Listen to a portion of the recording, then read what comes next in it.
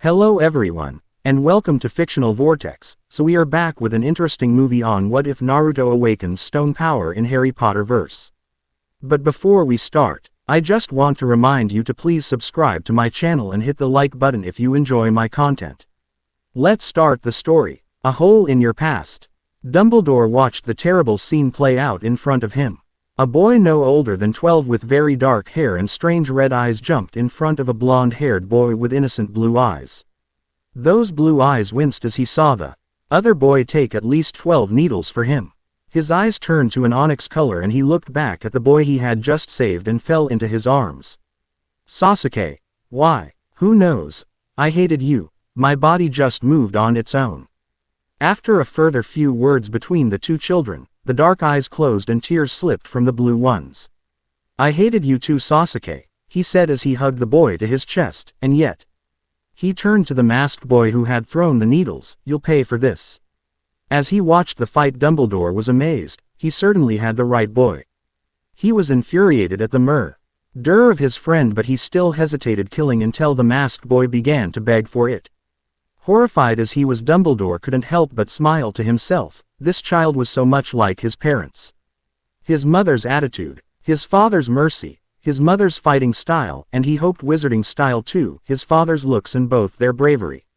As both conscious children disappeared for some own reason from the Hall of Ice Mirrors, he went over to the other boy pulling out his wand.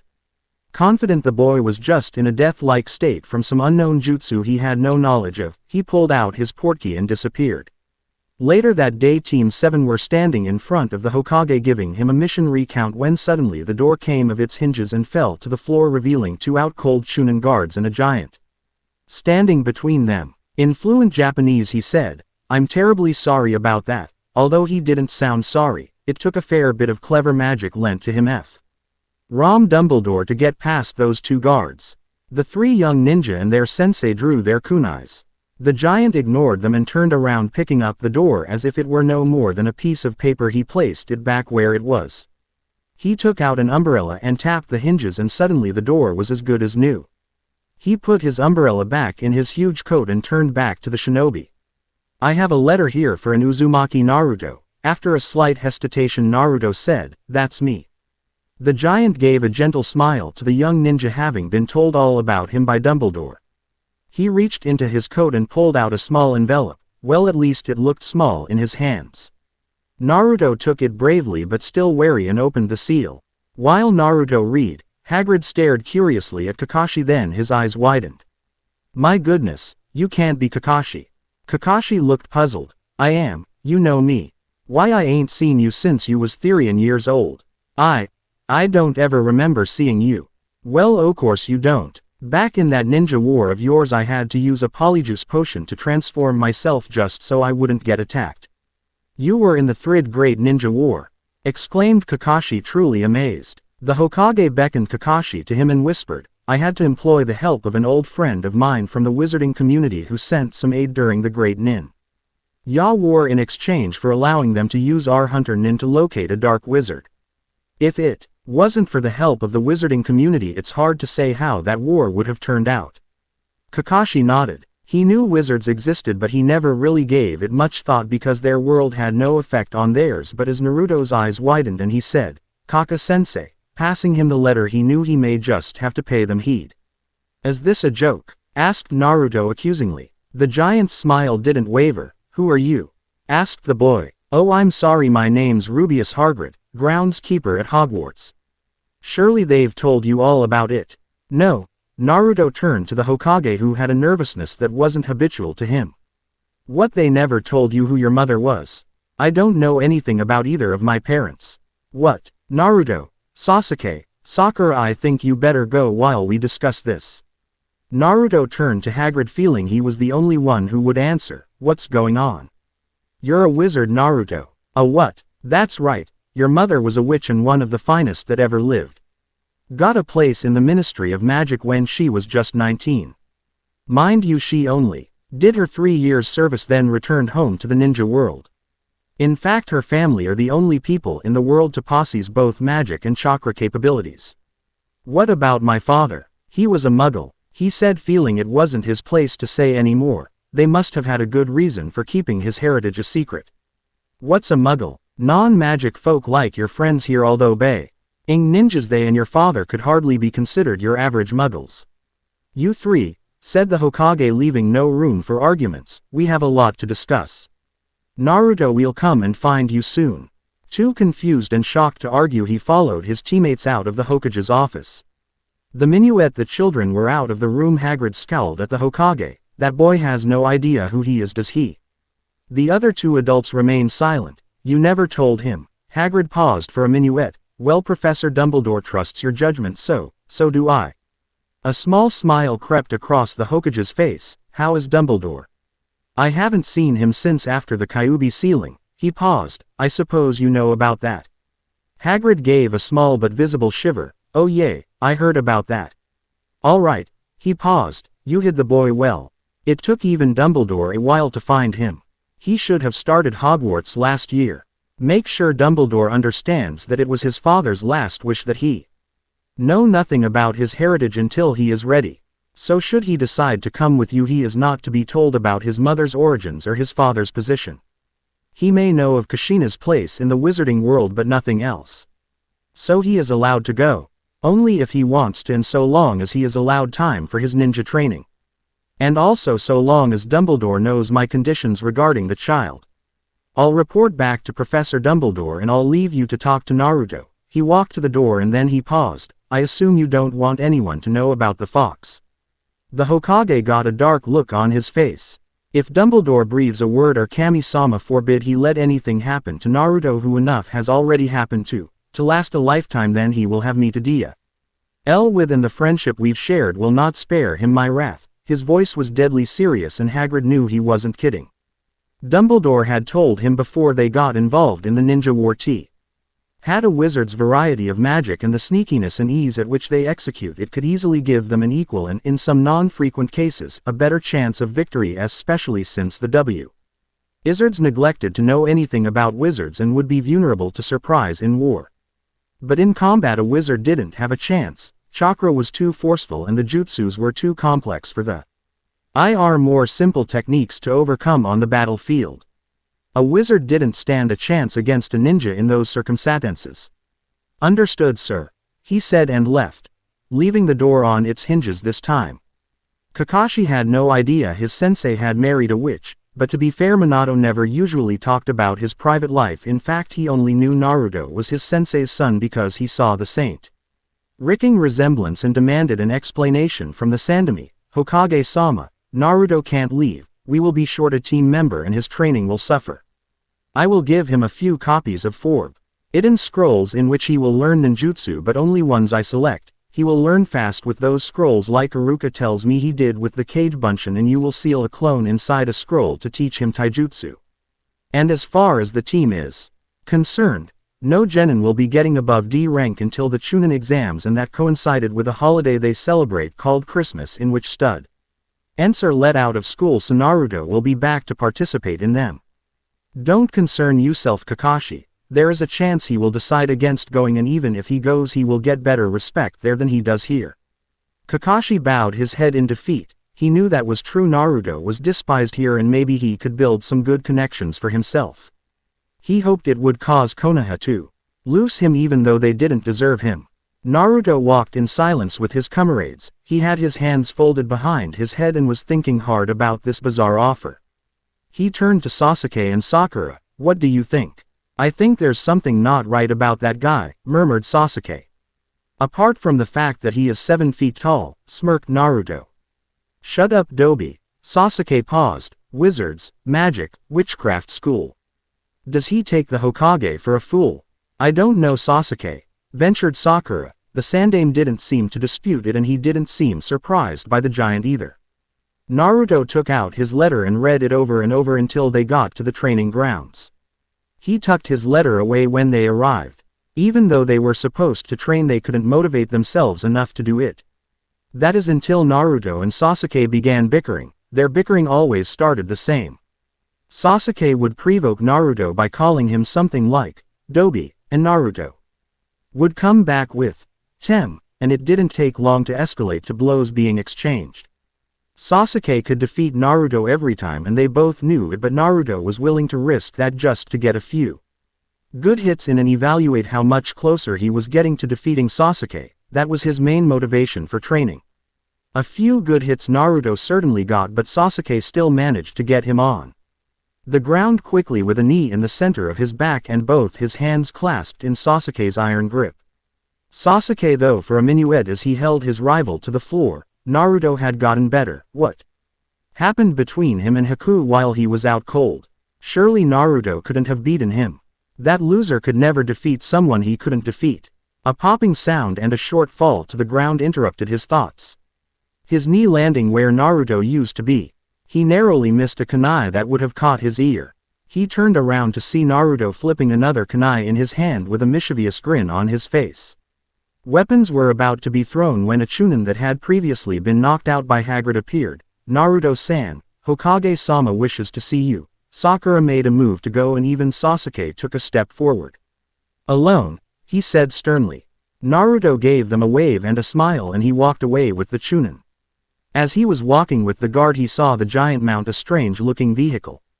Naruto called to him. Mr. Hagrid, he shouted. Despite having small, young lungs his voice carried without much wind and the Chunin rubbed his ear. Hagrid walked over to the two figures and smiled. Just call me Hagrid. Hagrid, could you tell me something about magic?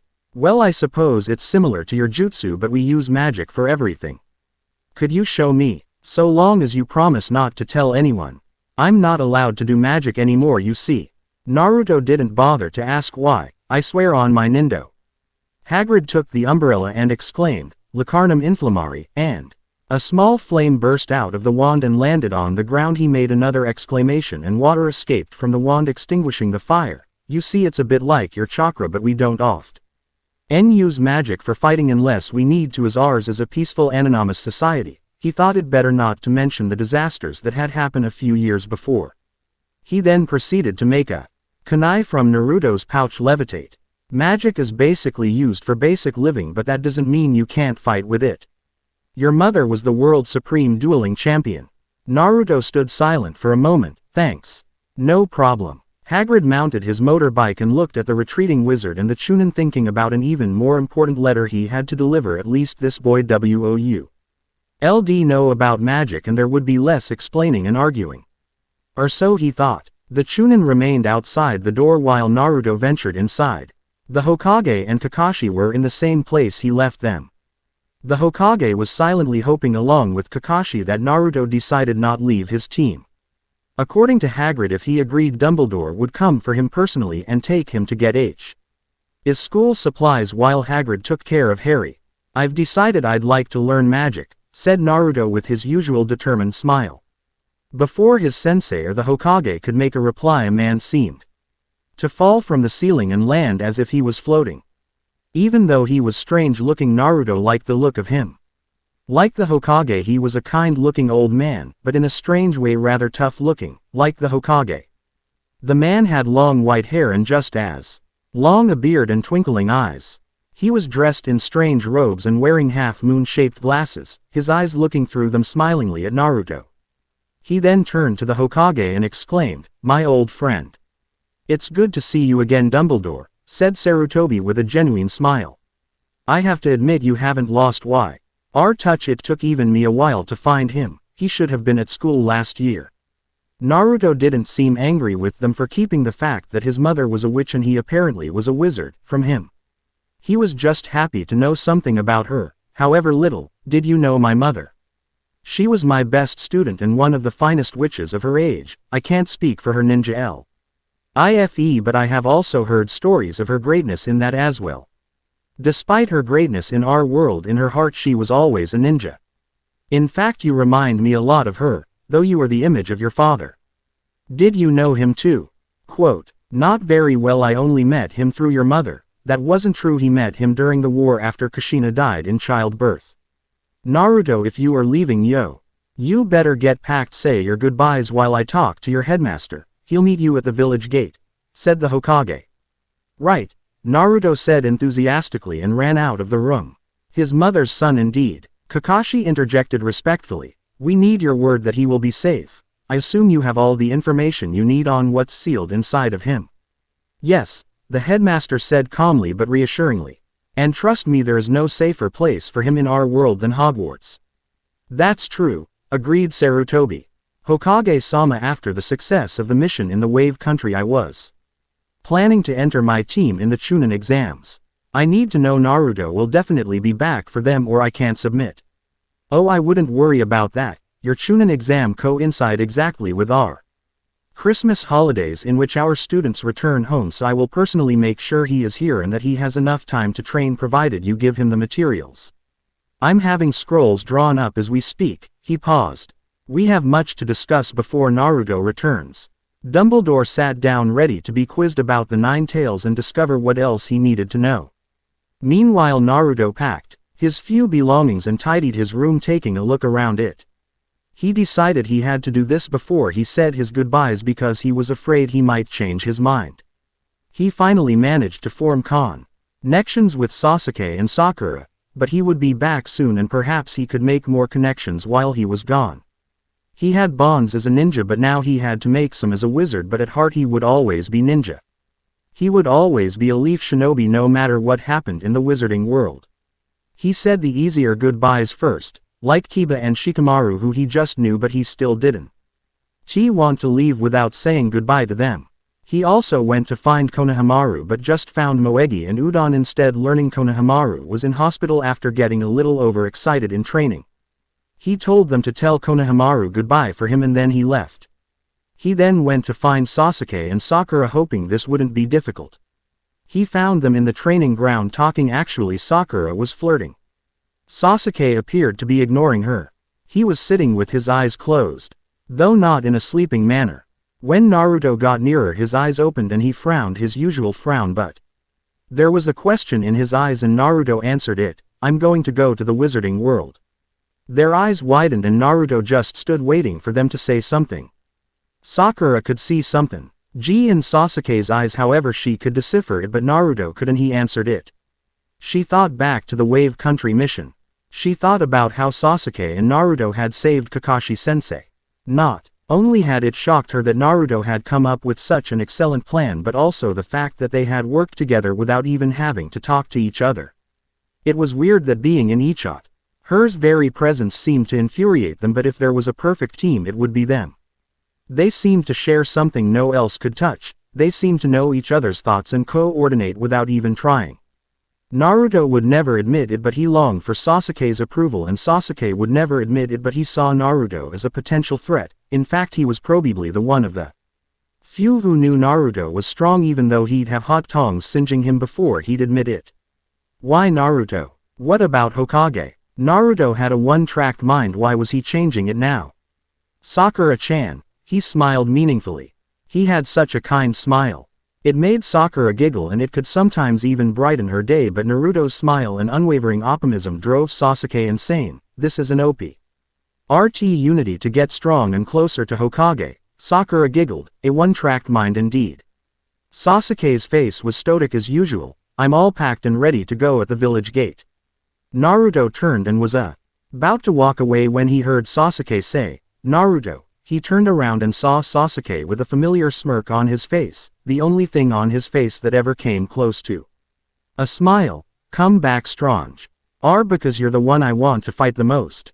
Naruto's face portrayed complete shock, much like Sakura's. Shock turned into a smile and he walked away with a wave that promised his soon after return. I'll be back in 2 months in time for the Chunin exams and all right.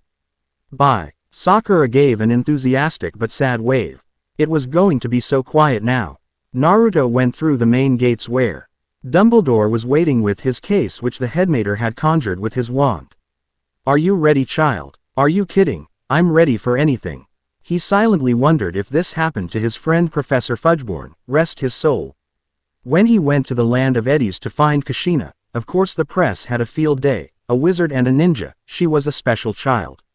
And he had a feeling so was Naruto. Dumbledore pulled out the sake bottle he had used for a portkey and said, hold on tight. Naruto felt a pulling in his mid-stomach and he was suddenly flying through the air, but he couldn't see anything but mist. Then he let go when Dumbledore asked and fell on the ground, landing on his suitcase. not exactly breaking his fall while he watched Dumbledore float to the ground. Dumbledore smiled at him. It was always going to be interesting with this boy around. Either please review because I have written some stories and the lack of reviews leaves me with no motivation to continue. When I get further into the story I will ask my reviewers to tell me what they want to see, so please keeping reading the italics, they won't be long. Mythical Fire Bird. I've decided not to include any pairings in the story because while a certain pairing might heighten enjoyment for one reader, if the pairing is not your cup of tea then it can completely ruin it for you, so this will be a pairing-free story. Sorry to Sasuke and Naruto fans, but I like to think they are as close as they are without it being physical. Thanks to everyone who reviewed, keep them coming. I know this Naruto is a wizard idea has been done already, but I like the idea and wanted to do my take on it. To the reviewer who liked the Sasuke and Naruto scene near the end, they are just friends and what Sasuke said before Naruto left about how he wanted to fight him, I know Sasuke said something to that effect in the anime. I don't know when, but I wanted him to say it before Naruto left. To anyone who knows, what episode did he say it in? Enjoy this next chapter. When I got going with this one I couldn't stop, I wrote it all in one day. Shame I don't have the same motivation for typing, that will take a little longer. Naruto lifted himself off the ground and dusted himself off. Dumbledore's twinkling eyes held a smile behind them. Now I'd like to welcome you to Diagon Alley. Naruto was mesmerized by the street. Despite not having any bright color, it was by no means dull, as a matter of fact it shone. When he saw how differently people were dressed, he looked at his letter and said, I think I should get clothes first. Reaching into his pocket, he found he only had yen. Dumbledore pulled out his wand and in the blink of an eye in Naruto's hand were shining gold galleons. Naruto was amazed. Dumbledore explained that this was merely a transformation spell. It only worked because Naruto already had money. You can't use spells to make money out of thin air, it is illegal. Naruto understood. He then left Dumbledore to go into a clothes shop. Some of the clothes were quite old-fashioned looking, but in the corner of the shop he saw some relatively modern looking clothes. He had plenty of galleons, enough for 6 or 7 outfits. The clothes were strange looking, but Naruto liked them. He picked up a few pairs of jeans, some drawstring joggers, one for training, a couple of pairs of trainers, a pair of boots, several pairs of t-shirts and vest tops and 2 jackets. When he tried them on he couldn't help but think he looked good. When he went to the desk to pay, it felt strange talking to the woman. Before he left, Dumbledore put his wand to Naruto's throat and exclaimed, Translucio. He did then same thing to his ear and explained that this spell translated anything that went into his ear, as well as anything that came out of his mouth. Things in the wizarding world were surprisingly cheap, prices that belonged in the previous century, and when he told the lady his name they suddenly got cheaper. This surprised him most of all because back things usually got dearer when people knew who he was. He tried to refuse but she would hear none of it, the son of the famous Kushina Uzumaki in her shop. She would cherish this moment. This boy was the last wizard and ninja in the world. He changed into a pair of his new clothes and walked out the shop with the rest of them in a rucksack he bought and a sickle change. When he was walking out he spotted a modest little flower stand where a pretty young girl who could very well have been a flower herself was trying to attract customers. He walked over to her and asked for a flower as pretty as her if she had one. She shied away and her blush was even visible through her flawless mahogany skin. After about half a minuet she worked up the nerve to say, 2 bluebuds for a sickle, they are said to bond people in friendship forever. She didn't mention it was also the main ingredient for a love potion. The boy who was about her age smiled a heart-stopping smile as she held back a gasp. I'll take them. He handed her the sickle and took the bluebuds. He stood there for a couple more seconds and then walked back in the direction he came. She brought her left hand to her cheek to check if she was hot, but felt something. She turned around and looked in the shop window and saw a bluebud sitting snugly in her hair. When did she though? She then felt she had to sit down. She looked in the direction he had taken but he was gone. Naruto went back into the shop and walked up to the kind lady handing her his remaining bluebud. She looked shocked for a moment and then said, "What's this for?" "It's a thank you and the flower girl told me it binds people in friendship forever. I'd love it if you would be my friend." The kind shop lady's heart melted as the boy smiled up at her. She took the flower and pinned it to her top, giving him a pat on the head. After he left the shop, she gently fingered the flower, thinking, what a sweet child. Coming out of the shop for a second time, he spotted Dumbledore. Well, you appear to have gotten a fair amount of clothes. Next is your school robes. They are quite a bit more expensive and I'm out of money. That's okay, we're going to get some money from your account. My account. Follow me. They walked up to a large building and went inside. It was filled with strange creatures.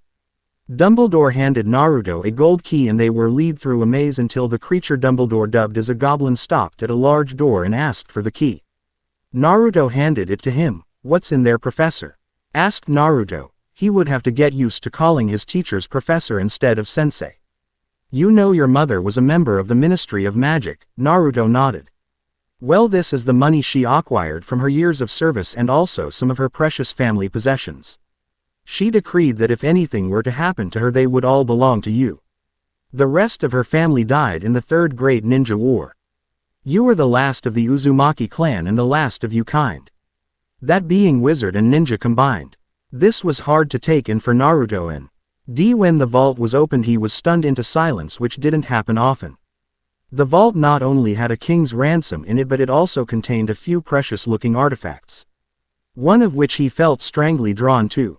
It was a gold band that sat on the upper arm, only it didn't look much like a band, it looked a lot like a dragon. If it was worn, then the dragon's body would sit proudly on the bare arm for all to see. Its wings would wrap behind the arm to hold the body in place and its tail would spiral around and down the arm. It looked like a beautiful piece of jewelry worn by an ancient warrior. He didn't know why, but Naruto felt power irradiate from it and felt a deep sensation within his soul, but he left it be, for now. He picked up a small velvet sack and looked inside it. The galleons in there would do him well for 3 months, that is your monthly allowance. Naruto was stunned. He was to live on this for a month. It was 3 times, possibly more, than what he was used to. However, he said no more about it and left to get the rest of his school supplies, his mind constantly wandering back to that dragon arm band. I'll leave you for now, Naruto. When you are finished, come to the Leaky Cauldron. Ask anyone where it is and they'll know. Naruto turned around to look at the street, then back to Dumbledore to ask him a question, but he was gone. He didn't have to worry about the stone. He trusted Hagrid with it, and he knew that Hagrid and Harry were a few steps ahead of him and Naruto. He silently hoped the two would meet. One of the boys in question decided to buy his robes first. He didn't mention his name anymore. Dumbledore warned him not to. He bought his uniform, his cloak and a winter cloak. He also bought a scarf, gloves that could be worn for riding a broom or gripping a wand, and a belt that his wand and some small potion vials could be kept in without being noticed. There was also room for his kunai pouch. As he was leaving, bumped into a bushy haired girl wearing her robes and clutching books to her chest. Hi, greeted Naruto cheerfully. The girl blushed and looked at the floor but said, Hi, are you going to Hogwarts this year? Yay, my name's Naruto. Mine's is Hermione. That's a pretty name. What does it mean? I don't know exactly. What does yours mean? Maelstrom, but in Japan it's some kind of whirlpool. Are you Japanese? He looked exotic, but he didn't exactly look Asian. His blonde hair was a testament to that. In fact, he looked like no one she'd ever seen before. Well, not exactly. It's a long story. He decided not to mention the elemental countries. The fact that he wasn't even from this world was good reason enough to not reveal too much of himself, and if she was as smart as she looked, she might twig who he was. Anyway.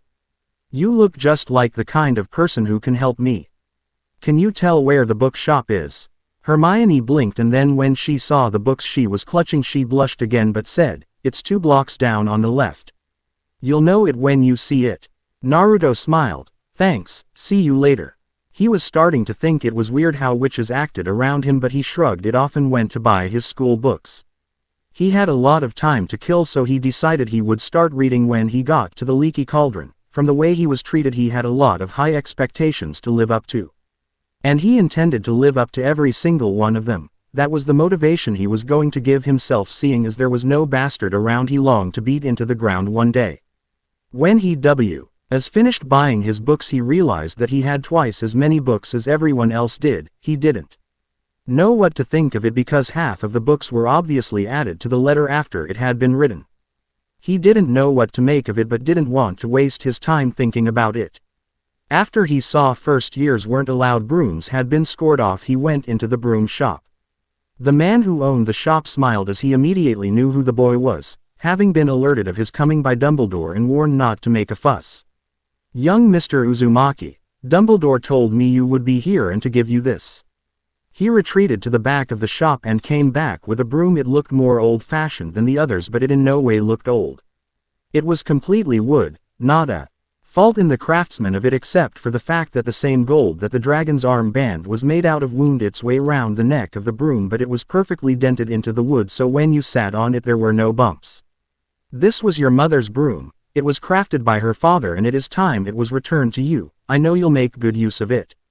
Naruto reached into his pocket to get money. "No. No. No. This is rightfully yours. It was entrusted to my father by your grandfather after your mother died and just before he perished in a great war fought between ninjas. They just been keeping it waiting for the day it would be returned to its clan of which only you remain." Naruto couldn't argue with him after that, so he gave him a sincere thank you and left the shop.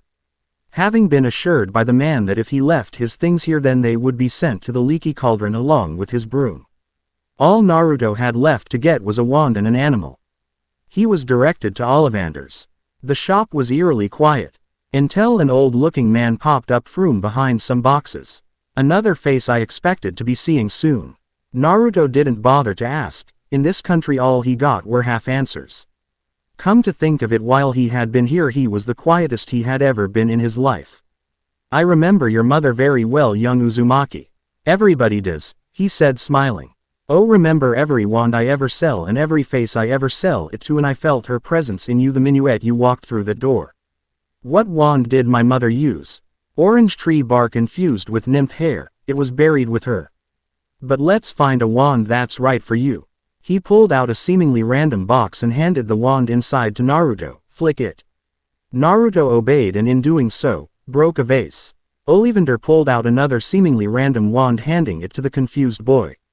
Naruto flicked it in the direction of the wall, but the door behind him blew open.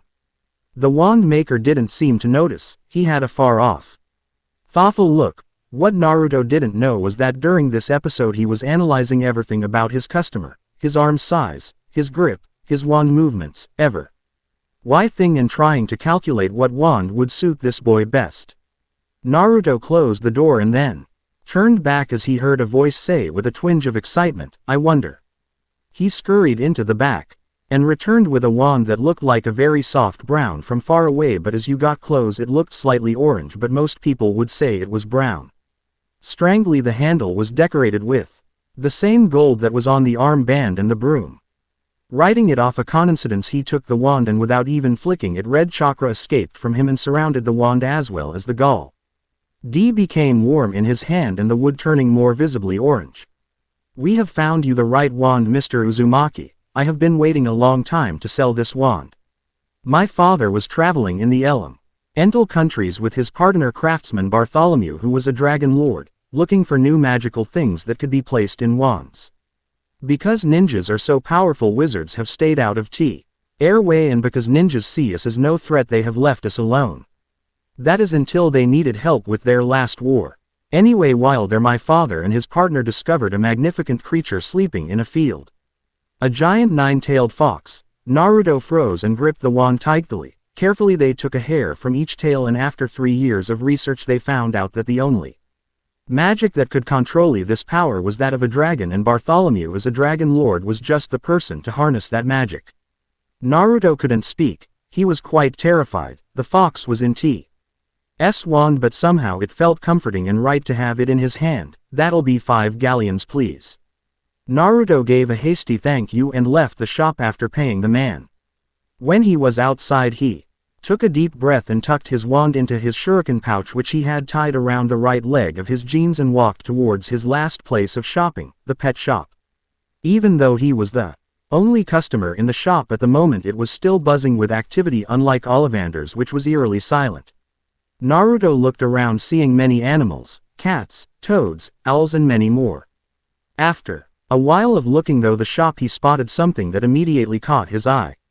In a cage near the back of the shop was a bird that was never meant to caged. The bird was bright red, and when it saw Naruto it chirped and spread its magnificent wings. The wings poked through the bars of the cage.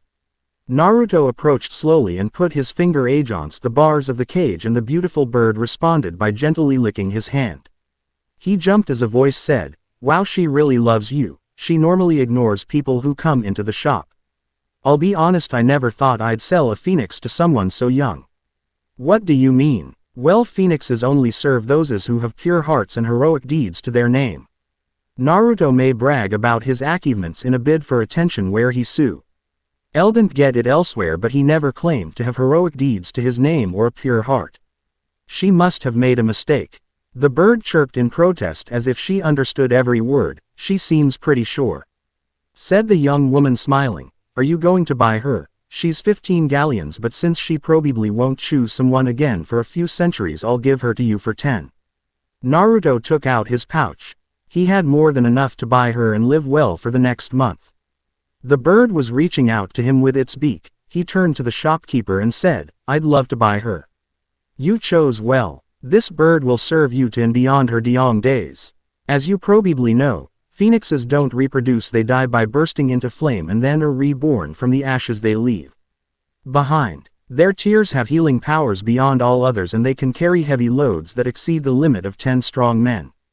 Naruto was amazed. He wondered why such a valuable bird was only 15 galleons. It should at least be a couple months of his new allowance.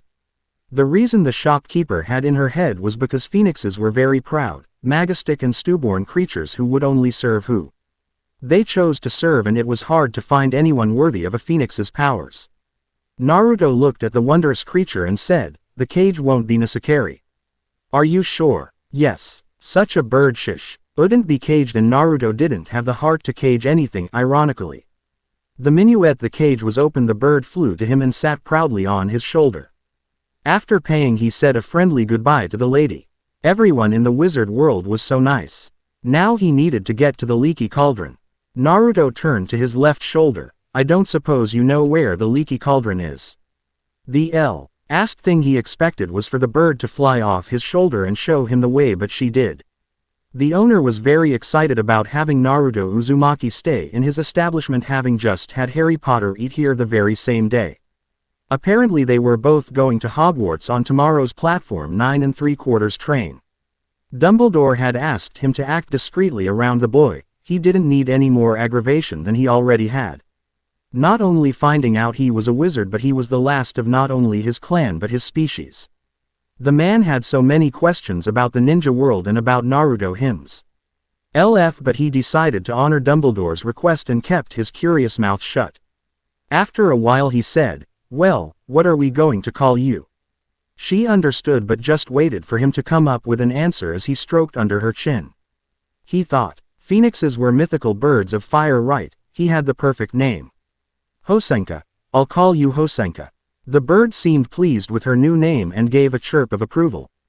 Naruto was beginning to love this world, and he couldn't wait for everyone to hear about Hosenka and everything else he had discovered here, but he thought he'd wait until he got to Hogwarts because he had a feeling as finished his potions book and lay down to sleep that night that would be given much more to write about. Hi, I hope you liked this chapter. Sorry it too. Okay, so long to type, but I am one of the laziest people in the world, and not just lazy as in I'll wake up in 5 minutes lazy, I mean Shikamaru lazy. Anyway, I have left a few loose ends here like the old dragon, but I'm afraid we won't be revisiting that for quite a long time, so don't look for it in the story anytime soon. Next time Naruto makes some wizard bonds. Another thing, I am not going to change any major plot in either Naruto or Harry Potter. I am just merging the two. No outcomes will be different in either of their world, just the journeys will be a little different, but I have no doubt more interesting. Thanks to all the reviewers. Keep writing. If there is anything you want cleared up, just ask. I won't be too long with the next chapter. I don't like to be kept hanging, so I won't keep anyone else hanging.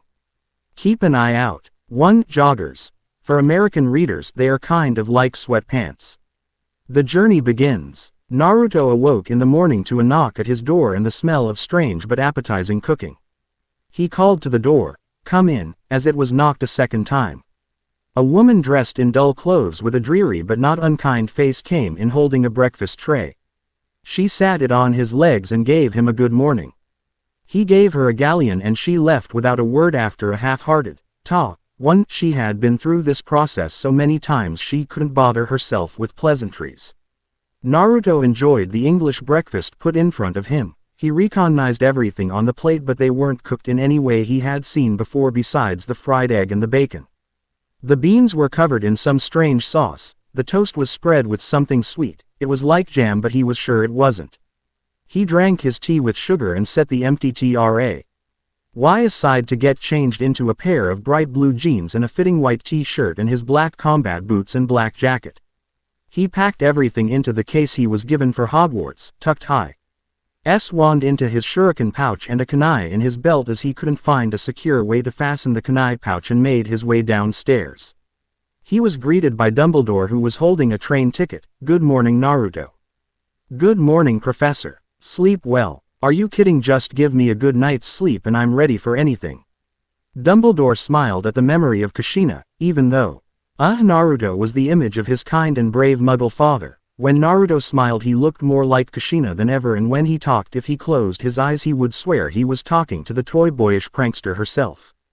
The boy in question was very excitable this morning and practically bouncing off the walls, and if he wasn't conscious about freaking out nearby wizards, that might literally have been the case.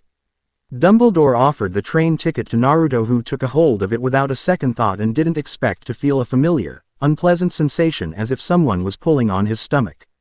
Before he could process the whole ideal, he was in the middle of a train station with his belongings in a trolley there waiting for him. "This is where I leave you, Naruto. Have a safe journey and I will see you at Hogwarts." Naruto blinked, and when he opened his eyes Dumbledore once again disappeared. Unlike Ninja Shunshin no Jutsu, there was no smoke, no pop, nothing, just a quiet Onyo Namus exit before anyone knew what was happening. Despite the fact they weren't as powerful as ninjas, wizards were definitely a lot sneakier. "I'm going to have to get him to teach me that, though, Naruto." As he pushed his trolley he noticed a book of redheads one by one walk right through a solid wall. When the last redhead disappeared and he saw a woman and a young girl wave and walk away, he blinked himself out of amazement and called to them, "Excuse me, ma'am." The motherly-looking woman spun around and came face to face with a sweet-looking blonde boy. "Yes, dear, 2 children needing her help in one day." Even though she had enough of her own children, she didn't begrudge giving affection to others. In fact, she loved to do it. "I was wondering, is there any spell that needs to be done, or do you just walk through the wall?" "Yes, dear, you go straight through the wall. The barrier is just an illusion, but it will seal itself pretty soon, so chop chop." He turned to look at the shy girl. "Is this your daughter?" "Yes, I could tell. She has your good looks." "Oh, you little charmer. What's your name?" "Naruto." "I'm Molly Weasley and this is Ginny." The girl hid behind her mother. "Maybe I'll see you at parents' night. Pray you get into Gryffindor." The boy thanked them and walked through the barrier. The woman silently hoped she would meet the boy again. He was so sweet, and she always had a softness for sweet children, and she knew a Gryffindor when she saw one. Naruto walked uncertainly through the wall, closing his eyes fearing he would crash, but as he opened them he found himself in front of a beautiful old-fashioned train surrounded by excited children scrambling to get on the train. A huge smile spread across Naruto's face of its own accord as he stared at sights unseen. He must have stood there for a few minuets until he heard a whistle and the last call to board. He got his luggage taken care of and then boarded the train, his eyes still staring in wonder. He was slightly late. He struggled to find a free space and the train began moving before he could find one. When walking through the train he came across a group of girls who had just come out of their compartment to look out the opposite window as they were approaching a bridge across a wide stretch of gleaming water. He turned back to them curiously. When they spotted him he smiled. The group of girls giggled and then hurried back into their compartment, closing the door. Naruto was confused. He was used to people running away from him, but the giggling was new. He shrugged and continued on his quest to find a seat. He came across a compartment where 2 boys were seated. One was a redhead, most likely a member of the family he saw earlier, and a skinny black-haired boy. He slid open the door and said, "Is this place free?" Every other place in the train is taken. Harry and Ron sat companionably eating the mass of treats from the trolleybot when they heard the door open and heard someone ask if they could sit with them. Both boys looked up and were unprepared for what they saw. There stood a dangerous-looking boy about their age with a strange-looking knife no longer hidden by his jacket tucked into his belt, and if he wasn't wearing such a friendly smile they might have thought he was ready to use it. He looked about their age, but he was impressively built for someone so young. The t-shirt he was wearing showed off muscular arms and clung to a toned chest. They heard girls giggling outside and guessed this was the reason. He was very exotic, looking like a race they had never seen before. He had silky-looking blonde hair held out of his face by a strange-looking headband keeping it out of piercing blue eyes. Of course, sit down. The boy sat himself beside Ron and said, "My name's Naruto. Naruto Uzumaki." Ron's mouth opened for the second time since he walked into the compartment. "Blimey, is your mother Kushina Uzumaki, the magical ninja?" "That's what people tell me. So that must mean you're the last magical ninja alive." Ron was astonished at having two such famous names sitting in the same compartment as him. As soon as Naruto spotted the sweets the boys were sharing, he asked, "Where'd you get those?" When Naruto heard he had missed the trolley, he let out a, "Ah." "Help yourself," said Harry politely, gesturing to the sweets. Naruto didn't hesitate. He surveyed the sweets he sat next to and picked up a box. Even though Dumbledore had translated his ears and mouth, he had forgotten his eyes, so Naruto couldn't read English. He put a bean in his mouth and tasted something he would never put in his mouth. As far as he could tell, it was shampoo. "What are these?" he asked Ron, cringing. "Every flavor beans." "You're not kidding there," said Naruto, discarding the box and opening a chocolate frog. The frog made a massive jump for it, but Naruto's advanced reflexes managed to catch it before it got out the window. "Cool," exclaimed Ron. "We haven't even introduced ourselves yet," said Harry, feeling rude. "No need, I know your names. Ron Weasley and Harry Potter." The boys sat open-mouthed. "How did you know that?" asked Harry. Maybe he recognized his scar, but what about Ron? Naruto suddenly let out a chuckle. "I looked at your suitcases," he said, gesturing above Harry's head. "Oh," said the boys, feeling embarrassed. "Now could you tell me who's who?" "I'm Ron and that's Harry Potter." "Haven't you heard of him?" "I haven't heard anything about the wizarding world. I just arrived here from the elemental countries yesterday." "But surely, you must have been told about the wizarding world." "No, I don't know anything about either of my parents or my heritage. This is the first time anyone told me anything about them." "I know how you feel. I didn't know my parents either, and my uncle and aunt never told me anything about this world." "How'd you get that scar?" "I don't exactly know." "Who'd you get those scars?" "That's a story I don't know the half of."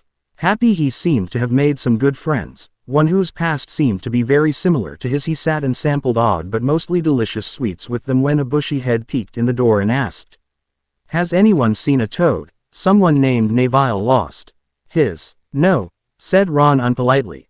She saw Ron holding his wand ready to turn the rat scurrying about his lap yellow. "Oh, are you doing magic? Let's see then." Ron cleared his throat and made a very successful ATEMPT. "Are you sure that's a real spell?" "Well, it's not very good, is it?" "Of course, I've only tried a few simple ones myself, but they've all worked for me." Quote, she took out her wand and sat in front of Harry. For example, Oculus Reparo. The glasses that had only a moment ago been held together by sellotape were almost as good as new. "That's better, isn't it? Holy cricket, you're Harry Potter, and you are Ron Weasley," he said in between a mouthful of sweets. "Pleasure. Hermione, is that you?" "Naruto. Sorry I didn't see you there," she said, blushing. "That's okay, a ninja must remain undetected by the unknown." Naruto knew himself he was only an average ninja, but his reflexes and skills were something to be seen in a world where fighting is not the way of life. "Wait a minuet, ninja. Are you an Uzumaki?" "Yes," he said, still finding it hard to comprehend he was famous. "I've read about your family in Wizard Relations by Iris Milcent. It's really wonderful to meet you both," she said, shaking both Naruto and Harry's hand. "Well, I better be off. I've still got this toad to find. Oh, and you better chong into your robes. I expect we'll be arriving soon." She got up and started to leave, then stopped at the door and turned to Ron. "You've got dirt on your nose, by the way, did you know?" "Just there," After the girl left, the atmosphere changed. The boys sat silently. Naruto decided to break it. He hated silence. Well, I'm going to get changed. By the time the boys had all changed and collected their luggage, the train had come to a stop. Naruto stepped off the train only to come face to face with the very giant who had delivered his letter. Hagrid was holding a lantern, saying in his booming voice, "First year's over here." He spotted the two familiar young faces. "Hello Harry, Naruto." "Hi Hagrid," they greeted simultaneously. "Wow," exclaimed Ron as he saw Hagrid's impressive height. "Right, first years, follow me." They followed Hagrid into boats and rowed up a gleaming lake. Naruto made a mental note to ask Kakashi-sensei to teach him the walking on water jutsu when he next saw him. It would be good to give these guys a scare. After a small time in the boats, the first years spotted Hogwarts and were open-mouthed. Naruto decided he had never seen anything so beautiful. The huge castle was lit up like the gates of heaven. Only when they got inside, heaven looked very gothic looking. The first years were led to huge double doors and asked by an old-looking woman who would fit every muggle's stereotype witch to wait. A first year with bleach blonde hair looking in their direction announced his presence by speaking for all to hear. "So it's true what they're saying on the train we have. They a magical ninja and Harry Potter in Hogwarts." He walked over to the boys trying to act cool and confident. "You must be the last of the Uzumakis," he said, shaking Naruto's hand. "I'm Malfoy, Draco Malfoy." Ron let out a quiet snort and Malfoy turned to him with an angry expression. "Is my name funny? No need to ask yours. Red hair and a hand-me-down robe. You must be a Weasley." He turned to Harry, expecting an esteemed family like Uzumaki to recognize trash when they saw it. "You'll find out that some wizarding families are better than others, Potter. You don't want to go making friends with the wrong sort." Harry raised his head unintimidated. "I think I can tell the wrong sort for myself, thanks." Draco's face fell. Surprised, he began to walk away with an angry expression until Naruto's arm blocked his path. Before anyone knew what was happening, Naruto grabbed Draco's wrist and twisted it. The boy let out a cry of pain and his knees bent. "You ever insult anyone's family again, I'll twist it all the way. Because I'm willing to bet his family is worth 10 times what your is." Naruto twisted his arm further and let go. Malfoy backed away, cradling his wrist. "Just wait until my father hears about this. I'm sure Daddy'll fix it all if you can't do it yourself." The crowd of first years would have laughed had McGonagall not re-entered, so they settled for snickering. "Now there are 4 houses: Gryffindor, Hufflepuff, Ravenclaw and Slytherin. Now follow me and you will be sorted into your houses. While you're here, your house will be like your family." Naruto followed Ed McGonagall along with the other first years through the huge doors, thinking it would be great if this house he would be put into would be a family. Being at Hogwarts was going to give him something he never got before. The hall was magnificent. "It's not real, the ceiling, it's just beautic to look like a night sky. I read about it in Hogwarts. A history," Naruto heard Hermione say to another girl. He had read the same thing when he was skimming through his books during his night at the Leaky Cauldron, but he never expected it to be as spectacular as this. Professor McGonagall stopped and turned around.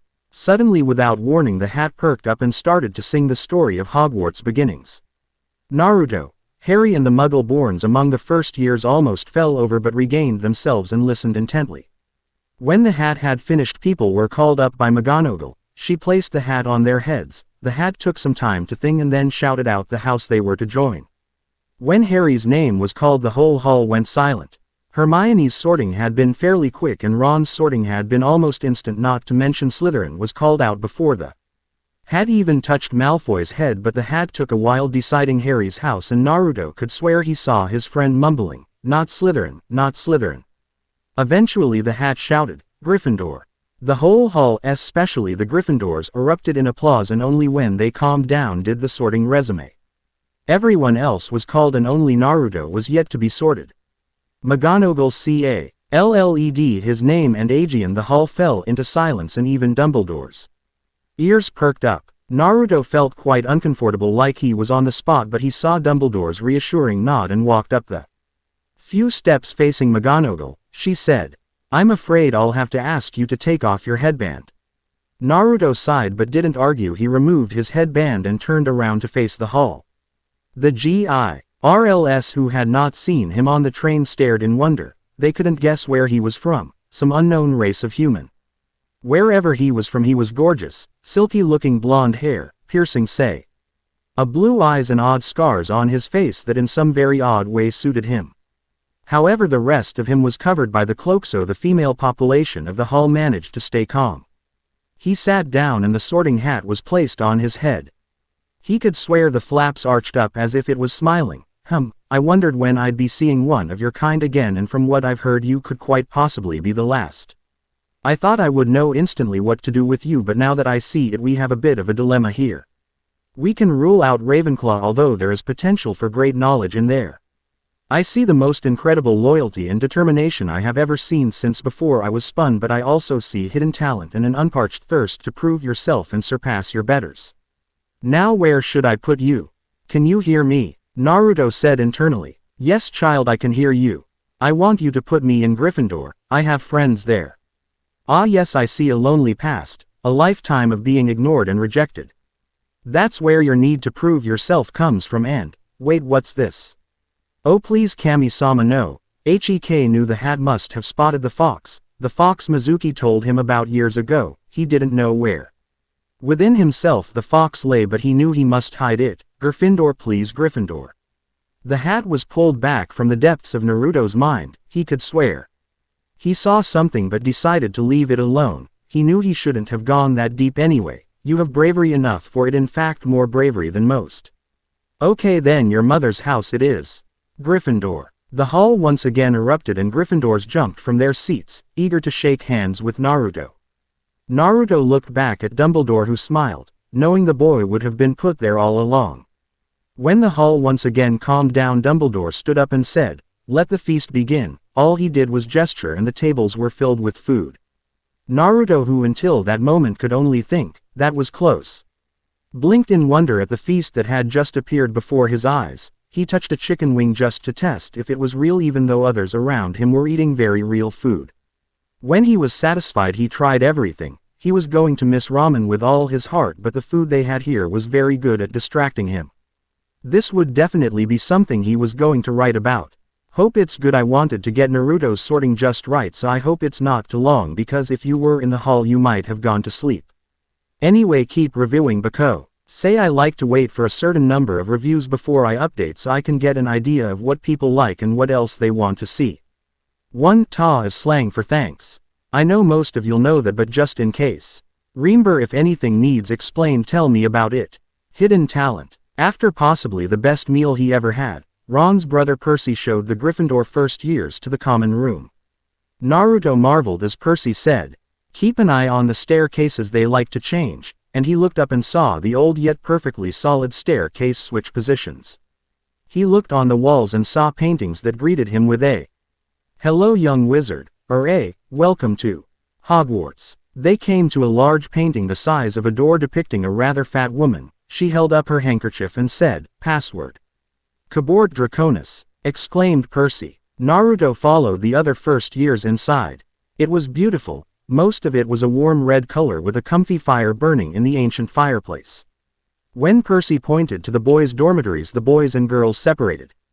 Naruto didn't feel the least bit teared. He was too excited, but he followed his new friends after waving a friendly good night to Hermione and went to bed that was facing a large window where Hosenka was sitting, saving the best bed. She wasn't caged like the other birds whose cages were beside their owner's possessions.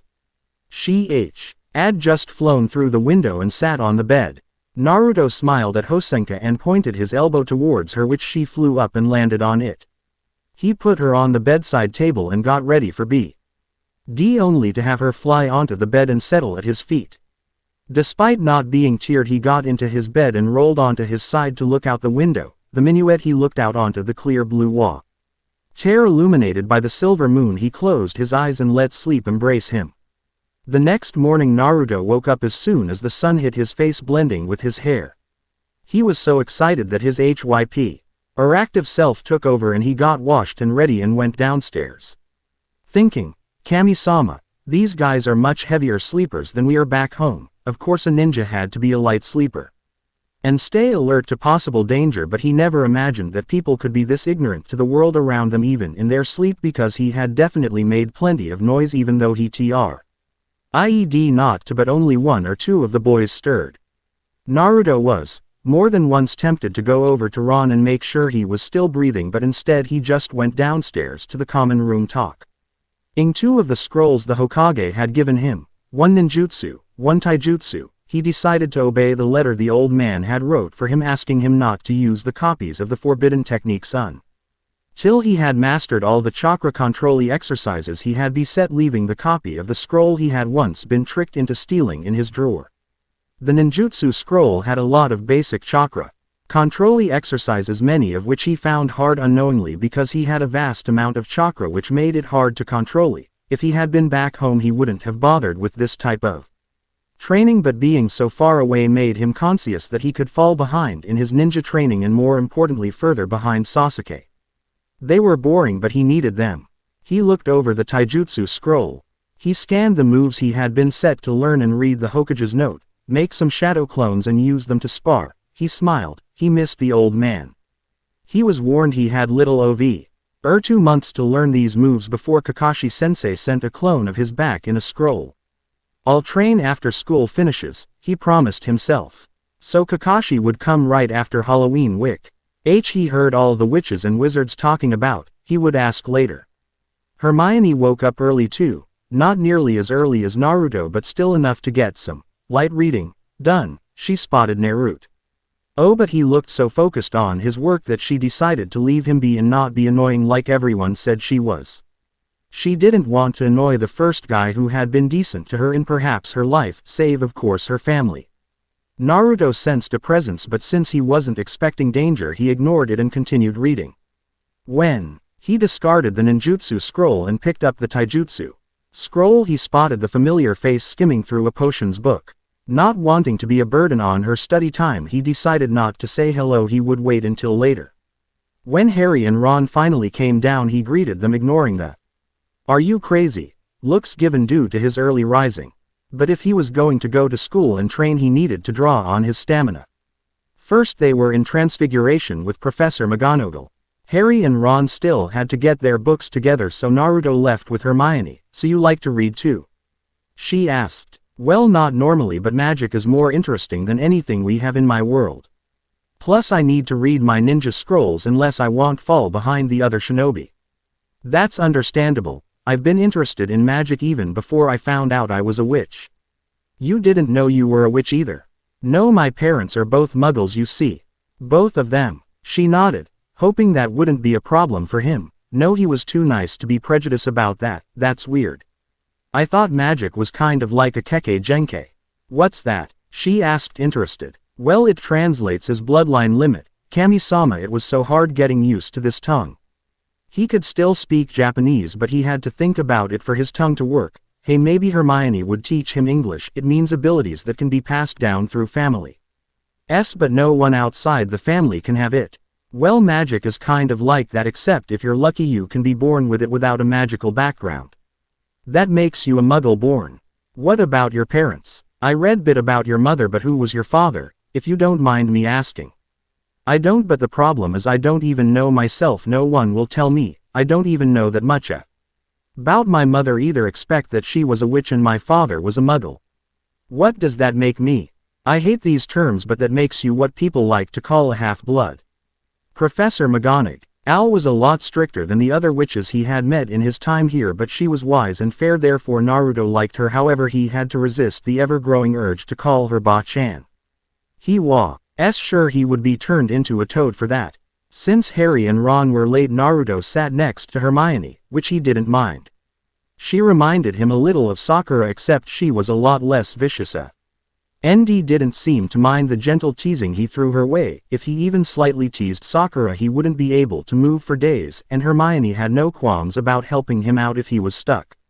Sakura just called him an idiot, which hurt, but at least she wasn't mean all the time. She was just too wrapped up in Sasuke to give him much affection. Hermione was a good friend, a little annoying and a little too proud, but still a good friend. Harry and Ron came running into the class and Hermione rolled her eyes. Naruto just smiled. Could you imagine the look on old McGonagall's face if we were late? Ron tactlessly said. Naruto screwed his eyes shut as if waiting for a blow because he Knew the sneaky witch was going pop out at them and give them the ear bashing of a lifetime. He wasn't wrong. The cat pushed of the table and turned into McGonagall in mid-air stepping in front of the boys. That was bloody brilliant, exclaimed Ron amazed if not a little bit scared. After a quite serious eat to turn the boys into pocket watches if they were late Aegean, the class resumed. The professor was very impressed with the ease at which Naruto could perform spells. He did it even faster than her. But when it came to correct the written piece he was given, she took one look at it and shook her head slightly. It was clear the boy wasn't academically gifted, but he was one of the fastest learners of spells she had ever seen. She didn't once have to tell him what to do and he got the spells right in one try every time.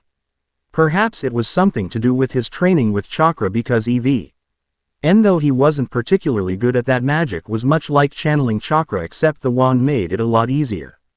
The aged teacher started to wonder whether he had been placed at the wrong level.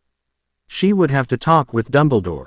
Their first potions lesson was in a word, traumatic. The teacher, Professor Snape, was unforgiving and a favoritist. He only awarded points to his own house, which was Slytherin, and took points off other houses whenever he could find an excuse.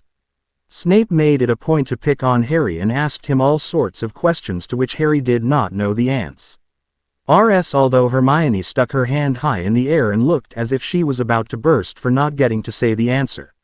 When Snape had finished pointing out to Harry that fame wasn't everything, he noticed another famous name on the register.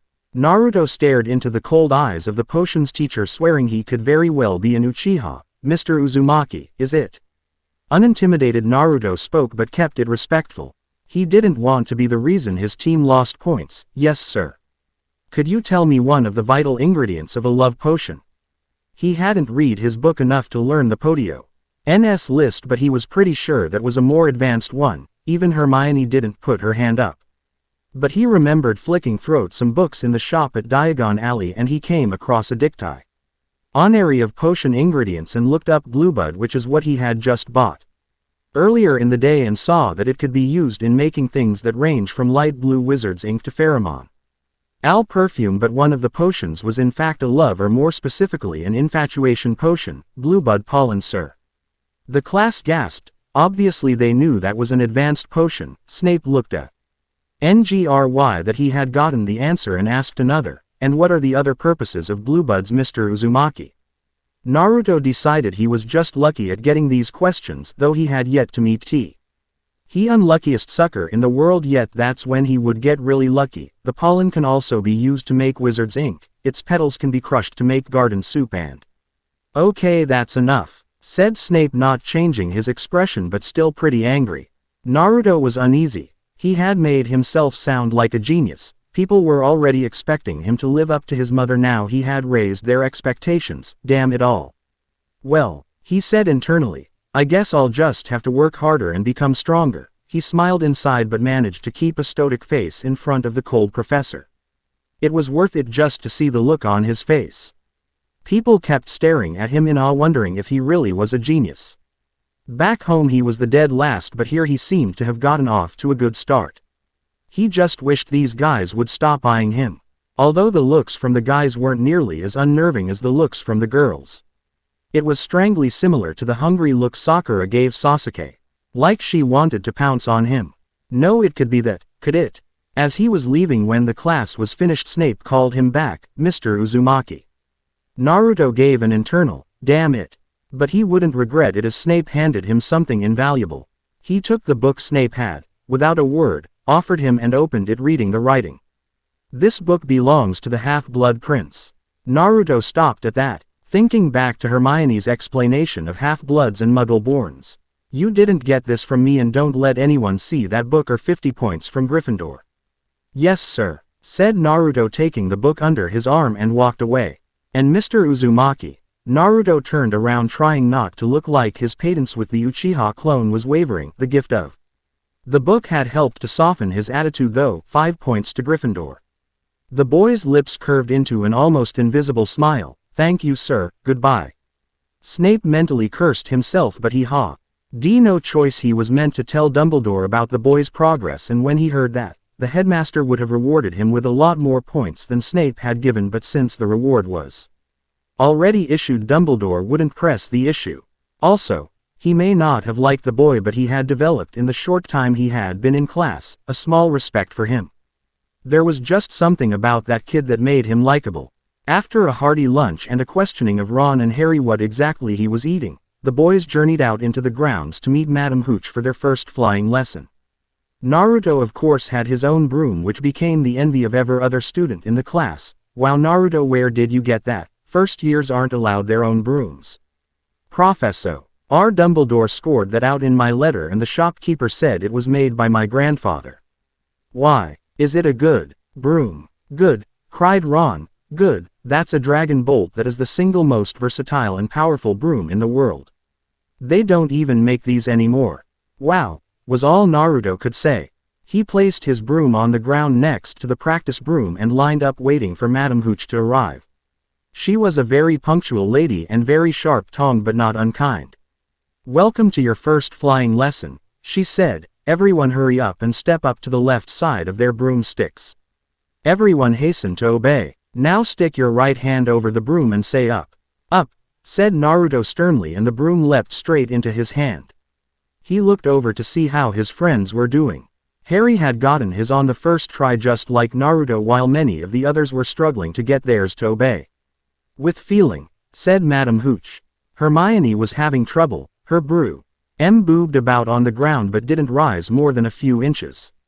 Ron commanded in a long-suffering voice, up, and the broom shot up and whacked him in the face, and Naruto and Harry giggled. Shut up, Harry, said Ron, smiling and rubbing his sore nose. When everyone finally had a hold of their broom, Madame Hooch told the students to mount them. Now on my whistle I want you to kick up from the ground hard, grip your broom tight. We don't want anyone sliding of the end. Everyone hover for a few seconds and then lean forward slightly to touch back down again. 1, 2, 3. She blew her W. Hissel and Neville's broom floated high in the air. Mr. Longbottom, said Madame Hooch, but it was clear Neville wasn't doing this on purpose.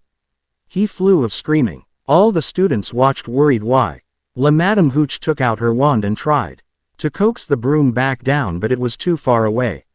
Neville ended up dangling from the roof by his cloak. He slipped out of it, but luckily he caught onto a statue before falling completely to the ground, landing on his arm. Everyone move out of the way, ordered Madame Hooch as she went over to check the shaken boy. Oh dear, she said kindly, it's a broken wrist. Okay, up you get. Everyone keeps their feet on the ground while I take Mr. Longbottom to the hospital wing. If I see a single broom in the air, the one riding it will find themselves out of Hogwarts before they can say Quidditch. Malfoy held up the rembrel that Neville had dropped. Harry took a great anger to this and ordered Malfoy to hand it over. The smug boy simply said, no. Naruto ca. Me up behind Malfoy with a fearsome aura sounding him. Give it to me or I'll finish twisting your wrist. Malfoy hid his fear of the young trained warrior and said, can't do that if you can't catch me. And with that he took off into the air on his broom, taunting them to come up and take the object from him. This action infuriated Harry and Naruto to no end, and they both mounted their brooms. Hermione came over to them and said, no, you two don't be so rash. Didn't you hear what Madame Hooch said? Besides, neither of you even know how to fly. The boys ignored her, and as if by instinct they flew perfectly into the air straight for Malfoy. Give here, Malfoy, before I knock you off your broom, threatened Harry. Malfoy was unimpressed. Is that so? Have it your way. And with that he threw the small ball into the air. Harry and Naruto perked up at this, and as if by instinct Neji and Naruto had a flash of Kakashi-sensei training in tree walking and jumped up to stand on his broom using chakra to keep himself on the flying object and taking off after Harry. Harry caught the rembrel right in front of a window of the castle. He looked at it and then threw it to Naruto, who caught it with ease. Thanks to his reflexes, he gave Harry a thumbs up as if to say great job, and they both descended to the ground, not knowing that Professor McGonagall had been watching the whole thing. Just before reaching the ground, Naruto handed the ball back to Harry. He caught it. He deserved the credit. The students came rushing over to them, congratulating them thoroughly, especially Harry. That is until Professor McGonagall came out with a smile on her face and called to the two boys to follow her. Malfoy and his bouncers smirked, unknowing that McGonagall had been so impressed with the boys' flying ability. Harry's impressive catch and Naruto ninja reflexes. She took them to Professor Quirrell's defense against the dark arts classroom and asked for wood. A tall senior student came out and nodded politely at the two boys. Boys, let me introduce you to the Quidditch team captain Oliver Wood. She turned to the older boy. Wood, your team needs a seeker and one of your chasers is leaving school early to be an intern in the ministry. I have found you some marvelous replacements. She sounded excited. Wood looked less than sure, but he was a fair person so he wouldn't judge them before he saw them play. The next day the boys were walking together and talking about McGonagall's offer. Oh, go on, you two, Quidditch is great, best game there is. And we all know you'll be great too. Harry and Naruto stopped and turned to Ron. But neither of us have ever even played Quidditch, reasoned Naruto, although he was raring to give it a go. Yay, what if we make fools of ourselves? Hermione seemed to come out of nowhere and interrupt Harry. Neither of you will make fools of yourselves, it's in your blood, you see. All three boys looked royally confused. Hermione told them to follow her. She led him to a gleaming trophy case, and even though the room it was kept in was dull, the trophies shone. Harry and Naruto looked in interest and saw the name James Potter, Seeker, on a shield trophy. Wow, Harry, exclaimed Ron. You never told me your father was a Seeker too. Harry could only stare at his father's name. I didn't know. Hermione tapped Naruto on the shoulder and pointed to the wall above the trophy case, which contained a newspaper article saying a local Quidditch team had made it to the World Cup, and Naruto then saw the name Kushina Uzumaki among the team members. Beater and team captain. Naruto went into a trance, much like Harry, wondering exactly what their parents were like and how wonderful it would have been to know them. Their friends let them stare for a while longer. Hen gently pulled them away and leading them back up to the dormitory. Harry and Naruto shared a look that said they were worried about living up to such amazing reputations. Harry more than Naruto, because Naruto knew wholeheartedly that no matter what it took he was going to surpass the Hokages, and he was going to do the same with the Warlocks.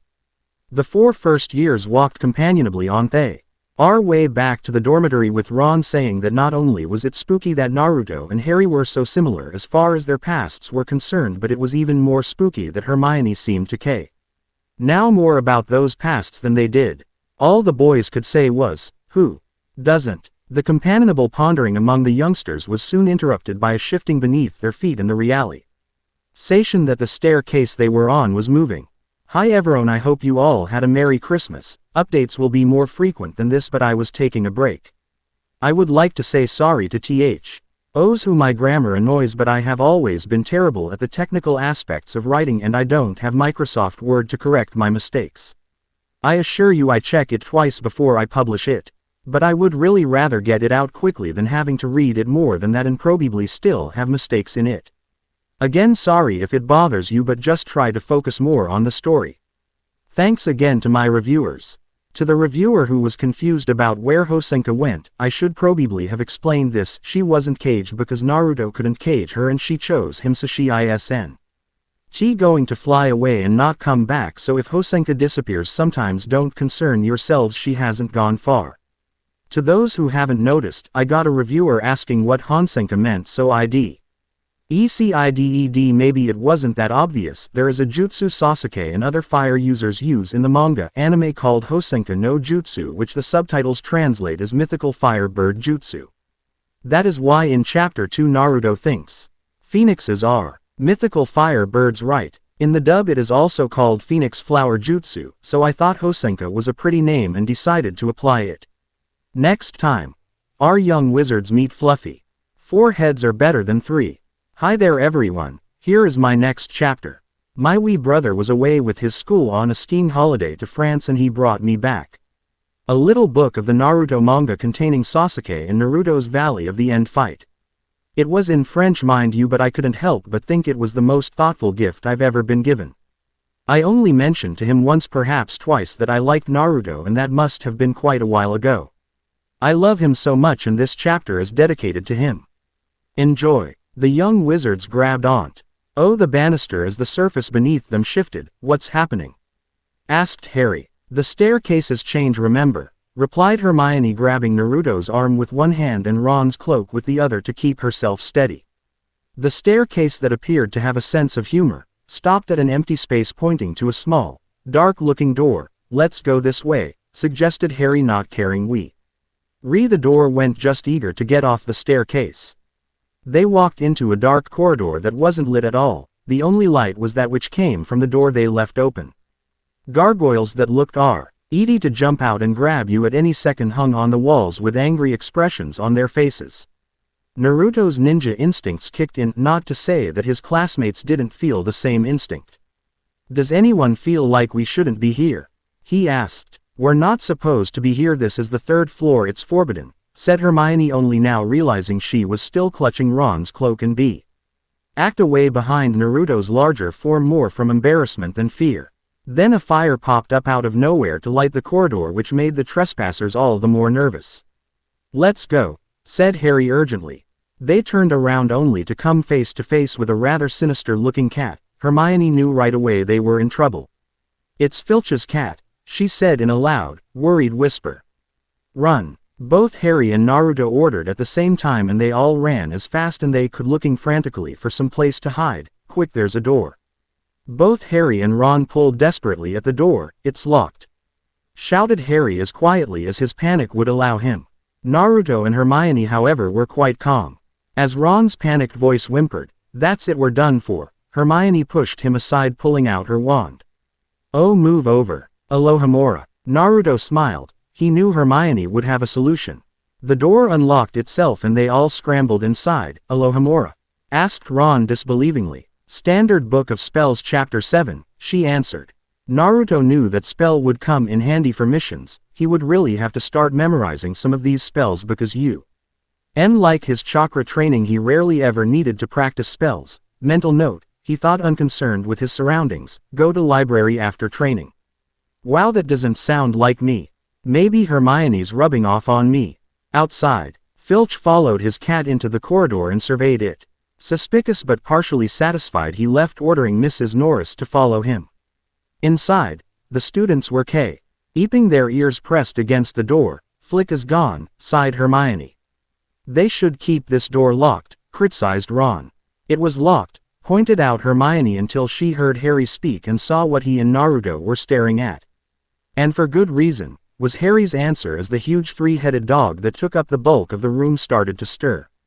For a moment all the young wizards could was stare, but they recovered just enough to scream and run out of the room, desperately pushing the door closed as the heads tried to poke out, barking like crazy.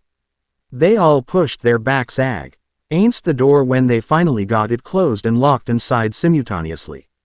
When they recovered from the shock of not only seeing a three-headed dog but also almost being mauled by one, they and out of the corridor and made their way back to the Gryffindor common room. Well, 3 of them anyway. Naruto said he had some ninja training to do. As he walked away, he heard his friends arguing. Quote, "What do they thinking they're doing keeping the thing locked up in a school?" Ron groaned angrily. "You don't use your eyes, do you? Didn't you see what it was standing on?" "I wasn't looking at its feet, I was too preoccupied with its heads. There were 3. It was standing on a trap door, which can mean only one thing. It's guarding something." Naruto stopped dead. He had noticed the trap door, but hadn't thought it of any significance. "Guarding something?" Harry questioned. "That's right. Now if you don't mind, I going to bed before either come up with another clever idea to get us killed, or worse, expelled." And with that Hermione stormed off. Naruto couldn't help but laugh, especially when he heard Ron say, "She needs to sort her priorities." He would have gone back and tried to use the tension between friends, but he had priorities of his own right now. Like making sure Kakashi-sensei's clone didn't kick his ass too badly when he came. When he arrived on the grounds, he looked towards the sky. From the sun he deduced he only had just over an hour left before the first-year curfew started, so he opened the scroll he had tucked safely in his robes. Although he had previously changed out of his school uniform into a vest top and joggers, he felt comfy keeping his robes on, although when he began physical training he would have to remove them. He read over the scroll once more before he began practicing the moves. As he was using Cage Bunshin to spar, he picked the moves up very quickly. He noticed that but didn't notice why. Despite using Cage Bunshin for the bulk of his ninja career, he still didn't pick up on the fact that he learned everything his clones did. Hermione had taken a big interest in Naruto's education because the clever young witch could see that deep down Naruto was very clever, and she knew this without seeing the surprisingly brilliant strategies that could pop up out of nowhere around him. Like the one he and Sasuke executed against Zabuza. Hermione deduced that he was instinctively clever, meaning if he was put on the spot then his intelligence shone through because his instincts took over and they were obviously very clever. But Hermione also deduced he had what she affectionately called the conscious intellectual capacity of a cactus, but she was determined to bring out his subconscious because if she could do that she could make him into a great wizard, but she decided that she better wait until she was firm friends with him lest she drive him away. After Naruto had learned the moves by heart, he let his mind wander back to the moor. Everyone received mail, well, everyone but him and Harry, but he called Hosenka and gave her a letter. His magical creatures book had already assured him that phoenixes could travel through dimensi. So he tied the letter to her leg and asked her if she knew how to get to the elemental nations. She gave an affirmative chirp, and after he described the Hokage's office to her she burst into flames but left no ashes behind. Harry called their attention as he read the newspaper Ron had received in his mail. Listen, someone broke into Gringotts. He read the main headline about a break-in at the bank. Gringotts goblins insist nothing was taken. The vault in question, number 713, had in fact been emptied earlier that day. He paused. That's odd. That's the vault Hagrid and I went to. The young wizards finished their breakfast in silence, all wondering about the robbery and what it had to do with what Hagrid had picked up. Naruto deduced that must be what the three-headed dog they encountered that day was guarding. He also thought about home. Sakura, Sasuke, Kakashi-sensei, the old man. They must have got his letter by now. Maybe Hosenka would return tomorrow with a letter from them. He suddenly spotted someone in the trees. Things didn't seem to be getting dangerous in Hogwarts, but the recent events had told him to be vigilant. He drew a kunai and walked towards the trees. I know someone's there, come out. An Asian girl wearing Hufflepuff robes timidly came out of the trees. Naruto decided she was pretty, maybe not as pretty as Sakura but still pretty. He also decided she was harmless and put his kunai away, scratching the back of his head and smiling kindly so as not to alarm the poor girl further. Sorry if I scared you, I'm just used to unpleasant things coming you. Of dark woods, not pretty girls like you. She blushed and looked at the ground. She tried to speak but found herself stuttering. Naruto started to feel nostalgic as this girl reminded him of someone he knew back at the academy. The only person that was actually nice to him, even if she didn't talk to him much or didn't talk much in general. He didn't know. What was her name? Hinata. Yes, that was it. A shy girl of few words he dubbed her, and this girl was a little like her except she wasn't prone to fainting and she seemed a little more outspoken than Hinata, and she regained herself as quick as she could instead of running away. Come to think of it, a lot of the girls in the ninja world acted like Hinata. No, it's my fault for startling you. I just wanted to say hi. She had stopped tearing but was still looking at the ground with her hands behind her back, rocking back and forth on her heels. My name's Cho. I'm Naruto. Yes, I know. I'm sorry to disturb your training, but I'd better be getting in. Cheerio. 1. Naruto stood there perplexed by the strangeness of the girl, deducing that cheerio must be some kind of slang attributing to her accent. He looked at the sky, deciding it was time he went in too. He'd get up early and do some running and other physical training before breakfast. Back in the Fire Country, the Hokage had a visit from a beautiful red bird. It flew gracefully into his office and landed on his desk. He spotted the note tied neatly to her leg and gently reached over and took it. He read in Naruto's scruffy handwriting. Hi old man, and hi to everyone else too, this is for all of you. When the Hokage read that, he sent immediately for Team 7. I'm now in Hogwarts and I have to say it's the weirdest thing I've ever seen in my life. The things I'm learning you would think would only exist in stories, but they are as real as we are. Sasuke, the potion's teacher, could very well be one of your distant relatives. No, really, the resemblance is creepy. I've made some great friends here too. Harry's kind of like me. He never knew his parents and no one ever told him about the magical world until he got his Hogwarts letter. He is great at flying an S. Oh, am I, but not nearly as good as him, but thanks to your chakra training, Kakashi-sensei, I can stand on my broom when I fly, something no one else can do. Both me and Harry are on the Quidditch team. It's a wizard's game. Don't ask me anymore, I barely know anything about it myself. Ron is great too. He's funny and he comes from a huge family. His mother is such a nice woman, and when she heard Ron had made friends with us, she sent me and Harry some homemade cakes. The food in this world is strange, but I have to say it's almost as good as ramen. Hermione's great too. She reminds me a little of you. Sakura, except she is most definitely not a fighter and she never punches me. She helps me with my homework all the time. In fact, she is probably the main reason I've bothered to do it. Because while he doesn't hit me, she can give as good as if not a better earful than you, Sakura. You'd think I would be homesick, but I'm not really. I do miss Konoha a lot, but this world and the people in it remind me a lot of home, and Hogwarts is starting to feel like a second home. I still can't wait to get back for the Christmas holidays though. If you want to return a letter, then just write it and give it to Hosenka. She'll know what to do. See you all soon. Naruto. Team 7 stood not knowing exactly what to say, or for that matter what to believe. Sasuke kept his face stoic. Sakura looked a little angry. Perhaps at the thought she was being replaced. Kakashi was merely smirking behind his mask. The Hokage was smiling fondly at Naruto's happiness and silently thanked Dumbledore. Is there anything any of you would like to say? Said the aged Hokage as he picked up his brush. Tell him I'll be sending my clone to him on the 31st of October, and all he has to do to open the scroll is perform the ram seal and apply blood. Kakashi had a lot he wanted to ask Naruto, but he would rather wait and ask when his student returned home. The other two teammates couldn't think of anything to ask that would have been better explained in person, so the Hokage just scribbled a note with his best wishes and tied it to the majestic bird's leg and watched her burst into flames, leaving no trace of her having ever been there. The young magical ninja woke up around 6. The sun was quite bright but still red as it was rising from the horizon and reflecting on the gleaming water.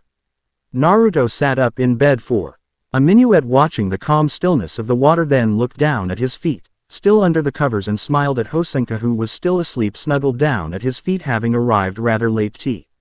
Had night with the letter from the Hokage and the scroll which he decided he'd open after Halloween dinner, her fiery feathers blending in with the morning sunlight. He stroked her back to wake her up. She stood up and spread her wings wide as if stretching. Naruto chuckled and jumped out of bed, remembering he didn't have to be so quiet when sleeping around these guys. Throwing on his training Heia. He jumped out of the window and caught the wall with his chakra, then he focused it into his feet and walked down the wall, all the while thinking that those chakra exercises he had been doing were really helping. He didn't even have to think much when focusing. Granted, tree walking was a simple exercise, but still he had made good progress. He got to the bottom no problem and began 10 laps of the castle. For a ninja, Naruto was slow, but he would be a little short of a blur and he'd still have time to do some push-ups, sit-ups, punches and kicks before he went back upstairs.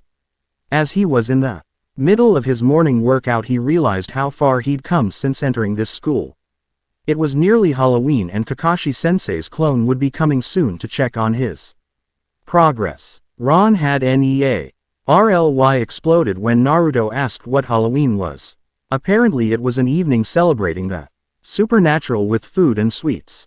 This was something Naruto was really looking forward to, even if he would have to leave early for training.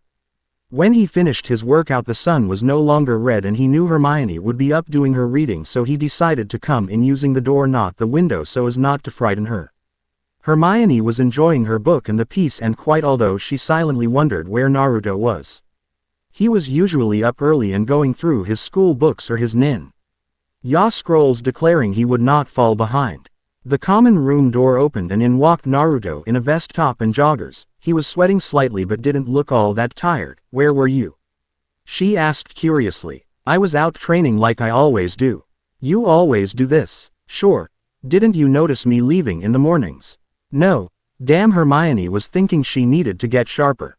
Oh yay. I've been coming in and out through the window, realized Naruto. Some Gryffindor girls awoke at the sound of the conversation and ventured downstairs early, only to find Naruto, his muscular body gleaming with sweat. He smiled at them and then went to the boys' dorms to take a shower.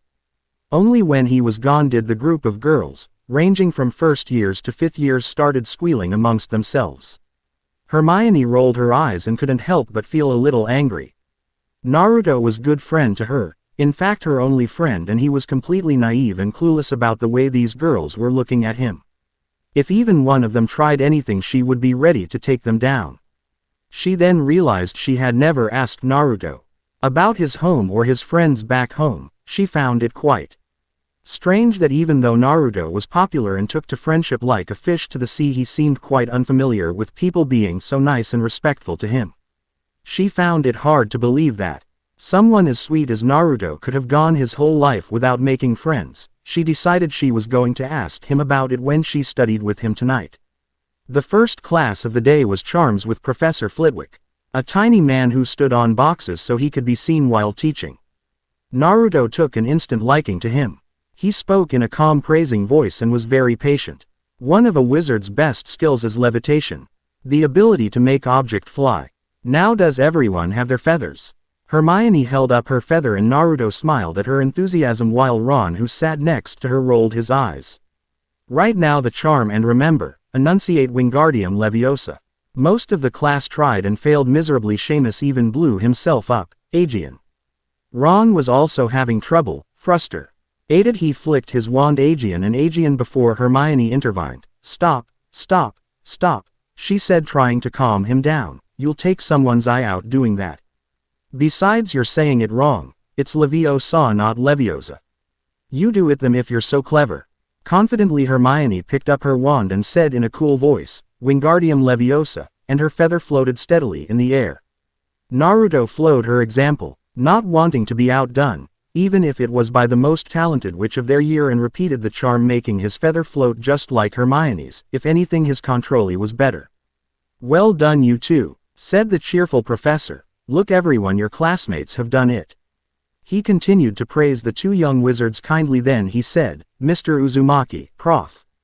Sir Dumbledore said when you mastered the charm you were to go and see him. Come back to me at the end of the lesson to collect your homework. It's all right, Professor. I'll take it for him, said Hermione, putting her hand in the air. Oh, very well, and good work to the both of you. Thank you, Professor, said Naruto, and he left with a smile on his face. Hermione, however, didn't. She was walking behind a group of boys from the class. Harry and Ron included, hearing them talk very indiscreetly. It's Leviosa, not Leviosa, said Ron mockingly. Harry looked around to make sure Naruto was still gone. He was pretty sure the ninja would have been royally pissed off if he heard them making fun of Hermione. She's a nightmare, honestly. No wonder she hasn't got any friends. Hermione's eyes welled up with tears and she pushed past Ron, hugging her books to her chest and silently hoping Naruto would come back soon and talk to her. He was her friend, right? Meanwhile, Naruto proceeded to Dumbledore's office. He was at a loss where to go when he encountered a huge statue of a bird and couldn't find the headmaster anywhere. He was about to call out to the professor until he heard the voice that belonged to the headmaster exclaim, Sherbert Lemon. The statue began to wind upwards, revealing a staircase. Naruto walked forward and ascended the staircase in wonder. Sorry to NY Cho fans out there, but she won't be making any big appearances in the story, at least until she is called upon in the books. I just thought it would be nice to give her a small appearance before that, seeing as it will be a while.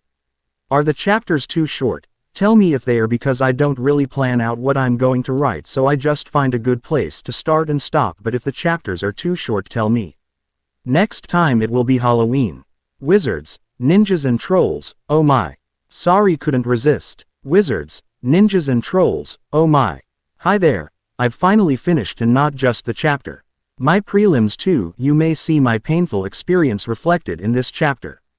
Anyone who is considering doing advanced hires, don't do them. It's like doing university work with high school level education. Ever heard of Stanislavski or Peter Brook? Me neither, until I started advanced higher drama. Also, in the English course you have to read 2 Dickens books, 2 Shakespeare plays, and a whole load of John Donne poems. If you've never heard of him, you should know that he is probably a better poet than Shakespeare, and also 3 books of your choice for a dissertation. Anyway, enough of my complaining. Here's chapter 5. Cheesy title, I know, but I defy you to say it's not appropriate. As Naruto made his way up the immaculate staircase on his way to see Dumbledore, he stared in awe at the decor. They certainly didn't have anything this beautiful back home. It was gold-colored and the carvings on the wall told ancient stories. Naruto would have been content to look at them all day, letting his mind wonder about all the mysteries these images posed. Sadly though, the headmaster was waiting for him, so he continued to climb until he came into the main office. There he saw a sight that warmed him. A phoenix not unlike Hosenka was perched on a stand in the room, free as a phoenix should be, but quite content to sit in the room of its chosen master. Most people wouldn't have been able to tell the difference between Hosenka and this bird, but Naruto could. He knew that Hosenka's feathers were darker, she was a bit smaller, and her eyes were more playful. The eyes of this phoenix held the same age and wisdom as Dumbledore's did. There was no doubt in Naruto's mind that this bird must have been with Dumbledore for a long time. He cautiously approached the bird of fire, knowing full well that phoenixes didn't take kindly to those who were not their masters unless they recognized in that person a quality they liked. He got into close range and the bird allowed it obviously saw something in Naruto it liked and allowed the young ninja to stroke his magnificent wings. "Naruto," said a voice seemingly out of nowhere.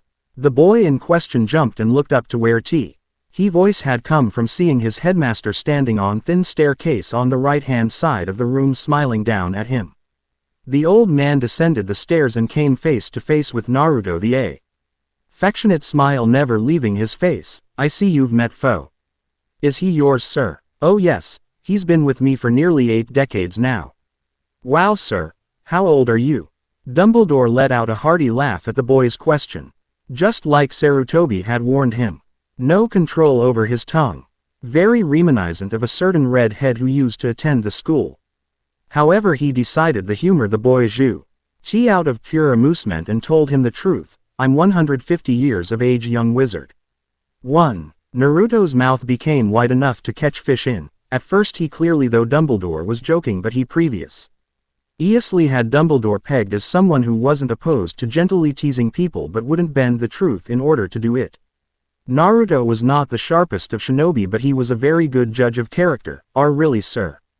"Really, my boy?" Dumbledore managed to maintain his mildly amused face. Anyone else might not have been able to control laughter at seeing the astonished look on the our boy's countenance, but Dumbledore always had the same kind look of control on his wise old face. Naruto shook his head in an effort to regain himself. "So you wanted to see me about something?" "Yes, I did," replied Dumbledore, walking round to sit behind his desk. "I've been talking to your professors and—" "It wasn't my fault," interjected Naruto, not quite sure what wasn't his fault. He just he had been on his best behavior since he got here.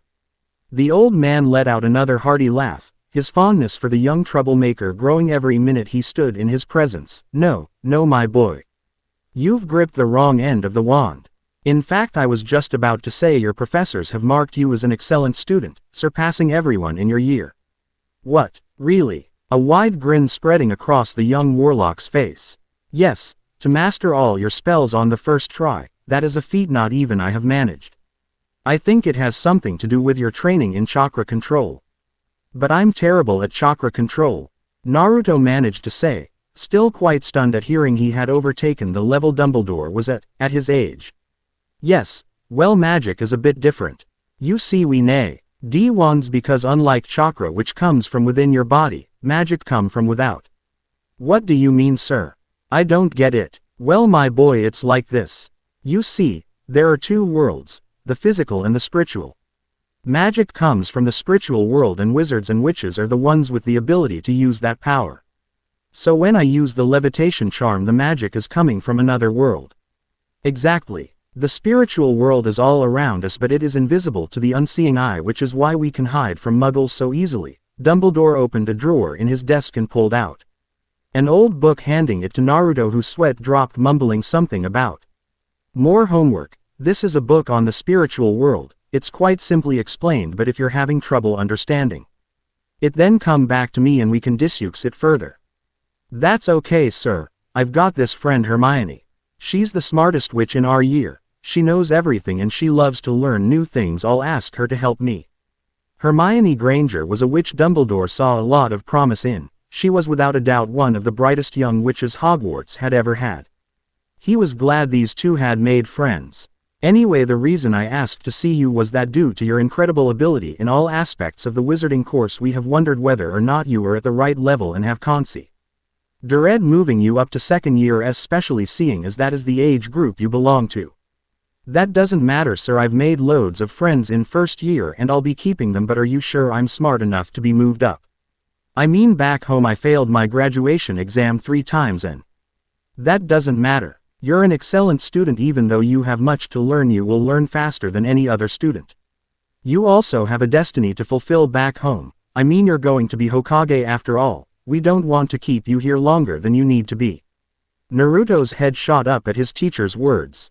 He didn't know how the headmaster had gotten to know about his dream, through the third Hokage perhaps, but he didn't care. Someone actually believed in him and his dream.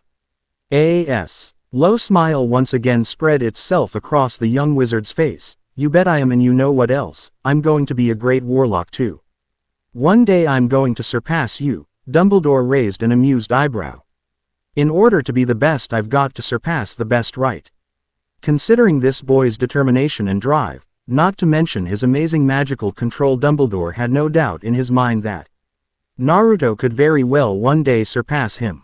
He also felt warmed by the boy's admiration for him. Well, you still have a long way to go before you get there, young warlock. He paused, savoring the boy's determined spirit. It seemed to light up his whole office. Now Naruto, there are exams you will have to do just before the Christmas holidays, and if you pass them, you will come back a second year. Yes, sir, he said, saluting. I won't let you down. He turned to leave. He was almost at the stairs when he heard Dumbledore's teasing voice say, and there will also be a bit of theory involved, so you better collect the books you need from your professors. Naruto's sweat dropped as he knew Dumbledore only teased people with the truth. He was going to have a practical and a theory test for all his subjects. Kami-sama help him. As he descended the staircase, he could swear he heard Fo chirp in amusement. Dumbledore felt quite pleased with himself. If Naruto had been any more observant, he might have caught on to the fact that Dumbledore had been planning this from the beginning, which is why Naruto was allowed a broom and seemed to have more course books than anyone else. Bless his hereditary ignorance, right? Kushina, he said internally, amused. Naruto went back to the common room to find Harry sitting there just looking at his wand. No doubt trying to figure out how all this time he was a wizard and never knew. He always knew he was different, but he could never quite put his finger on what was different about him. Hi Harry, what time did they say Halloween dinner was starting at? Oh, we've got a while yet. I'm just, yay, me too. Harry looked at him quizzically, trying to figure out how you managed to just get thrown into this world and why it feels so right. How do you know? Like I said, I'm doing that too. What did Dumbledore want? If you don't mind telling me. No, I don't mind. I wanted Hermione to be the first to know, but since you're here, he said with an ear-splitting smile on his face. One that not even the mention of exams could get rid of. Dumbledore thinks I should be moved up a year, seeing as my chakra control makes it so easy for me to do the spells. You're kidding, exclaimed Harry. He knew Naruto was the best wizard in their year, but this still surprised him. No, I was also meant to start Hogwarts last year, but Dumbledore had a bit of trouble finding me. What? How old are you? I'm 12. I just turned 12 in October, but it's not your October. What do you mean? Well, the years are a bit ahead in my world. Or maybe they're behind, I don't know. Anyway, right now it's spring back home, so I've been 12 for a while. Okay, that's confusing. Tell me about it. I tried explaining it to Hermione and she ended up explaining it to me. For the first time in a long time, Harry laughed. It felt so good. He hadn't laughed properly since before he could remember. There was just something about being around Naruto. He didn't need much time or many words, but he just brought friendship and happiness to whoever he was with. Harry was glad he had made friends with him, because no doubt Naruto was the kind that would street by his friends no matter what, or walk through fire for anyone he even remotely cared about, or chase a loved one to the ends of the earth just to bring them home. Naruto, on the other hand, was smiling but not laughing. He was so worried about Hermione. Before he came up, he went looking for her and found out she was in the girls' bathroom.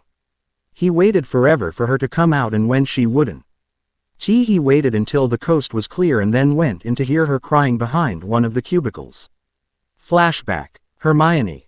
Go away. Like hell I will. I'm staying put until you tell me what's wrong. It's nothing, Naruto, it's just something a stupid boy said. Anyone you'd like me to beat up? Hermione couldn't help but smile. No, it's okay, I just need some time on my own. Well, when you come out, I've got something really cool to tell you, and we can go to the library together because you know I'd be lost without you when it comes to books. This made Hermione feel mildly better, but she still needed time to herself. Thanks, Naruto, we can go after dinner. Naruto was very concerned that her crying still hadn't ceased, even if it had quietened down a bit, and was tempted to stay put until she came out, but a bunch of fifth years came in and ushered him out, trying desperately to hide their blushes. He left reluctantly with the promise that if he wasn't out when he finished training with Akashi-sensei, he would come back and not move until she came out. Naruto shook off his worries and sat down to talk to Harry, someone with whom he had a lot in common. So you said you lived with your aunt and uncle? Yeah, but they didn't do much in the way of raising me. What about you? Who'd you live with? I lived in the village's orphanage until I was 7, and then they kicked me out.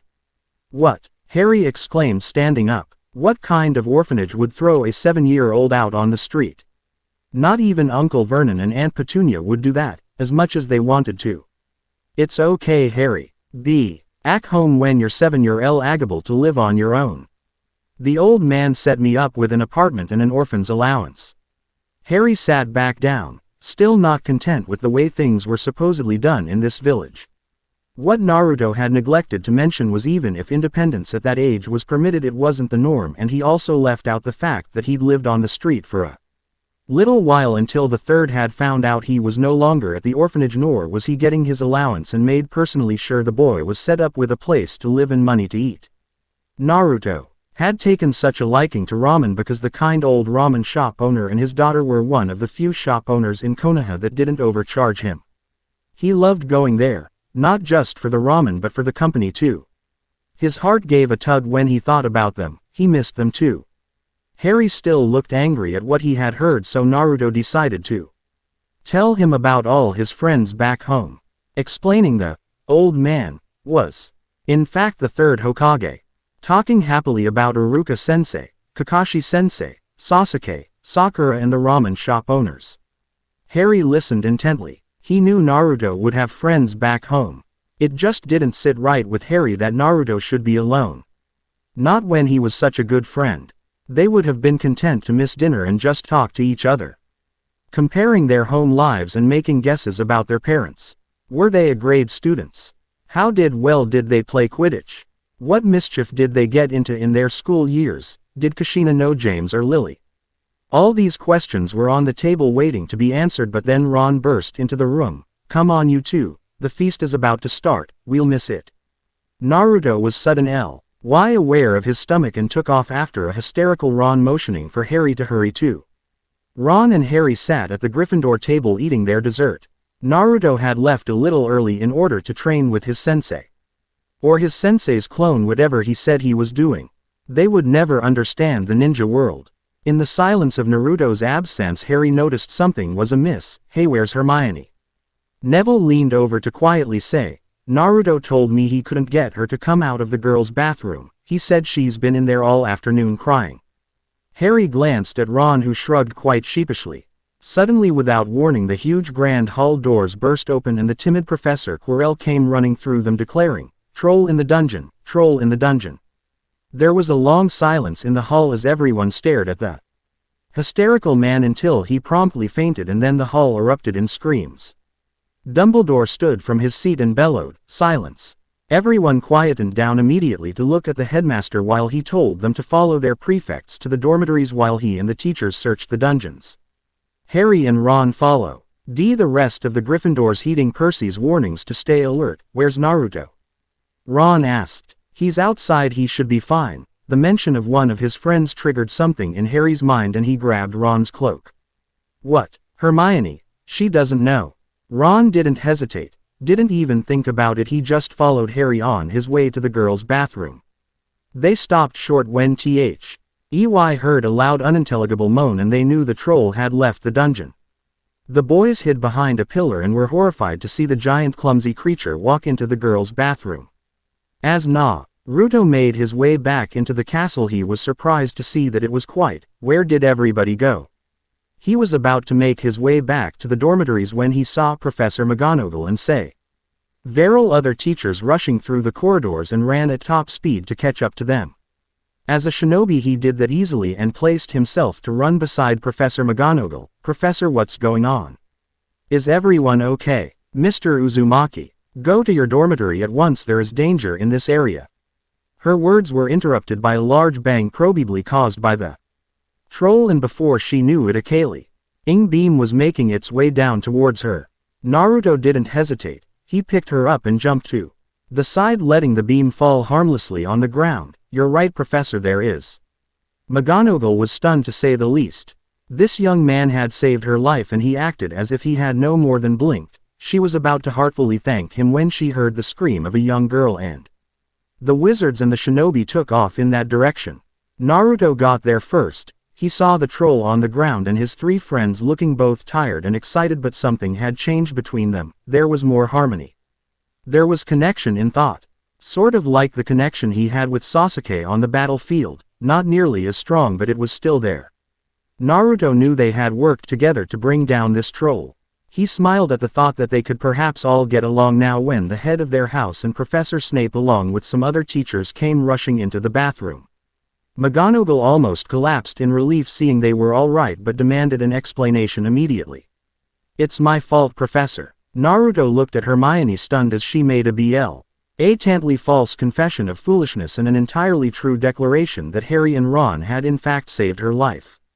The young magical ninja stood there stunned at Hermione's words, but then a smile crept across his face, for he knew that Hermione had made a bond with Ron and Harry. One that would last through and beyond their school years. Professor McGonagall, however, was not happy, although her relief that they were safe lightened her mood a bit. I would have expected more from you, Miss Granger. 5 points will be taken from Gryffindor for this serious lack of judgment. Now as for you gentlemen.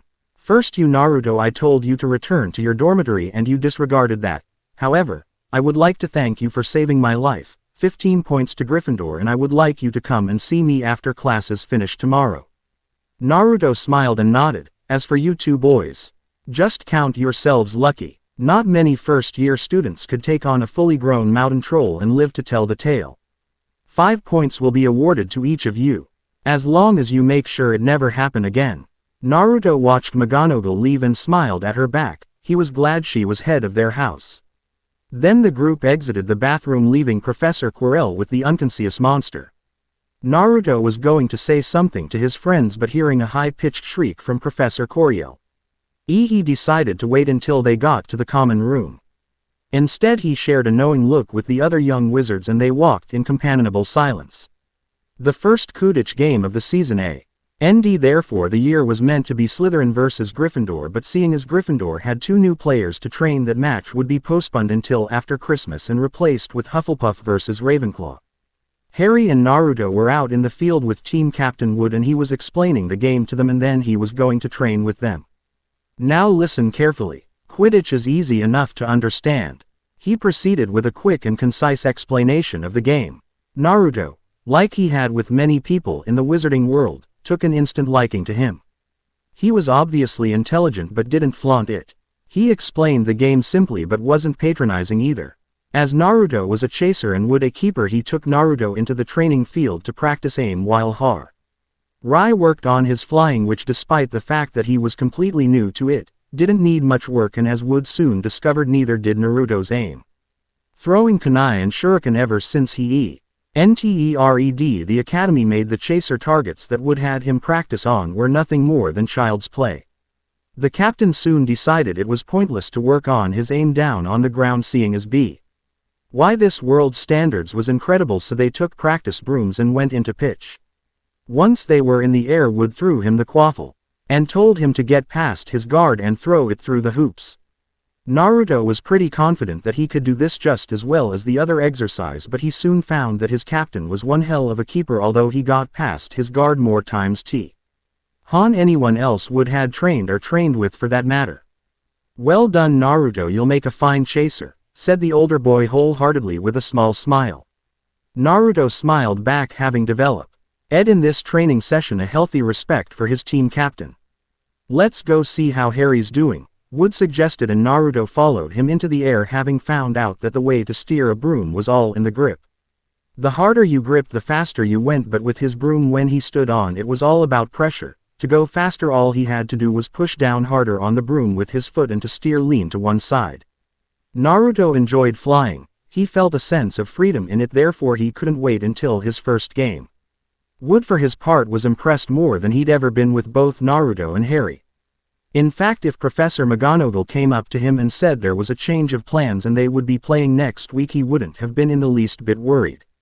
Right, that was great work today, you two. Now I want you both to be at the Hufflepuff Ravenclaw game so you can see how Quidditch is played, and then next week we'll have a practice with the whole team. Right. Okay, say ye's at the game. The two boys stood among the audience with Ron and Hermione mesmerized by the game. On the one hand they couldn't wait to play it, but on the other they were thinking, what have we got ourselves into? Ravenclaw played one fearsome game and Hufflepuff weren't doing so well. Naruto stared out onto the field and just couldn't decipher the tactics the team were using. He always felt he had to be in the middle of something for a good idea to pop into his head, like what happened on the Wave mission. He would never have thought of a plan that good if he hadn't seen his sensei trapped. After a while he gave up trying to analyze the game and just enjoyed watching it. The quaffle was passed to one of the Hufflepuff chasers and she relentlessly flew through the obst. Icals the other team posed and tossed the ball through the hoop, seriously annoying the competitive Ravenclaw keeper and exciting her teammates, but the game was far from over and Naruto was annoyed to see that it wasn't against the rules to play dirty. He squinted his eyes and saw the Ravenclaw captain order two of his teammates to surround a Hufflepuff beater and try and knock him off his broom. It was an unsuccessful attempt, but it annoyed Naruto to no end. In the midst of the crowd he spotted a familiar face. What was her name? Cho. She didn't look too happy about the dirty tactics either. But Naruto was surprised to see that in the light of day he got a better look at her uniform and she was a Ravenclaw. He was about to go over to her to say hi, but suddenly the beams of the stand Harry and Hermione were standing on didn't seem so steady. His instincts kicked in and he knew what was going to happen. He pushed Hermione out of the way very roughly just before the beam collapsed and many children around them screamed and clustered to the sides. Naruto didn't join them. He saw Harry falling through the newly made hole in the stands and rushed to the center to grab his wrist, but then he too fell. Naruto was falling. With Harry clutching at his wrist for dear life, he had to do something or both of them would die. There was nowhere to land, so he couldn't stop by pushing chakra into his feet. As he felt Harry's grip on his head tighten, he remembered back a few weeks ago. Flashback. Hey half pint, what's your name? Asked a handsome boy with very light brown or dark blonde hair. It was hard to tell. He was about 2 years older than Naruto and a very accomplished student. Naruto had seen him in the Great Hall and on his way through the corridors. Recognizing he was a Hufflepuff, Naruto liked the policies of the Hufflepuff house. If he wasn't a Gryffindor he wouldn't have minded being put in that house. The younger boy got a little angry and his seniors addressing of him, "Why name's Naruto Uzumaki and don't you forget it." The elder merely smiled a kind smile and stuck out his hand to shake. Cedric Diggory, pleased to meet you. So, you in first year Naruto? Naruto cool. Didn't help but smile back at the boy and shake his hand. Yay, but there's a good chance I'll be moved up soon. Cool really? Yay. I'm a ninja you see, so I know chakra control and magic is very simple. Except it's a lot easier thanks to the wand. Oh yay, that's right, you're the magical ninja aren't you? Well, I've always been interested in the ninja continents, but you can never find any books on them. Maybe because both worlds decide to leave each other alone. Naruto was out in the grounds for target practice, as was Cedric, except Cedric was practicing his aim with his wand and Naruto was practicing his aim with shuriken and kunai. Cedric moved a few trees away from Naruto and sent a red spark through his wand to perfectly hit the tree. Naruto ceased throwing. Wow, that was incredible. Thanks, you're not too bad yourself. Say, Cedric, I've been learning Kami-sama knows how many spells to pass these exams that will get me moved into second year. Could you show me a few?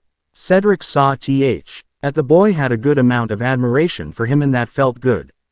The only admiration he usually got was that of girls and sometimes teachers, so he jumped at the chance to show this boy something cool. "Sure, I'd love to," he said, smiling as the younger boy got excited. Cedric thought up some spells he thought Naruto would be good at and demonstrated them. Naruto whizzed through them at top speed and Cedric was open-mouthed in astonishment. "How'd I do, Cedric Ni-san?" Cedric jerked a little bit. He didn't know Japanese, but he was pretty sure Ni-san was the suffix for older brother. AF. For a moment he closed his mouth and smiled, accepting the affectionate term gratefully. "That was amazing, kid. That's better than I ever did. Listen, it's almost dinner time, but before we go in I want to show you something really cool." If Naruto had time to, he would have smiled at that memory, but he had both his and Harry's life in his hands, so he reached inside his cloak at lightning speed and drew his wand. Pointing above his head he exclaimed, "Accendio." And with that, Cedric's teachings paid off as he and Harry flew into the air and straight back through the hole they had but not a moment ago fell through. They landed safely on sturdy beams and were quickly ushered of the stands with the other students. Later on their way to Hagrid's hut, Hermione shared her suspicions. "That was a spell."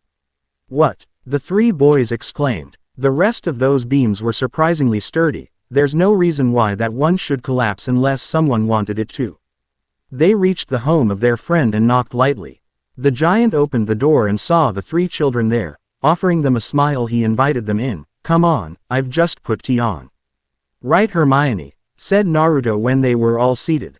"Why would someone want that beam to collapse? What are you lot on about?" grumbled Hagrid as he was pouring the tea. "Did you hear, Hagrid, that a beam of one of the stands collapsed today during the Quidditch match?" Quote, "Yay, I eared. Well, Hermione says a spell was placed upon it. And I have a pretty good idea who didn't too. After you came back through the hole I looked up at the teacher's stand and Snape had his wand drawn." "What?" exclaimed the male population of the hut. "Codswallop. Why would Snape want that beam to collapse?" "Who knows?" said Harry. "Why was he trying to get past the three-headed dog on Halloween?" "Who told you about Fluffy?" "Fluffy," accented Ron disbelievingly. "That thing has a name," added Hermione. "Of course he got a name, he's mine." "What's he doing in the school, Hagrid?" prodded Naruto, trying to get some information out of Hagrid. They already knew it was there to guard something, but they just didn't know what or why. "Now that is confidential, Naruto. Now Professor Snape wouldn't collapse that beam. What could he possibly get from it?" "Beam collapsed at exactly the place Harry was standing, so I guess he was targeting him. The fact that I fell was probably just a bonus, but I agree with Hagrid. Snape just doesn't seem like the kind man to do this. I mean, he's a pain in the neck, stuck up and a favoritist, but I don't think he's a cold-blooded killer. Naruto, I saw him get treated by Filch for what looked a lot like a very nasty bite. If that doesn't say he was trying to get past Fluffy, nothing does." Hagrid's sudden L.Y. got serious and bent down towards the four youngster. "Now listen, you lot. You're meddling in things that ought not to be meddled in. What that dog is guarding is strictly between Albus Dumbledore and Nicholas Flamel." "Nicholas Flamel," the friends whispered to each other. "I shouldn't have said that," muttered Hagrid, quite cross with himself. "Nicholas Flamel," Harry repeated to himself, digesting the name. Naruto and Hermione were already making plans to visit the library. Hermione and Naruto were alone in the library, loads of heavy books at the table they were sitting at. Plowing through whatever they could to find Nicholas Flamel, but just like Harry and Ron, they were unsuccessful. As it was nearly curfew, they began to close the books when Naruto remembered he had yet to tell Hermione something. "Hermione, listen to this. Remember when I got called out of Charms class to go see Dumbledore?" "Yes. Well, he said he wants to move me up a year." "What? That's amazing," she said, a little jealous but genuinely happy. She couldn't resist hugging her friend. "Well done, Naruto." "Thanks. Well, that means you've got a lot of studying to do." Naruto grinned. "I guess I had that coming." Hermione put the books they were looking at away and grabbed books for every subject and giving them to Naruto so that soon he could barely see over the top of them. The books included James Charlton's Book of Charms, Dictionary of Potion Ingredients, Magic Within History by Seymour Dillman, Alchemy for Beginners, and much more. They checked out the books and went back to the common room where Hermione would start organizing them. As they sat in the comfy chairs of what Naruto now considered a home for him, Warmed by the fire and the company, the young ninja smiled. You know Hermione since. Dumbledore didn't find me in time to start first year at 11. I'm a year older than you. Really? Yay, but even so it feels like you're my big sister Hermione Ne-chan. Hermione looked up at Naruto, her friend. Her first real friend, and a tear nearly fell out of her eyes. Instead she just smiled and hugged him. You're going to be a great wizard, Naruto. No matter how many times I'm moved up, I'll never be as good as you. That's not what I meant. There are more important things to wizardry than just knowledge. It was just like being a ninja. To him it wasn't how good he was at jutsu. It was how hard he worked at fought to protect his precious people and his way of the ninja. Naruto went to bed that night content. He had Hermione to protect, who would keep him on track with his work and hug him when he needed it. He had Harry to protect, with whom he felt a kindred spiritual connection thanks to their life similarities, and he also had Ron to protect, who made him laugh and joke with, and who he would help to become a great wizard, because no matter what anyone said, including Ron himself, the Weasley was a great wizard. There were also other people like the wise Professor Dumbledore, or the kind Professor McGonagall, or the strong good friend he found in Cedric. Yes, he was happy as he could be here and would miss this place when went back home, but he also couldn't wait to get back there and see Kakashi-sensei, Iruka-sensei, Sasuke, Sakura and everyone, to show them how good he'd gotten, but also just to see them. The Christmas holidays were fast approaching. It wouldn't be long now. Naruto was really dreading these exams. Even more than he was dreading the Chunin exams. In fact, he was quite looking forward to them. At least with them he would get to fight. His Hogwarts exams were written. Half of the tests were practical, but not anything exciting, but he decided it was worth it. He would not only get moved up a year, but Hermione had spent hours upon hours helping study every book they could get their hands on, and he would feel terrible if he failed after she had worked so hard for him. He decided there and then that no matter what, he would pass these exams. Hermione had managed to explain the theory very simply for him. He was still no magical scholar, but Hermione was confident enough that he had the knowledge necessary to pass, and of course his practical ability was a given.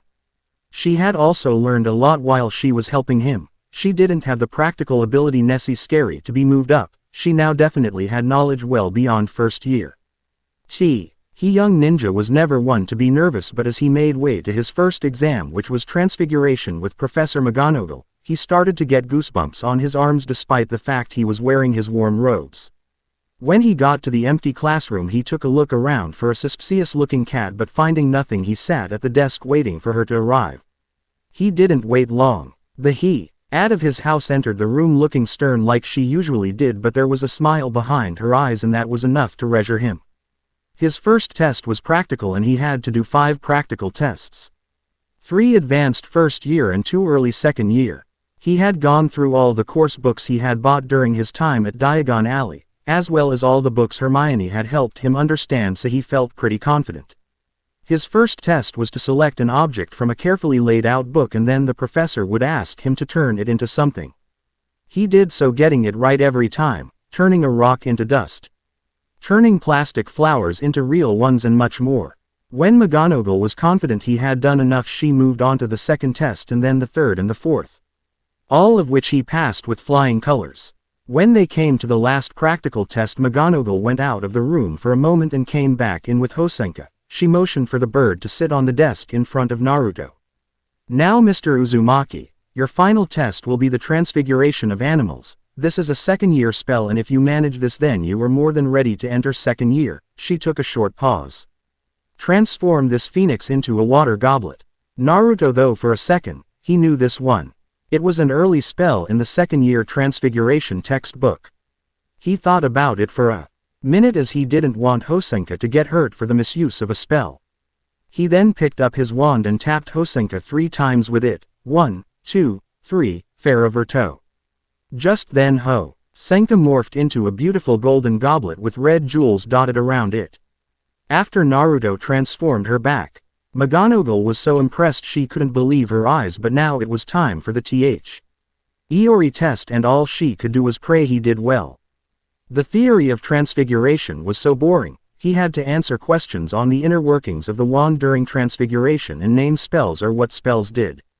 It took him half an hour but he finished, and since he already knew a lot of the first-year spells and Hermione had explained the wand to him, he was pretty sure he passed.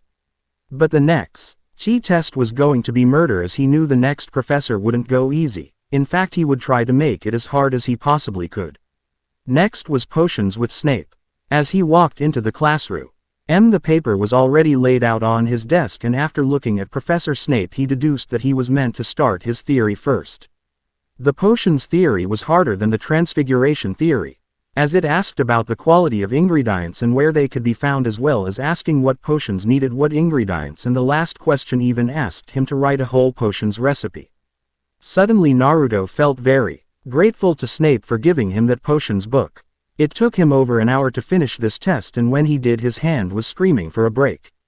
For his practical test, Snape gave him a list of ingredients and told him to go into the ground to find them, giving him merely an hour to find all 10 of them. Snape was surprised when his student arrived back in the class with 12 minuets to spare. He looked a little tired, making it obvious that he had ran, but his stamina allowed him to carry on with the rest of his practical easily. Snape gave him the name of a potion and told him to pick out from the ingredients he had gathered which ones were to be used. After making his selection, Snape gave him the recipe for said potion, obviously not expecting the boy to have memorized every potion in the curriculum. I mean, even masters needed recipes sometimes. The potion was known as Valetudo Transmorbus. 2. It was a very simple medical potion used when someone had a virus in their stomach and were required to throw it up in order to get rid of it. It smelled horrible and tasted even worse. In fact, it tasted so bad that the stomach had no choice but to throw it up, continuously taking the virus with it. He gave Naruto 20 minutes to brew it, observing every action, every technique, otherwise he'd have to try it when it was finished to see if it was brewed properly, and there was no way in hell he was going to do that. Naruto finished his exam and left the room without a word. All Snape had done was scribble on his clipboard, whereas McGonagall had given him the odd smile and a kind guiding voice. He was just glad that exams for that day were over, even though he knew he'd have to wake up in the morning and do a further 2. The week went on and Naruto completed his exams. Tuesday was herbology and alchemy. Wednesday was divination and ancient ruins, which he learned he would have to choose between when he moved into 3rd year. Thursday was harms and history of magic. He was dreading that one as there was no practical. Friday was defense against the dark along with dueling, which was a 2nd year aspect of the defense against the dark arts course, and flying, which was slightly like a driving exam and a subject that after this exam he knew he'd never have to take again. By the time weekend came, the poor boy was exhausted and prayed to whoever was listening that he would pass and make Hermione proud. But for now he dared a break and went Christmas shopping to Diagon Alley with Ron and his mother, who told him all he needed to know about Christmas and gave him a plainly wrapped parcel, saying he wasn't to open it before Christmas. Naruto tried to refuse, but the kind lady wouldn't hear any of it, and in addition gave him a gentle kiss on the forehead. The boy suddenly felt himself wishing he had a mother like that and decided to buy her a very thoughtful present. He went into Gringotts and withdrew his allowance. He then entered into a jewelry shop and bought a nice necklace with her birthstone on it. He then proceeded to buy things for all the Weasleys, seeing as he had made fast friends with Fred and George after telling them of the pranks he pulled back home. They were more than impressed when they heard he had painted the faces of the village leaders. He bought Ginny a necklace like her mother's except with her birthstone, both of which he got from Mrs. Weasley. He then bought a winter scarf for Mr. Weasley, a couple of joke prizes for the twins, and a few other things for Ron's other brothers. He got a new Wizard's chess set for Ron after hearing how good he was at the game, a pair of new riding gloves for Harry, and a 4th year level defensive spells book for Cedric. It was quite bothersome to him that Ey all had animals and Hermione didn't, so he went to the pet shop and looked for an animal that he thought would suit her. He was there for quite a while before he laid eyes on a kitten whose bushy Inger fur reminded him of Hermione's bushy light brown hair. He decided that he was perfect for her and bought him. Once he had all his presents, he and Ron made their way back to Hogwarts, where Naruto had to begin packing. Naruto was sitting with Ron as Hagrid dragged the giant Christmas tree into the hall. They had already been Christmas shopping at the weekend and Naruto was just about to go pack and make his way home to Konoha. Ron offered to play a quick game of wizard's chess with him, but since Naruto didn't know how to play, they decided there wasn't much time, seeing as Naruto had to catch something called the night bus, which would transport him back to Konoha, and Dumbledore warned him that the bus went very fast, so who knew whether or not they would be willing to wait for him. Harry came down to the hall and offered to play with Ron when Naruto said he had to go upstairs to pack. When he reached the common room, he saw Hermione gathering some books she had checked out for the holidays. He went up to the dormitory and brought down her present. Hermione Ne-chan, I know you're not meant to open presents until Christmas, but I think it's best that you open yours now. Hermione looked quizzically at her friend and then shrugged, pulling the black material off of the box and seeing a large ginger kitten sitting there looking straight up at her, its bushy tail slapping against the floor. So what do you think? Oh, Naruto, I love him, she said, picking it up and holding it close. It was a little bigger than your average kitten, but it was still cute. What are you going to call him? I think I'll call him Crookshanks. Crookshanks, said Naruto with a little grin on the side of his face. Okay, he's your kitten. Hermione grinned as well, knowing he was just kidding. Crookshanks really did seem to suit the animal very well. When both him and Hermione were all packed and ready to go, they took their cases downstairs where Ron and Harry were playing chess, Harry losing quite significantly. Naruto was surprised to see the chess pieces move on their own and Ron's queen chop Harry's knight in half. That's totally barbaric, exclaimed Hermione. That's wizard's chess, retorted Ron. I see you've packed. I see you haven't. We had a change of plans. My parents decided to go to Romania to visit my brother Cheryl. He studies dragons there. Good, you can help Harry then. He's going to the library again to look for information on Nicholas Flamel. Naruto and Harry had both agreed they had heard or read that name before somewhere, but they just didn't know where. We've looked 100 times, said Ron. Hermione leaned in close and whispered, not in the restricted section. Happy Christmas. Come on, Naruto. You too. We've left your presents under the Gryffindor tree. See you after the holidays. And with that, the three friends parted ways for the holidays. Harry just happy to stay in Hogwarts, especially now that Ron was staying too. Hermione glad to be going home to her parents, and Naruto aching to get home to Konoha to show everyone what he'd learned. Maybe he'd even get to fight Sasuke in the Chunin exams. There has been skepticism about Dumbledore's age. At one point J.K. Rowling said he was 150, and then later one she said his lifespan was 1881-1997, which would make him 116 years old. I decided to make him 150. How do you like my idea for a potion? Valutudo trans morbis literally means health through sickness, which I thought was appropriate considering what it's used for. Please tell me if you think it's good, because have a few magical things I'd like to add to the story. One of which concerns the dragon arm band in chapter 2, but that won't come about for another while yet. This isn't a different cat. This is the same Crookshanks, only he'd be a kitten at this time. I decided to bring him early because I know Naruto wouldn't want anyone to be left out, so he bought her an animal. Is this length of chapter okay? Because I know they crammed a lot in and it took me a while longer than I thought. And for those of you who wanted to see the mirror, don't worry, it has a part to play, but not until much later. Next time, Naruto is CK home with his teammates and his sensei. How will they react to his growth? Chapter 6. I'll never understand wizards. I'll never understand wizards. Naruto was saddened as he and Hermione parted ways at the door, and she made her way home to her parents. He didn't have to wait long before the bus came. It came so fast that it looked like it had appeared out of nowhere rather than stopped in front of him.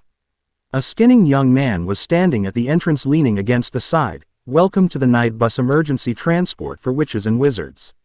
My name is Stan and I will be your conductor for today. My name's Naruto, he said as Stan helped him with his case. Naruto was stunned as he walked onto the multi-deckered bus. It looked like a small house. There were people sleeping peacefully in the beds. Naruto didn't realize that he had stopped in the middle of the bus to stare until he heard Stan command, "Come on, move on." Stan loaded the suitcase onto the bus and then went to stand near the driver. Right. Where are you going? Konoha. In the elemental countries. Could this bus take us there? Did you hear that, said Stan, grinning slyly. He wants to know if the bus can take us to the ninja countries. The freaky-looking head that was hanging from the rear-view mirror began talking, if he hadn't already seen ghosts at Hogwarts and somewhat gotten used to being surprised. Said in this world he might have jumped out of his skin. It's been a while since we've gone there, hey Ernie. We got a couple of stops to make first, said Stan, and before Naruto knew it the bus took off at lightning speed with the head laughing, for want of a better expression, its head off. Naruto was flung to the other side of the bus and found himself wondering how these people could be asleep.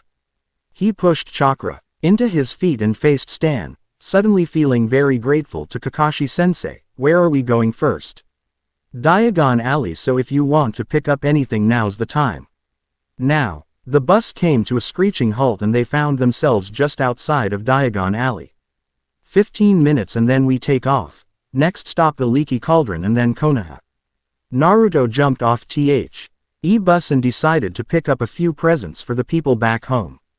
So he bought as many sweets as he could carry, a bluebud and bluebud perfume for Sakura. He got two kunai decorated with small gems and engraved with protective runes for Sasuke and Kakashi-sensei, an enchanted whistle for Iruka-sensei, guaranteed to make people listen, very handy for teachers. Madame Hooch's whistle was like and a relaxation potion for the third Hokage. Kami-sama knows he needs one. He hopped back on the night bus, making sure to push Chakra into his feet this time. He wondered how on earth Stan could stand up on that bus without Chakra. Was he just used to it or was it magic? Who knows? It wasn't long before he was finally back in Konoha. He didn't know how the bus did it, but then again he didn't know how it went so fast either. He said goodbye to the occupants of the bus and for the first time in months, stepped onto Konoha's soil. He did go in search of anyone right away. First he needed a change of wardrobe. The Earth Dimension's clothes were really cool and comfy to wear too, but they were too different from the clothes of the Elemental Dimension for him to not be stared at. So looking down at his metal gray colored cargo trousers, his fitting white t-shirt and black boots, he decided to do some shopping before he went to see anyone. He used the money change spell to change his galleons in yen, but still keeping some to show his friends. After all, they were pure gold and would probably be worth a lot more here than back in the wizarding world, but right now he just wanted a simple transaction, so he needed yen for that. He bought a whole new shinobi wardrobe, having been given some fashion advice from some witches. He had only half listened when they babbled on about color coordination, but he had picked up a few things from them. He bought a few pairs of black shinobi trousers and black sandals. He then tried on a fishnet shirt, the right sleeve about t-shirt length and the left about 3/4 length. Then for over that he bought a Gryffindor red vest top so that all that could be seen of the fishnet shirt were the sleeves. After shopping he went to his apartment and was not surprised to see it had been destroyed. Naruto didn't even bother sighing. He just pulled out his wand and exclaimed, "Scourgify," and within a few seconds the apartment was good as new. The T-spell was usually limited to surfaces and cleaning one thing at a time, but thanks to Professor Flitwick he could perform a slightly more powerful version. Anxious to see his friends, he put on his EU shinobi clothes along with his headband and one of his cloaks. This cloak was almost exactly like his Hogwarts cloak, except it was a lot lighter, seeing as Konoha was a lot hotter than Scotland, especially considering the difference in the time of year. He wore his cloak because he wanted his identity as a wizard to be known. He also strapped on his potions belt along with some special brews he had made or acquired before leaving. The belt could hold several vials and you would even know they were there. Whether that was magic or good design skills he wasn't sure, perhaps it was both. Lastly he slipped a glove on his left hand. Not his riding gloves, his glove for holding birds of prey. He didn't really need it. Hosenka was very careful with her claws when she landed on her master's hand, but he decided it was best he wear it so she didn't have to worry. Stowing his wand beneath his cloak he exited his apartment in search of his friends. First he went to Ichiraku Ramen to have a quick visit with the old man and Ayame. When he got there the man looked twice before greeting Naruto, noting that he had changed so much. "Hi Naruto, you're back. Just for the Chunin exams. Then I have to get back to school. Oh yeah, guess what? I got moved up a year." "You didn't," exclaimed the old man with a smile on his face. Just then Ayame came out, her eyes lighting up when she saw Naruto. "Naruto-chan." She came round the stand and hugged him. Business has been slow since you left. I'm sorry I won't be here long. I'm leaving right after the Chunin exams are over, but while I'm here I promise to buy all the ramen I can. Ayame-chan, did you hear Naruto got moved up a year in school? Really? That's amazing. I can't believe it. Believe it. All I have to do is wait for my exam result. And then I go back to Hogwarts a second year. The headmaster hasn't got my results together yet, but he did tell me I've passed. He'll send the results over when they're done. You'll have to tell us all about magic and your school. Right, Ayame-chan? I'll do that when I come here for dinner this evening. You're not staying? No, I just ate before I left. Oh, that reminds me. Wait until I tell you about the food they have there. Plus I have to go see old man Hokage now to tell him I'm back. Oh well, you'd better get going. See you tonight. Naruto strode away from the ramen stand, very happy to be home, and made his way to the Hokage Tower. Earlier that day he had sent his Dragonbolt broom into the air in case he needed it, and now he decided coming in through the window was a great way to say hello, Akio Dragonbolt. He exclaimed, and his broom came sailing towards him. Luckily there was no one else around. He jumped on his broom and flew into air towards the Hokage's office. When he was the height of the window he tapped it gently, causing the Hokage to look in his direction.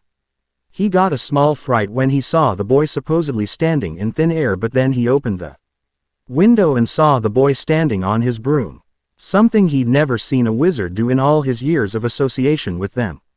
Naruto, my boy, we didn't expect you back for a few days.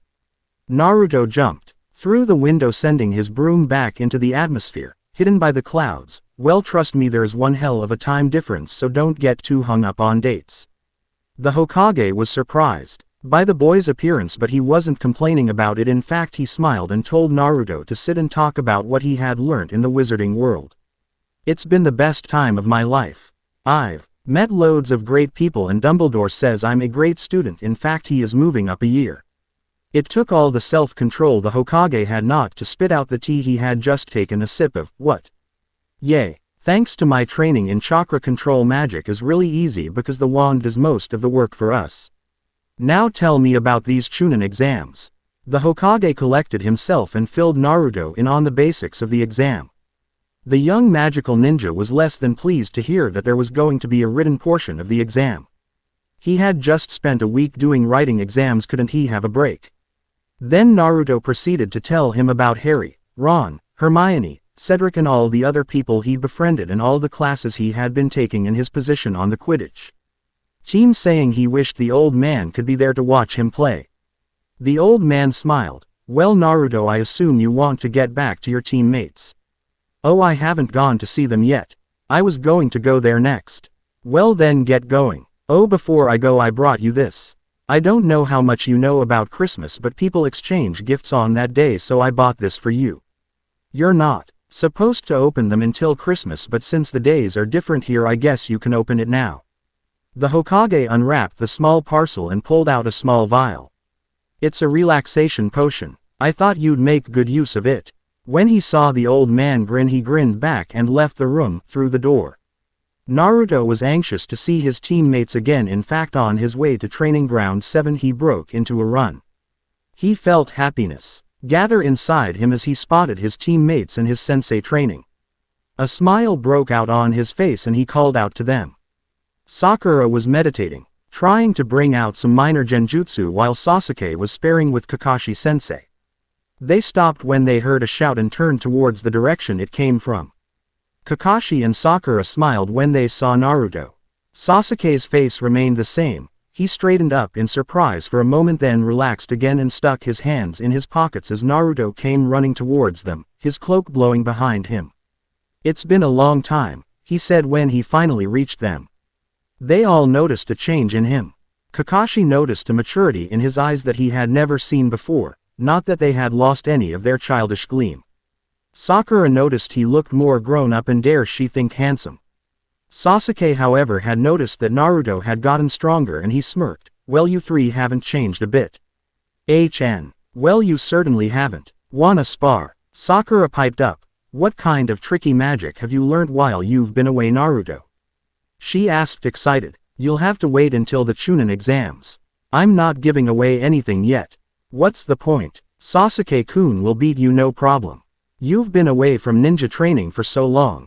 I wouldn't be so sure about that, Sakura, added Kakashi, reflecting on the memories he had received from the clone he had sent to check on Naruto's progress. Naruto hadn't been skimping out on training, that was for sure. The THREE ninjas stared at the magnificent bird sitting dutifully on Naruto's hand, eyeing them up. Kakashi tried to approach, but suddenly the bird went wild and squawked viciously. It spread its wings. ND tried to fly at Kakashi, but Naruto had a firm grip on her. He put his hand on her wings and she reluctantly tucked them in. Sorry about that, Hosenka just doesn't like strangers. Is she dangerous? Asked Sakura. She's like you, Sakura, only dangerous if you annoy her. Besides, once she gets to know you she'll get better, isn't that right, Hosenka? The bird raised her head and pointed her chin in the air as if to say, I won't be associated with these people. Suit yourself, said Naruto. Now scat, he said firmly but not commandingly, bending his knees and then straightening up with a SN. Throwing his arm in the air, and Hosenka took off into the air. After Hosenka left, the conversation returned to Naruto's inability to beat Sasuke. The two boys were glaring at each other, and both of their comrades couldn't help but feel it was like Naruto never left. The young warlock discarded his cloak and his wand inside. If he was going to be respected as a ninja, he would have to fight like a ninja, and that's just what he was going to do. He drew a kunai and lunged towards Sasuke, who barely dodged it. He's faster than he used to be. The young Uchiha even thought about activating his newly acquired Sharingan, but quickly decided against it. Naruto, as usual, was annoyed that Sasuke wasn't getting serious, but decided to roll with it. Maybe he'd get to fight him in the Chunin exams. Before the deciding blow was delivered, Kakashi interrupted them, saying he was late for something, so training was over for the day. Naruto huffed as Kakashi disappeared, but picked up his cloak and put it on. Sakura, glad to have both her teammates back again, said, Hey, why don't you both come to my house for dinner? My mum won't mind. No thank you, murmured Sasuke as he began to walk away. Naruto saw Sakura's face fall and said, Come on, Tem. You might just get to see a bit of magic. Sasuke turned round and glared at Naruto's grinning face, then turned to Sakura's hopeful one. Hell, they were both so annoying, but what the hell, without Kakashi he didn't have anything better to do. He didn't say anything, just turned around and walked with them. Sakura gave a squeal of delight. Alright Naruto, I know you, said Sakura. What's the real reason you didn't want to use the magic you've learned? Okay, the truth is, underage wizards aren't allowed to use magic outside of school.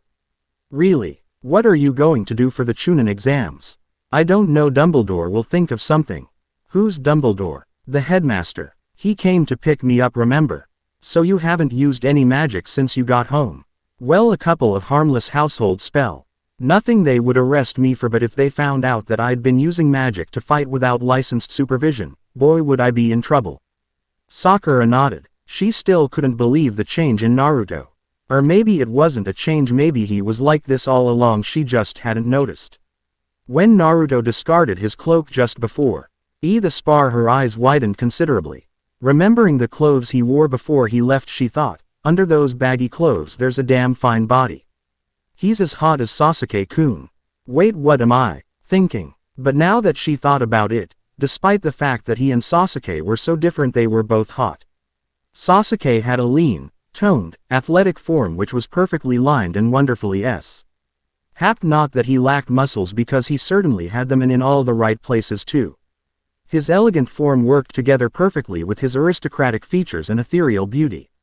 Naruto, on the other hand, had a larger form with very impressive muscles considering his young age, a perfectly proportioned chest and abs that looked solid enough to break a kunai on. Naruto's workman-like bod was in complete contrast to Sasuke's gracefully sculpted form, but at the same time it worked perfectly with his more earthly beauties, such as his sunny hair, his deep ocean-colored eyes, and his honest, sometimes breathtaking smile. When she realized that she had this dreamy, contemplative look on her face, she decided it was time to wake up. Snap out of it, Sakura, she chastised herself. Your friend's not two juicy pieces of meat. So Naruto, what's school been like? Hogwarts is great. Everyone Well, nearly everyone in the wizarding world is so nice. I have loads of school friends CK at Hogwarts, but the main ones are Harry, Ron and Hermione Nei-chan. I told you about them in the letter I wrote. Oh, that reminds me, they celebrate something called Christmas over there. It's kind of like a religious holiday where people get together and trade presents, so I thought I'd get you these. You're not really supposed to open presents until Christmas, but what with the huge time difference I figured what the hell. Sasuke, this is for you. The protective runes on the kunai allow you to call it back if you drop it. All you need to do is apply blood once so it recognizes you. And Sakura. Naruto reached into his cloak again and pulled out a delicate blue flower. And placed it in her hair. She held back a blush. Then he pulled out a small glass bottle of azure blue liquid. This is perfume made from that flower. Wow, thanks Naruto. Yes, thank you, murmured Sasuke begrudgingly. The three young genin finally got to Sakura's house. Mum, she shouted in her usual high voice. They brought some friends for dinner, is that okay? Sure, said her mother, but as she came into the room cleaning her hands on a dish towel she froze. The dish towel dropped out of her hands as she saw Naruto. What is that thing doing in my house? Sakura was confused. She looked around to see if anything had followed them inside, but all she saw was her two teammates. Then she realized her mother was pointing at Naruto with an angry look on her face that slightly unnerved her. She vaguely remembered her mother's fierce protestations when she heard Naruto was on Sakura's team. She just thought it was because the boy was a troublemaker, but now she wasn't so sure. The way her mother was looking at him was disturbing. She was looking at him like he was some kind of monster. The young kunoichi. I looked back at her teammate, but all she saw was him smiling his usual grin and scratching the back of his head, but there was something different about his eyes to the way he usually smiled. Hey Kura-chan, I just remembered I've got homework I need to do. I think it's smart to get it done before the exams. He was edging his way towards the door as he spoke, so I guess I'll see you guys there. And with that he ran out the door, leaving Sakura to stare after him sadly. Naruto was all she could think. Sasuke confused too. He saw the same thing in the pink-haired woman as Sakura did. Pure hate. It unnerved him and made him puzzled. He didn't like being puzzled, and he told himself that was why he was angry. To bring Sakura back out of oblivion, he mumbled, Naruto's doing homework. Sakura smiled and lowered her head but sat down to eat anyway. It was a quiet lunch. Naruto walked home with his hands in his pockets, not thinking about what just happened, instead turning his mind to his homework. His professors, not to mention Hermione Nei-chan, would hex him to hell and back if he skimped out on homework on his first day as a second year, so he decided to get it all done so it wasn't hanging over him during the Chunin exams. The young magical ninja got home and removed his cloak. He had no idea what day Christmas was supposed to be in the elemental dimension, seeing as it's their celebration, so he thought there was no harm in opening his presents now. First he opened his present from Ron's mother and found a rather cozy orange sweater with an N on it. Despite the fact it broke every fashion rule he had been taught, he loved it and folded it neatly so as not to damage it and put it in his suitcase so he didn't forget it when he went back to school. Harry had bought him a collection of sweets very similar to the ones they and Ron shared on the train. Ron had bought him a very simple but no less thoughtful case for his wand. Cedric had bought him a book of defensive and offensive spells, and last but by no means least he opened Hermione's present to find just what he needed, a book and tape of Japanese to English lessons and a box of Muggle chocolates, which he decided to enjoy now. No, wait, he thought as he was on his second chocolate, realizing one present was missing. That wasn't the last one. He searched his suitcase and the places he had unpacked. Saint, when he was about to give up, he lifted the suitcase to put it away and found the present from Fred and George underneath. It was a small box and an envelope. He opened the small box first, which was just a little token. A bag of acid pops, sweets that would burn a hole right through your tongue. They could be handy if he managed to get one in an enemy's mouth somehow. However, the envelope was the real present. It was a project they were working on together, something they promised to help him complete. He was ecstatic it was finally done. It took him a good few hours to finish his homework, but it was basically no trouble. He also learned a few useful spells, including Lumos and Lumos Maxima. The next day Naruto was walking and he spotted Sakura, who he couldn't help but think for some reason was avoiding him. Before he could say anything he nearly fell over Konohamaru. "Naruto ni-san," exclaimed the young academy student excitedly. Moegi was just as pleased to see him and she ran up and hugged him around the waist. "Naruto ni-san, you're back." For the next few minutes he was bombarded with questions. "Did you bring us anything? Could you show us some magic? Where'd you get the cool cloak?" The questions went on until Sakura decided to come over and save him. "Hey Naruto." She didn't know what to say. All she knew was she wanted to steer clear of mentioning what happened yesterday with her mother. She didn't have to say anything more. Her interruption calmed the youngsters down long enough for Naruto to reach into his cloak and pull out something he had been waiting to give them. "You guys ever eaten wizard sweets?" he asked, knowing the answer was obviously no. When the kids shook their heads he handed them each a packet of fudge flies, jelly slugs and a liquor. Ice wand. He didn't trust them with chocolate frogs or any kind of magical sweet. Konohamaru and Moegi jumped up and down excitedly while Udon sniffed and said a quiet thank you.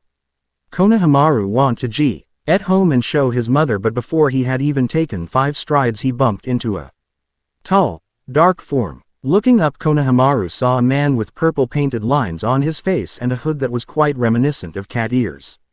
Before he could back away, the figure picked him up by the front of his shirt and sneered at him. Konohamaru squirmed in his grasp. A female voice behind them said, "Come on Kankuro, we don't have time for this. I only wanna have some fun with him." "Put him down," said an angry voice. Kankuro looked past the kid in his grasp to see an older kid, about his brother's age, glaring at him and holding a fancy-looking wooden stick as if it were a kunai. "I don't take orders from pipsqueaks." The kid's glare got more intense. "Put him down, or I'll make you." Kankuro chuckled. "And what do you think you're gonna do with that little stick?" "This." He lifted his hand and pointed it at Kankuro's chest, making sure he was aiming away from Konohamaru. "Sectum sempra." A viol. NT white light escaped from the wand and Kankuro flew backwards several feet, dropping Konohamaru. The boy in question ran to Moegi, who hugged him and then backed behind Naruto, but not too far behind he still wanted to see how Naruto was going to beat up this jerk. When said jerk stood up he noticed a violent pain in his chest. He looked down to see a nasty but not crippling gash on his chest. That was when he got angry. He drew a kunai and was about to charge at the kid with the stick when the kunai was knocked out of his hand. He looked up into the tree, see yet another kid, one with black hair and black eyes, flipping a pebble in his hands. Tamari saw her brother was in trouble and drew her own kunai, but before she could make a move she heard an exclamation of "Incarcerus," and before she knew it she was bound and gagged with rope that had just appeared from nowhere. Just what was this kid's jutsu? She struggled with the bonds but to no avail. She however still had a kunai in her hand, so she began sawing the thick ropes. Kankuro was livid. That was twice in one day he had been hit by 2 little punks and now his sister had been hit. Both of them were going to pay, but before he heard a harsh yet quiet voice say with menace, "That's enough." He turned away from the black-haired kid to see his younger brother hanging upside down in the same tree. "Have you forgotten why we're here? You're an embarrassment to our village." Kankuro held his hands up in defense and said very nervously, "Hey Gaara. They started it honest, we were only." "Shut up," Gaara interrupted, "or I'll kill you." "This guy has an evil look in his eyes," thought Sasuke, taking note of the fact that the threat was completely genuine. Right, I was totally out of line. Totally out of line." Young red-haired boy, who seemed to have complete control over his 2 elders, evaporated into sand and reappeared on the ground, showing he wasn't much taller than Naruto. He and Naruto's eyes met briefly and something inside the young warlock flinched, seeing something in his eyes that was frighteningly familiar, but he shook it off. Sasuke also jumped down from the tree and came to stand beside his comrade, now genuinely interested in Naruto's time in the Earth dimension. "I apologize to you both for their idiocy," said Gaara, his arms folded as if warning off any people foolish enough to try and so much as touch him. He turned his cold stare to Sasuke, thinking, he stopped Kankuro with a pebble, made it look easy. He's someone to keep an eye on. He then averted his gaze and placed it on Naruto, who was ignoring them despite Gaara's hard stare and Temari's muffled protestations, though the rope still in her mouth, and was handing Konohamaru back the sweets he'd dropped. Gaara stared at T, the surprisingly innocent-looking ninja, and thought, and this one, he's more than he appears. Just what kind of jutsu was that and what is the stick he used? He'll have to be watched too. He turned to his siblings, who were a lot more baffled than he was at the boy who had taken them down with a stick. Tamari was now standing as Kankuro helped her cut her bonds, which seemed to be held together with something more than knots. Too weak to be a jutsu, but it was definitely strange and not to mention tricky. Kankuro held his wound, wincing slightly. It wasn't bleeding heavily, but it stung like hell. Naruto saw this and for the third time in just over 2 months, thanked Professor Snape for the book that belonged to the Half-Blood Prince, whoever he was. Sectum Sempra was a spell created by the owner of the book with the words, "For enemies." Beside it, Naruto searched everywhere in the Grand Hogwarts library and couldn't find a trace of the spell or the so-called Half-Blood Prince. Naruto then perked up. He better find a way of keeping them quiet about this, because if it was discovered he used a dangerous spell like that outside of school, then he didn't know how much trouble he'd be in, only that it would be a lot. He briefly considered using Obliviate on them, but that would raise too many questions. "I assume you're here for the Chunin exams?" asked Sasuke coolly. "Yes, we are," grinned Tamari, holding up her permission slip of entrance into the Leaf Village. "Well, it's not looking good for you two so far, is it?" Tamari and Kankuro growled at the black-haired kid's cheeky coolly executed comment, while Gaara just turned away from them and ordered more than said, "Let's go." Not willing to argue with Gaara and wanting to get Kankuro's wound taken care of, they turned and started to retreat. "Hey, one more thing," they heard the blonde kid say. "I think it's best if you keep this quiet." The siblings turned back to see a cheeky grin on the boy's face. "And why's that?" spat Kankuro. The boy's grin widened. "Well, if you guys are here for the Chunin exams, you want to make a good impression, and it won't look too good for you two if it gets out that you got beaten by 2 kids with a stick and a stone." The brother and sister realized the cheeky bastard was right and thought it was better that they kept this whole thing quiet, not to mention the trouble they would get into if their superiors found out they caused a scene, but they glared one more time for good measure. Gaara even found the comment mildly amusing, not that he showed any signs of it. In fact, it was incredibly unlikely he fully knew what the feeling was aside from its name. When the sand ninjas were out of sight and Konohamaru and his friends had left to show off their wizard treats to their family, Naruto turned to his teammates and said, "Those guys are bad news, we should keep an eye on them." "You mean follow them?" "Naruto, I don't think that's necessary." "No, Sakura-chan, not follow them, just keep an eye on them," replied the blonde-haired boy, digging into his cloak that seemed to hold everything. "What do you mean?" The magical ninja then pulled out his prized present from Fred and George.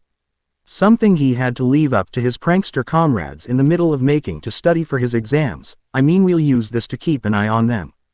"A piece of paper," scoffed Sasuke, truly thinking the idiot had lost the plot.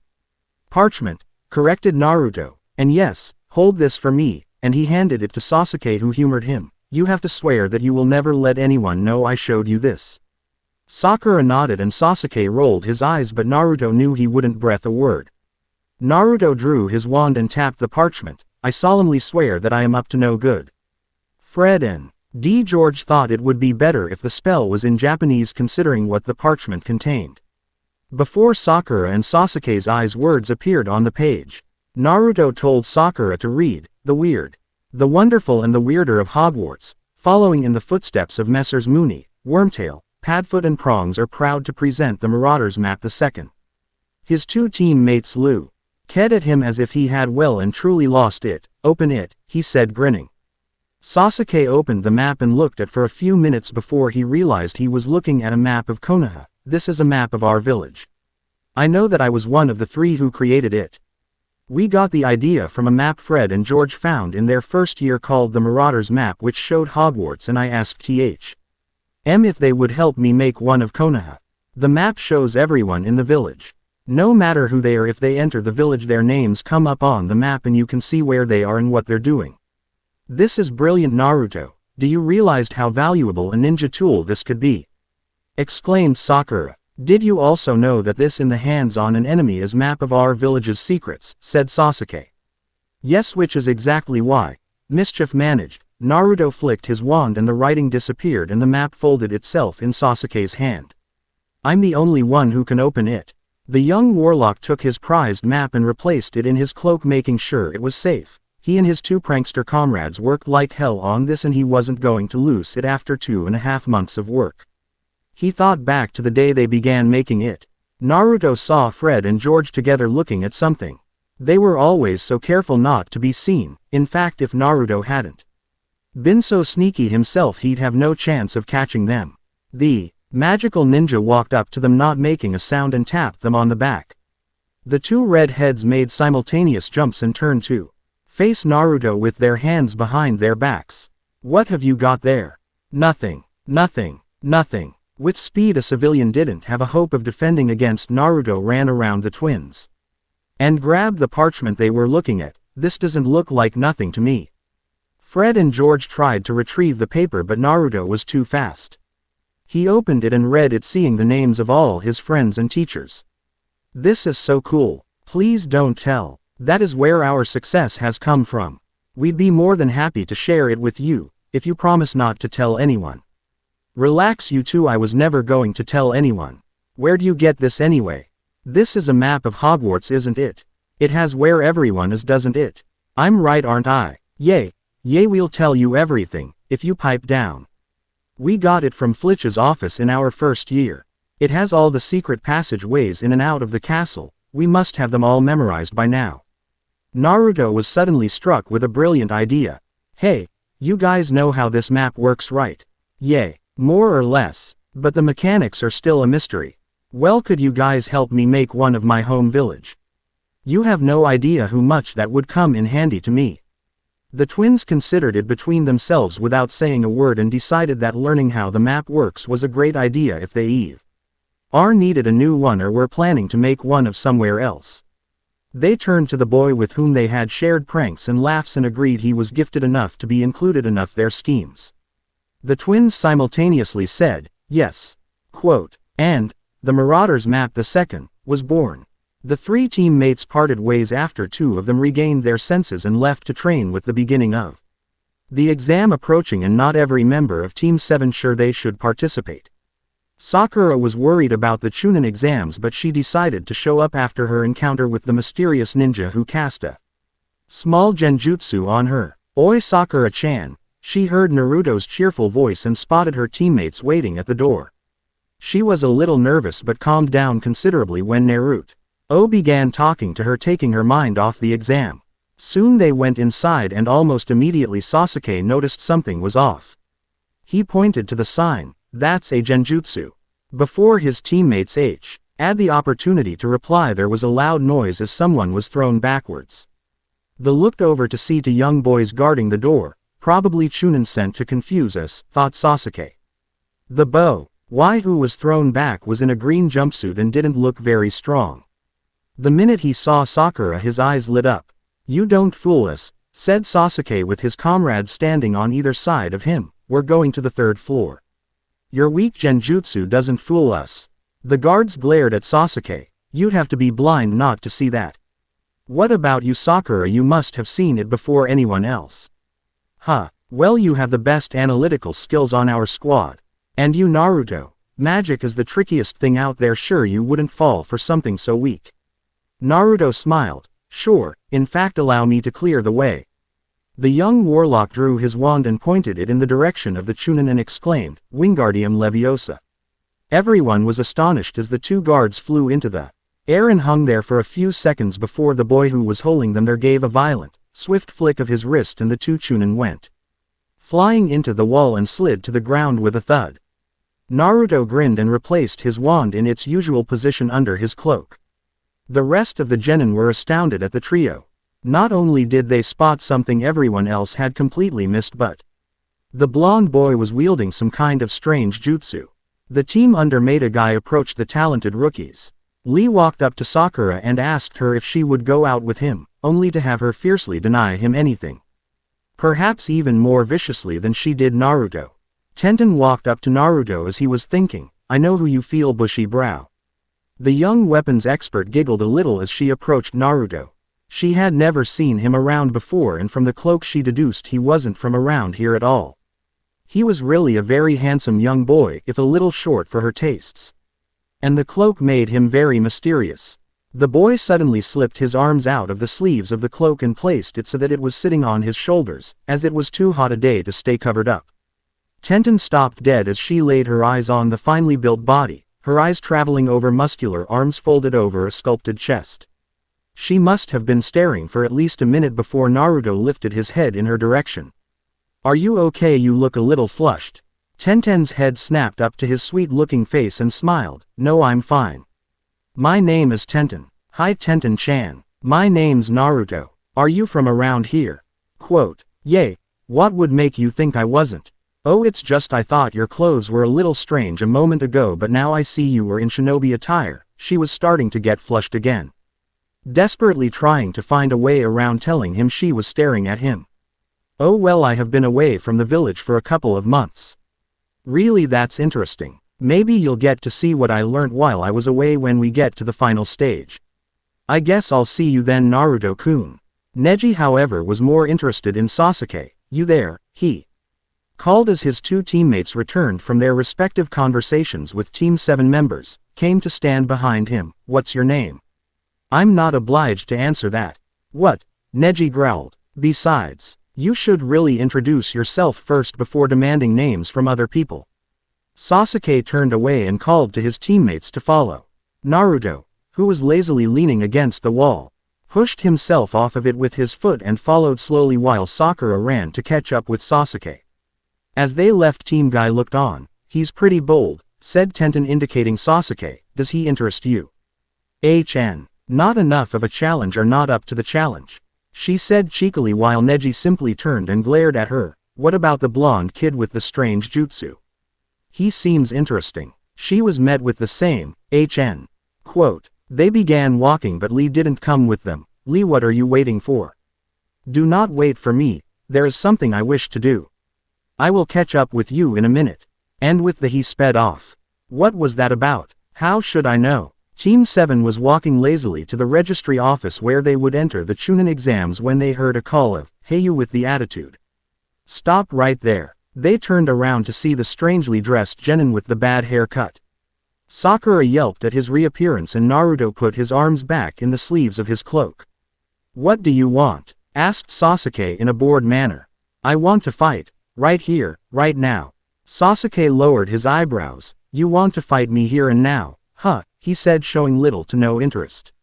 "Yes," exclaimed the genin, jumping down from the balcony he was standing on, proclaiming, "I am Rock Lee. Like you said, it is polite for a challenger to give his own name before asking others. Isn't that right, Uchiha Sasuke? So you know me. Everyone has heard of the great Uchiha clan. I want to see for myself how great they are." Naruto was watching this out of interest, and looked over at Sasuke, who now looked mildly interested. "And you?" he heard Lee say, and turned to him. "I am interested in your jutsu. I would like to see how I fare against it.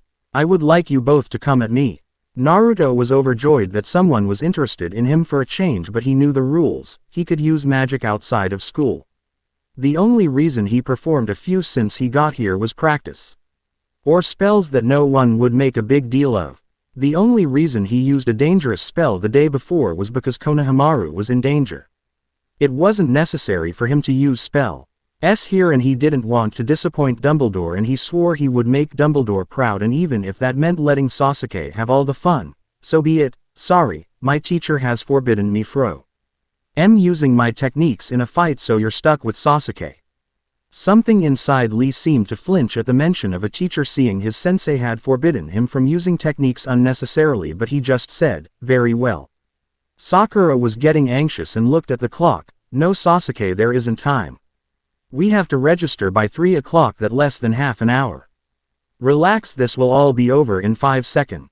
And with that he began running towards Lee, who had one palm straight out in front of him and one fist behind his back. Then something happened that neither of Sasuke's Team M Atesh expected. Lee began moving at a speed that made him all but invisible, and Sasuke realized he wasn't moving fast enough, so he held up his arms to guard himself against the kick, but to the surprise of all members of Team 7, Lee went right through it. Sasuke was thrown back and landed on his side. He stood up thinking, what technique is he using to get to me? A ninjutsu or a genjutsu? Then a smirk crept onto his face. I've been waiting to try this out. Naruto and Sakura looked curiously at Sasuke. They saw it, his eyes became crimson red. Naruto had seen this before in the Land of Waves. He flinched significantly as he laid his own eyes on them, remembering who he saw them change from red to black as Sasuke seemed to die in his arms. Sakura on the other hand had her mouth open in great joy. Could it be? It's Sharingan. When did Sasuke learn how to use that? Sasuke then began approaching Lee again. Sasuke's getting stronger every day. Just what you'd expect from an Uchiha. There's no way Sasuke could lose to this guy. But despite her sureness of this fact, Lee got through Sasuke's guard once again. I know your Sharingan allows you to read your opponent's chakra and decipher his hand signs and his movements. However, that will not help you here because I am using taijutsu, and even if your eyes can read my movements, if your body can't keep up, what good does it do you? Sasuke growled in frustration. You see, I do not try to hide or disguise my moves. I do not have to. Even if you can read my movements, you still cannot stop them. You are too slow. Sasuke lashed out at him, but he dodged with ease. The fact is, your Sharingan is the worst match for my advanced taijutsu, and I will prove it. Once again Lee kicked him and sent him flying into the air. Before Sasuke knew what was happening, Lee was behind him. Shadow dance, he deciphered as Lee appeared behind him. Right now I will prove my point. That hard work outweighs natural talent. The tape on his WRI Saint began to unwind, but before he could perform his move, his tape was nailed to the wall and a voice proclaimed, "That's enough, Lee." The genin in question elbowed Sasuke and jumped to the ground, walking over to the owner of that voice, which Naruto was surprised to discover was a turtle. Sasuke was quite shaken up, and Sakura made the observation that he wasn't going to take the fall right, so she ran and caught him, sliding painfully across the floor on her knees. Naruto on the other hand was too shocked to perform any act of movement at the moment. Between the fact that someone had beaten Sasuke and that said Victor was talking to a turtle, "Hey you guys," shouted Naruto as he came out of his stupor and ran over to his teammates. "What, Naruto? He's talking to a turtle, isn't he?" "Of course he is. What do you think he's talking to?" "Yeah, well, maybe that means that turtles can be sensei too." "How am I supposed to know if they can be sensei?" Lee flinched as he was scolded by the turtle for revealing his techniques. "Are you prepared to take the punishment for your actions?" Yes sir. "Guy sensei, please take care of the rest." And with a poof, a man who was dressed and looked DDLY like Lee appeared on top of the turtle. "You are all in the springtime of youth, I hope," he said as he appeared. His look shocked the three members of Team 7, two of whom couldn't help yell in surprise, while the others' eyes became as wide as saucers. "He's even weirder than Lee," shouted a surprised Naruto. "Weirder clothes, weirder hair and super bushy eyebrows." A vein on Lee's forehead became visible and he turned around, shouted, "Do not insult Guy sensei. How do you expect us to react after seeing these weird things?"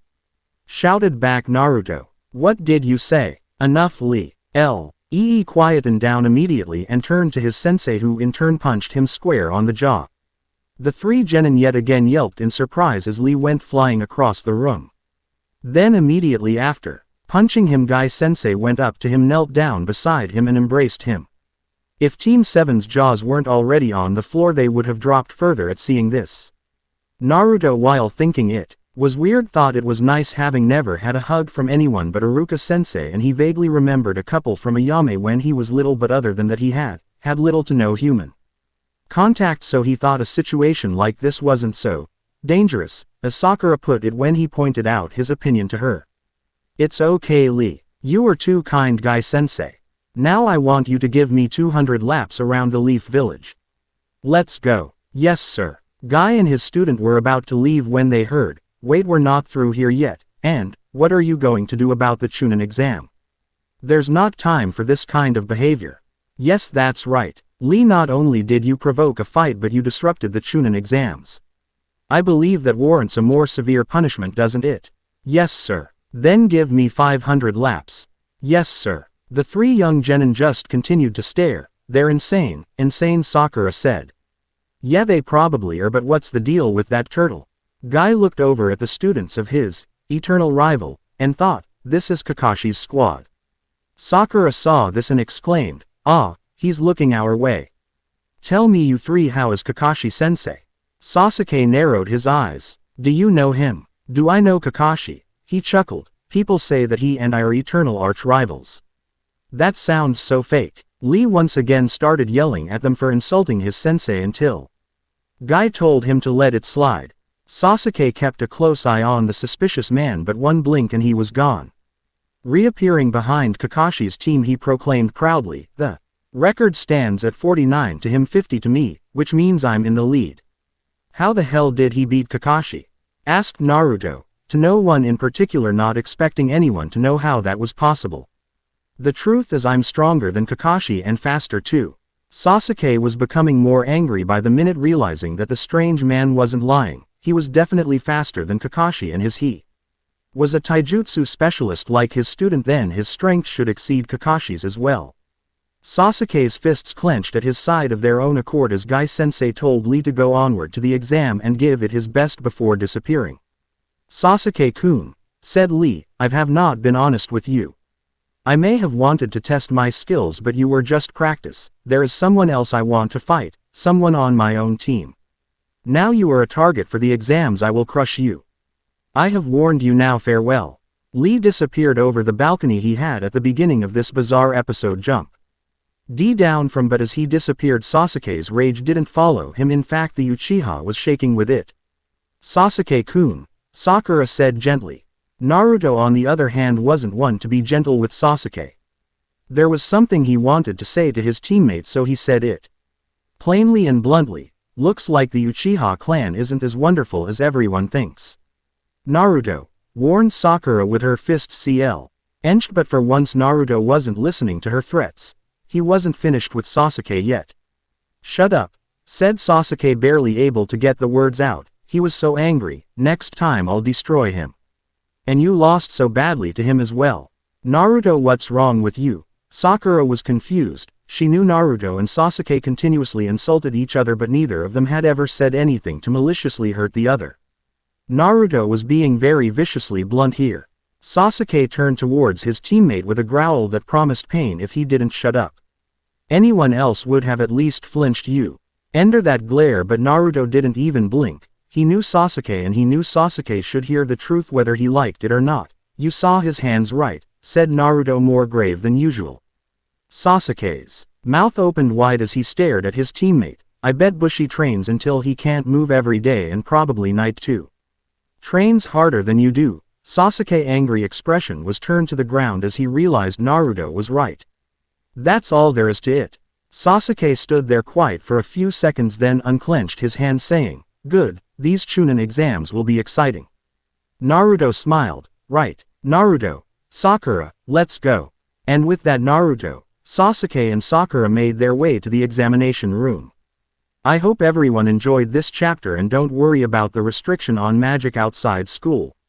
The length of the exams compared with the length of the holidays or wizards coming to Konoha, it will all be explained next time. The Chunin exams begin. It's a kind of magic. The exams begin. It's a kind of magic. The three genin stopped short when they saw their sensei standing in front of the door they were meant to go through to take their examination. He congratulated them all on arriving. "The rules are, you can only enter the exam in teams of 3. I didn't tell you this because Sakura, I didn't want the other guys pressuring you. I wanted you to be here of your own accord." He stopped and smiled. "But you're all here, and for the right reasons. Good luck." And he opened the door, letting his students enter. They entered a classroom full of genin varying in shapes, sizes, abilities and villages. If Naruto and Sasuke had been anyone else, they may have flinched when a certain red-headed sand user looked at them, narrowing his eyes. They just ignored it and turned in the direction of the squeal. Well, Sasuke didn't get a chance to turn as he was jumped on from behind. A blonde with a bad temper clung to Sasuke, sneering at Sakura. "I knew you'd be here, Sasuke-kun. You're just too cool a guy to miss this. Get your filthy hands off Sasuke, Ino pig." "Sorry, forehead girl, but Sasuke's all mine. You leave my forehead out of this." Naruto stared at his old academy classmates and smiled a little in amusement. Well, look who it is," he said as he noticed the lazy Shikamaru and the gluttonous Choji behind Ino. You know what, pipsqueak, began Shikamaru. Forget it, you're not worth the effort. I can see you haven't changed.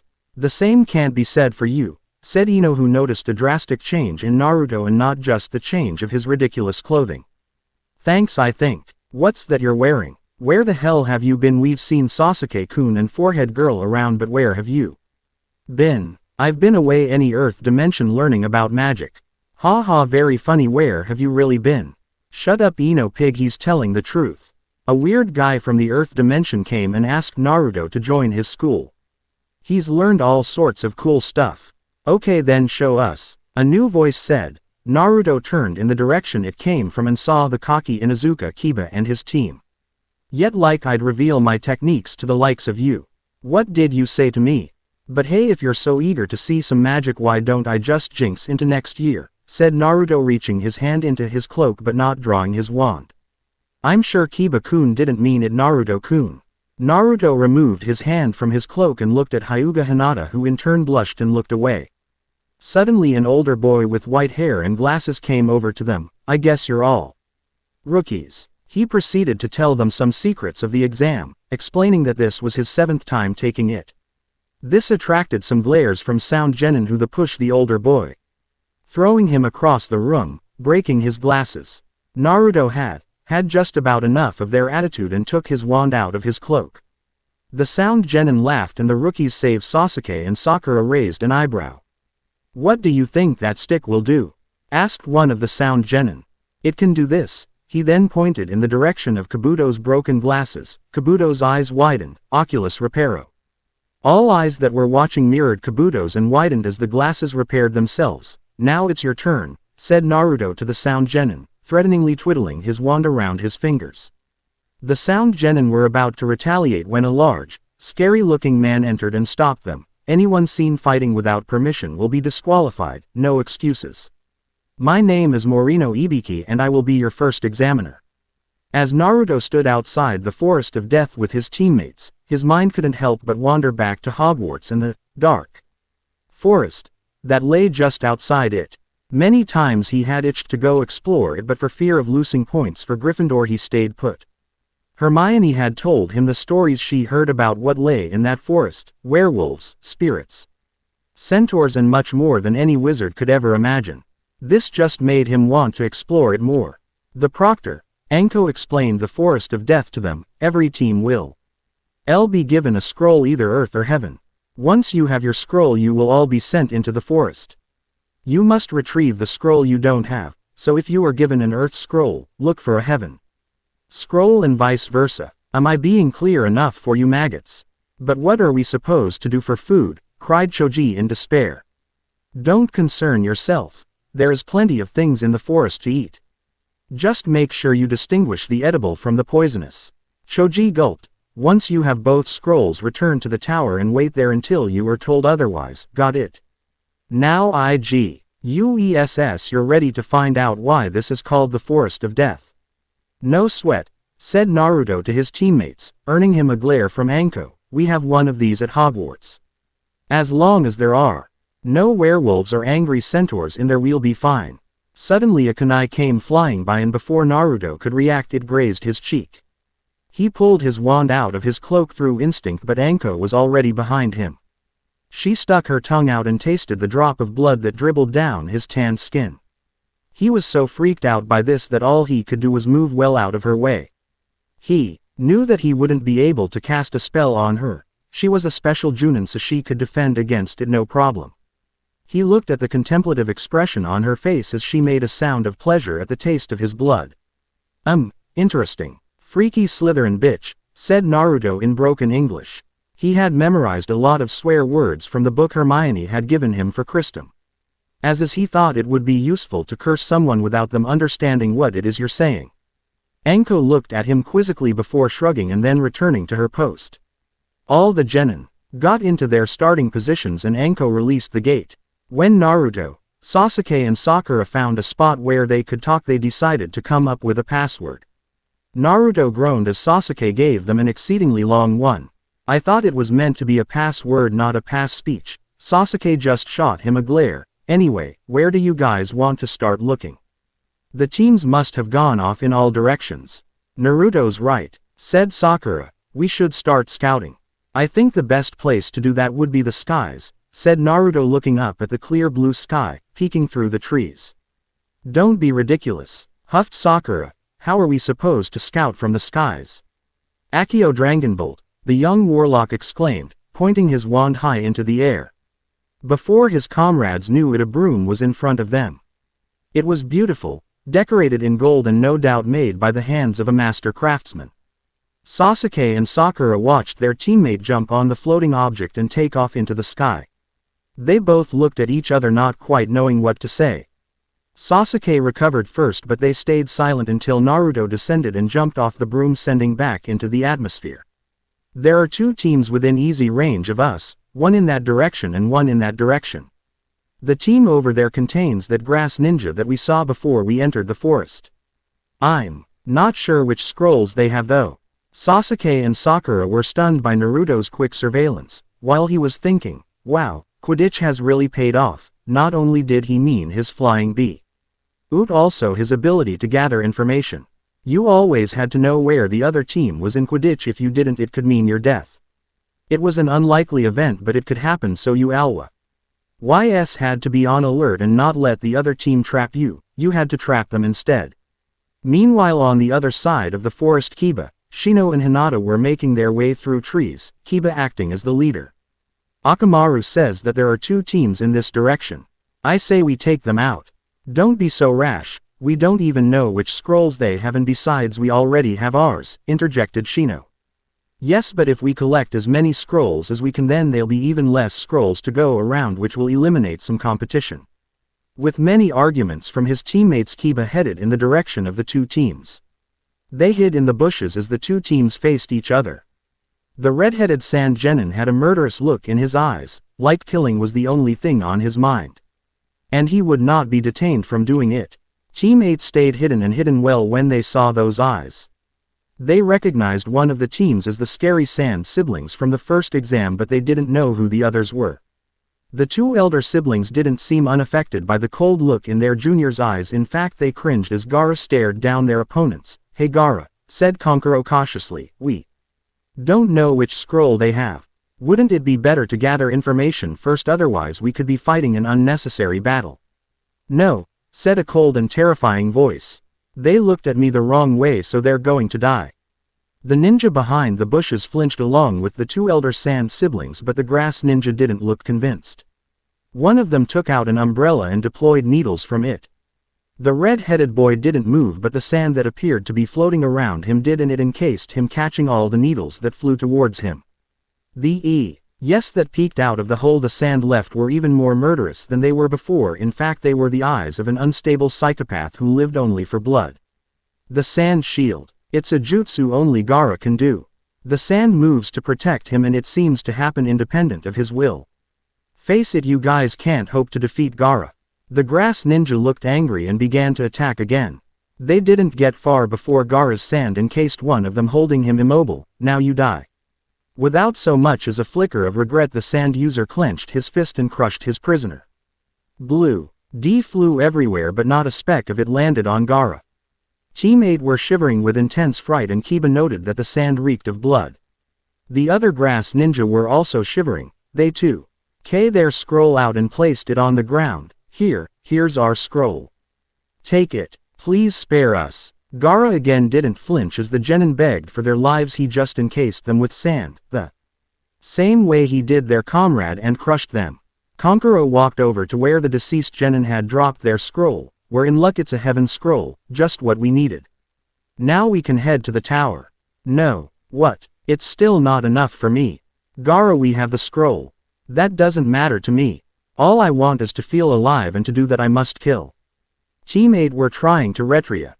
But they froze when Gaara began to gather up sand again. Look, said Kankuro, grabbing his younger brother by the sash across his chest. I know this test is no problem for you, but it's dangerous for Temari and me. Sometimes you just have to listen to your big brother. Too bad I don't think of you as my big brother at all, said Gaara, voice unchanging as he moved Kankuro's hand away. If you get in my way, I will kill you.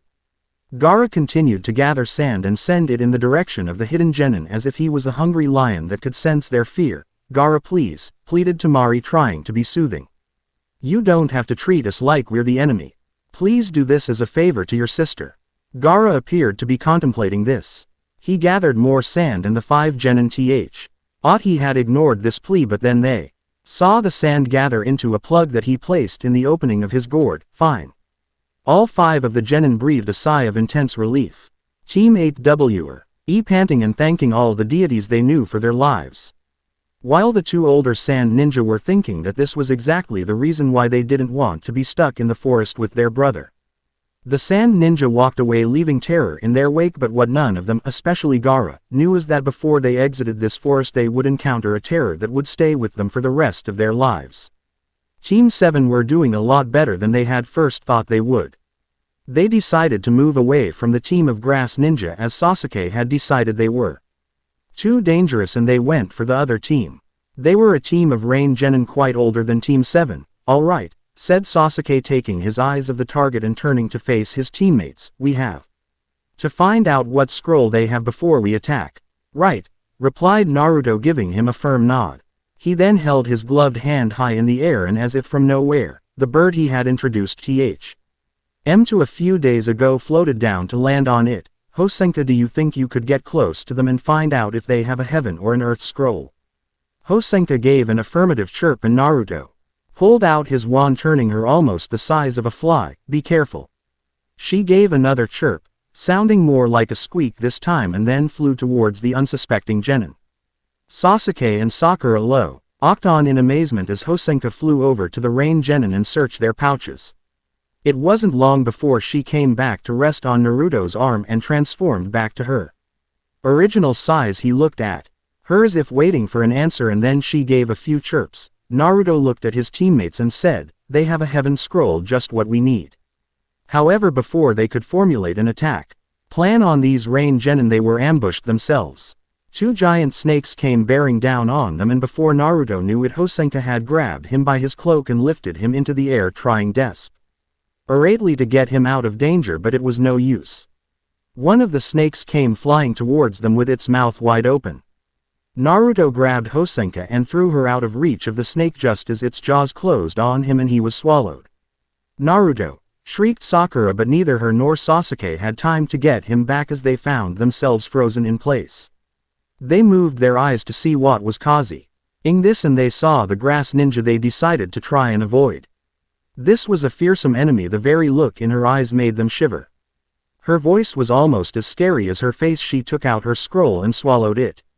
"When this is over, one of us will have both scrolls and the other will be dead." She held up 2 kunai and said to Sasuke in a bored voice, "I expected you to be more of a challenge.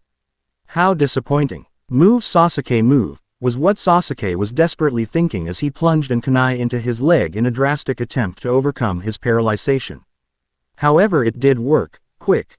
As lightning, Sasuke jumped out of the way of the kunai and grabbed Sakura.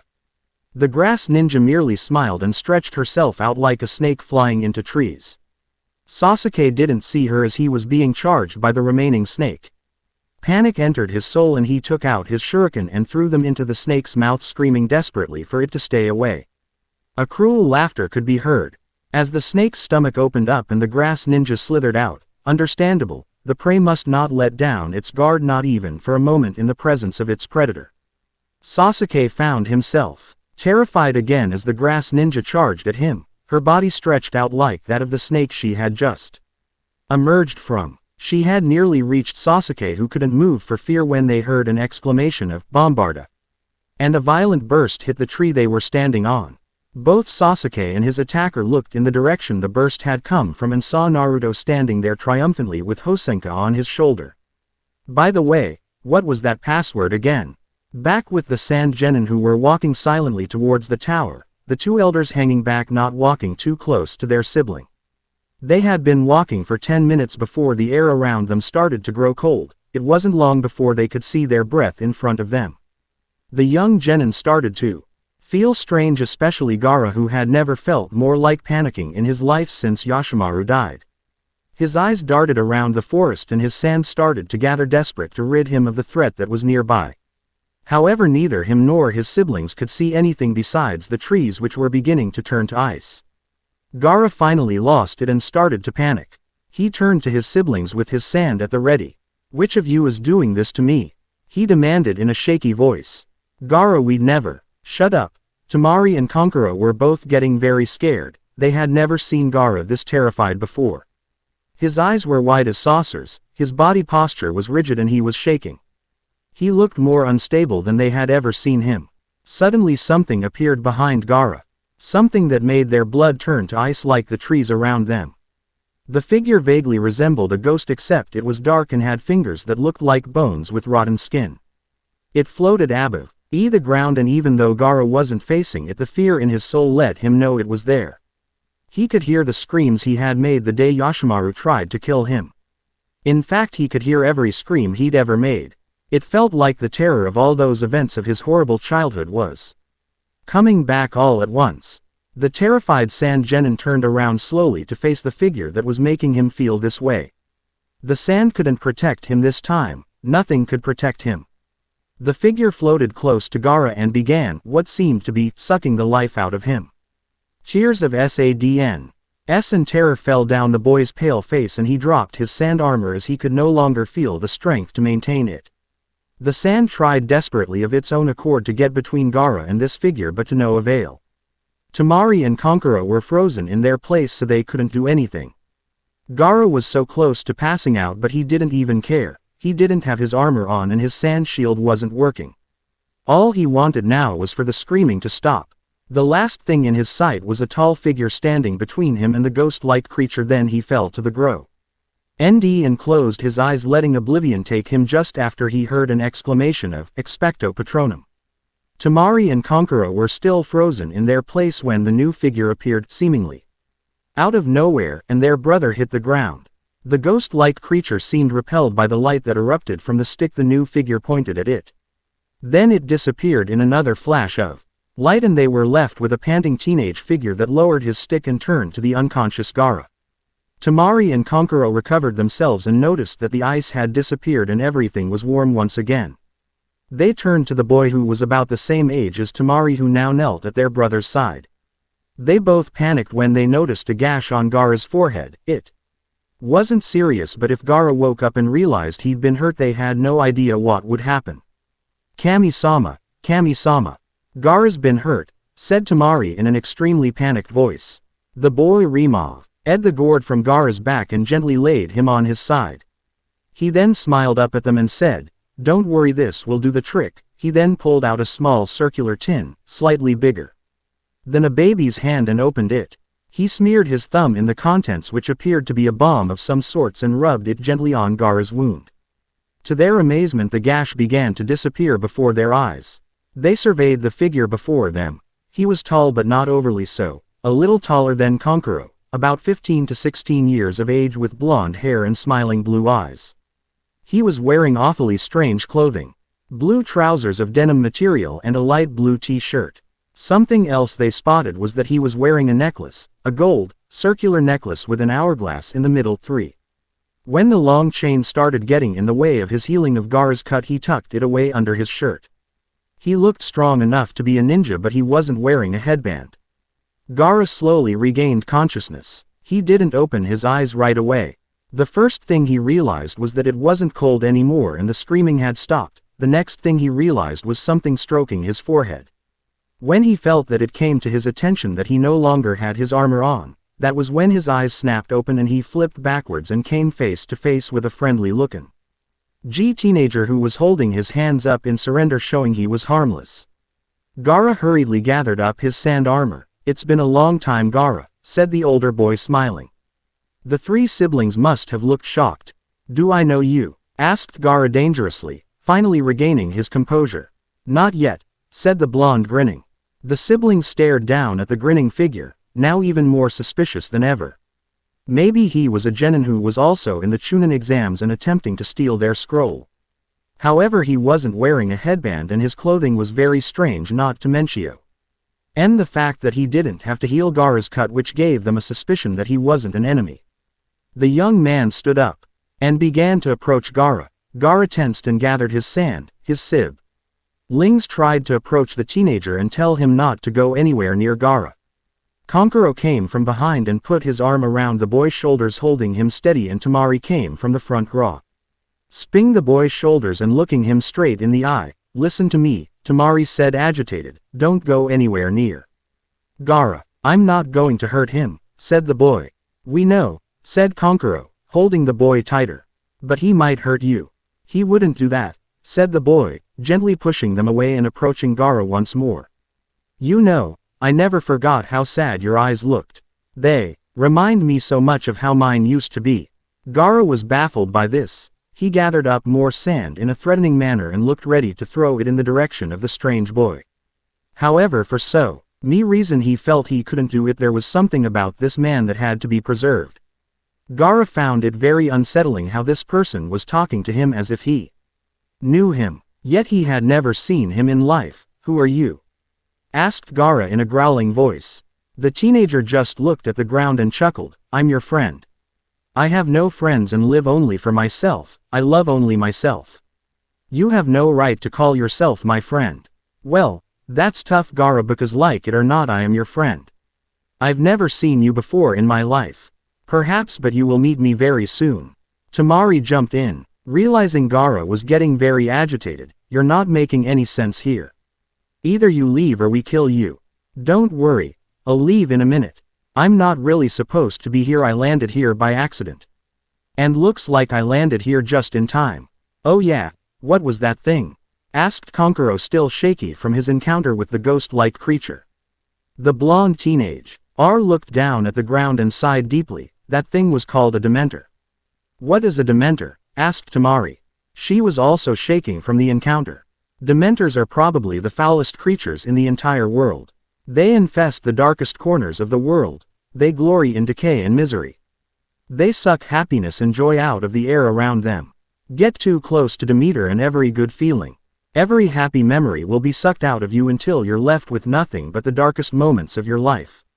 You two didn't feel the same effects as your brother, because there are horrors in his past, horrors that you don't like to think about." Temari and Kankuro avoided eye contact. They didn't know the half of what Gaara went through, but they had a pretty good idea. And this stranger was right. They didn't like to think about it, but you felt weird though, didn't you? Like you'd never be cheerful again, like you couldn't feel anything but cold. "That's right," Temari said, remembering how cold she had felt when the figure had first appeared. The young man's gaze became sympathetic and he dug into his pocket, pulling out a bar of chocolate. He broke off a piece and handed it to Temari and then gave a bit to Kankuro. He then began approaching Gaara again, who tensed even further. The young man stopped about 4 feet away from the boy and held a small square of chocolate towards him. "Eat this," he said kindly. "It helps." Gaara looked at it suspiciously. "It's all right, it's chocolate." Gaara would have never usually taken anything from anyone, but for some very old reason he felt like he could trust this man and he reached out slowly, taking the chocolate from him. Gaara never usually cared for chocolate, but he still felt very uneasy after these events, so he took a bite. His siblings followed suit and took the bite of their own square of chocolate. The boy then broke off a piece for himself and ate. The 4 teenagers ate in silence, then they finished their chocolate and looked at each other. "Well," said the blonde-haired boy, putting the rest of the bar back in his pocket and brushing his hands together, "this has been fun, but I really have to get going. It was nice seeing you all again and hope to meet up with you very soon." The young man reached into his t-shirt and pulled out the strange hourglass necklace. "Wait, you can't just pop out of now and then disappear again without leaving us any answers," complained Kankuro. "Oh," chuckled the boy, "a minuet ago it was leave or we kill you. Okay, listen, like I said, I'm really not supposed to be here. This was an accident. Running into you was just a coincidence, but happy one. I met you a long time ago, but you have yet to meet me." "Wait," said Temari, "what about that thing? The Dementor?" "Don't worry about that. I sent it back to where and when I come from, and Gaara," he said, turning to the redhead, "my first encounter with a Dementor was terrible as well, but you'll get over it, and also your eyes won't be this way forever. You'll find happiness one day, and it will be one day soon. The horrors in my past are the same as yours. That's why the Dementors affect me so bad, but I've made peace with those horrors. You must too. And with that the boy turned the hourglass around and gradually faded away. The three siblings stood there stunned. They had no idea what had just happened. Maybe it was all a dream, but they had no time to dwell on that. They had to get to the tower. Gaara's balance was still unstable and he was still shaking from the encounter. But the chocolate seemed to have helped. He would regain his composure well before a deadline of 5 days. As the young Jinchuriki walked with his siblings to the tower, he couldn't help but feel something strange. Like he had made a connection with this stranger who claimed to know him, like this person seemed to understand him. He couldn't explain it, but for now he brushed aside. He had to prove he existed and to do that he had to kill others. It felt odd how he instinctively decided not to kill this particular person. Who was he? Arriving at the tower had been strange for Team 7, it wasn't long before all the Leaf Village teams around their age range as well and a few other teams from neighboring villages such as the trio from the sand joined them in the stadium. The redhead looked just as emotionless as he did the last time they spoke. They thought back to the Forest of Death and how they had been saved by the Ino-Shika-Cho trio. Naruto and Sasuke had been unconscious for most of the time. Sakura shuddered when she thought about what happened when Sasuke woke up. She managed to calm him down, but the influence of that mark the snake ninja had given him was so great it terrified her. Naruto was awakened by Hosenka shortly after the sound ninja retreated. "You are great, Hosenka," he said, thinking about how the magnificent bird had clawed at the snake while Naruto was holding it down in front of Sasuke. The beautiful bird looked down at the gash on Naruto's arm and began weeping.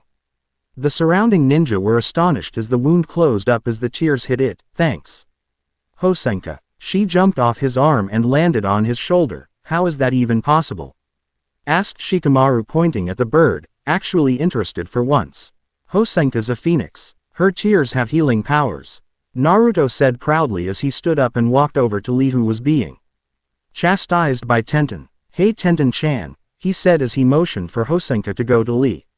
She did, and she wept over his wound just like she did with Naruto's, and it healed before the ninja's eyes. "So Bushy-brow, what are you and Tenten-chan doing here?" "I saw that my youthful fellow Leaf ninja needed assistance, so I came. But I am afraid I couldn't do anything to help. I swear that I will work so that next time I can succeed," he declared with tears in his eyes, feeling much better now that Hosenka's tears had healed him. The Leaf Village ninja squads parted ways and went after their respective scrolls. However, now they all stood there in the tower staring each other down. The Hokage came in and began congratulating everyone. The Chunin exam finals will take place a month from now, which gives participants plenty of time to prepare. However, we have too many successful genins, so we must hold a preliminary exam. Here you will all be given an opponent and you must beat that opponent to take part in the finals. I also have an important announcement to make. I have received an owl from the Ministry of Magic from the Earth Dimension. I'm sure most of you have heard of it, requesting that he and the Ministry as well as a selection of students from Hogwarts School of Witchcraft and Wizardry be here to witness the event. At these words, Naruto suddenly became very scared. All his friends as well as some of the most important people in the wizarding world would be here to watch him fight. There was absolutely no way he would lose this prelim match. All right, if everyone is clear, let the first match begin. The board on the wall selected 2 names, and those 2 names would be put to the test against each other while the other ninja would wait on the balcony for their turn. Naruto was not by nature a patient person, so all he could do while he was up in the stands was fidget. That is until he saw some familiar faces. He turned around and a big smile made its way onto his face as he spotted Hermione, Ron and Harry making their way towards him. What were they doing here, and were they even allowed to be in the stadium? Naruto did care. When Hermione was at arm's length, she hugged him tight and he hugged back. "What are you guys doing here?" he asked, hoping they could stay to watch him fight.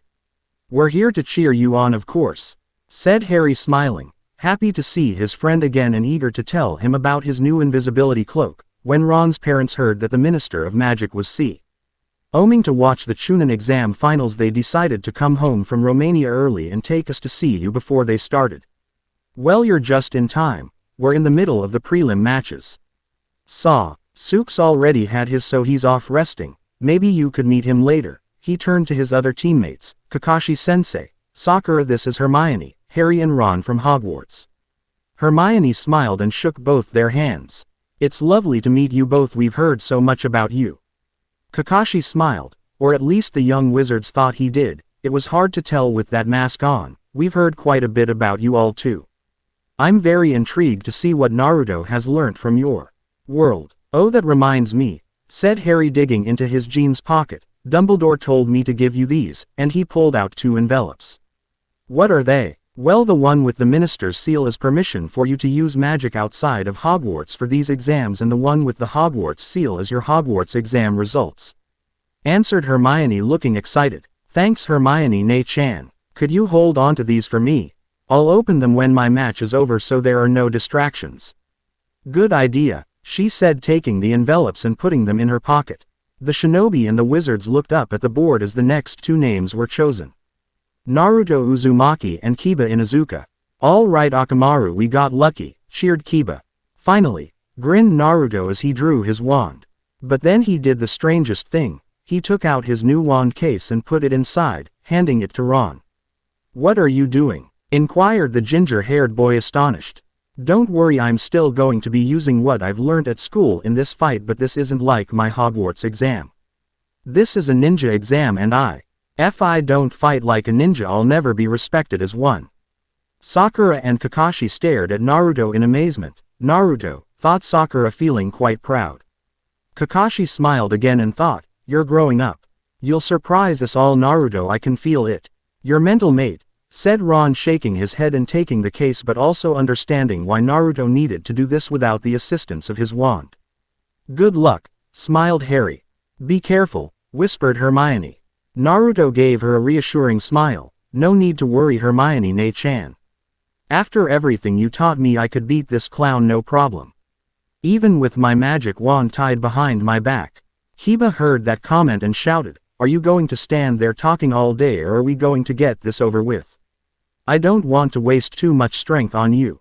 Why, you little... Hermione tried to draw her wand and hex the impertinent genin before Naruto put his arm around her shoulders and said, don't worry, I'll give him a good kick from you. She smiled and backed up, standing beside Ron, and watched one of her best friends jump down from the stands and get ready to fight. Kiba had never felt so sure of himself in his life. He remembered Naruto's abilities from the academy. How he struggled to do a simple transformation, how Kiba had smelt the ridiculous amount of chakra the boy seemed to waste on a simple technique. Naruto felt uneasy, but not because he thought he couldn't beat Kiba. In fact, he promised himself that he would win these prelims no matter who he fought against. No, the reason Naruto felt uneasy was because he felt a pair of heartless green eyes on him.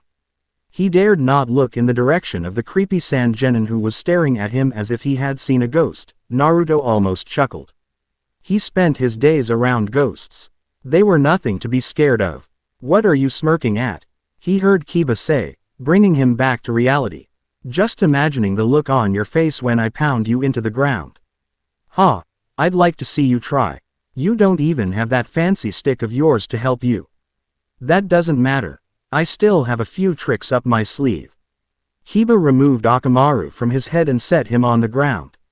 Naruto scowled and asked what the pup was doing there. When Kiba told him he would be helping with the fight, Naruto grinned and said, why didn't you say so? And lifted the right side of his cloak.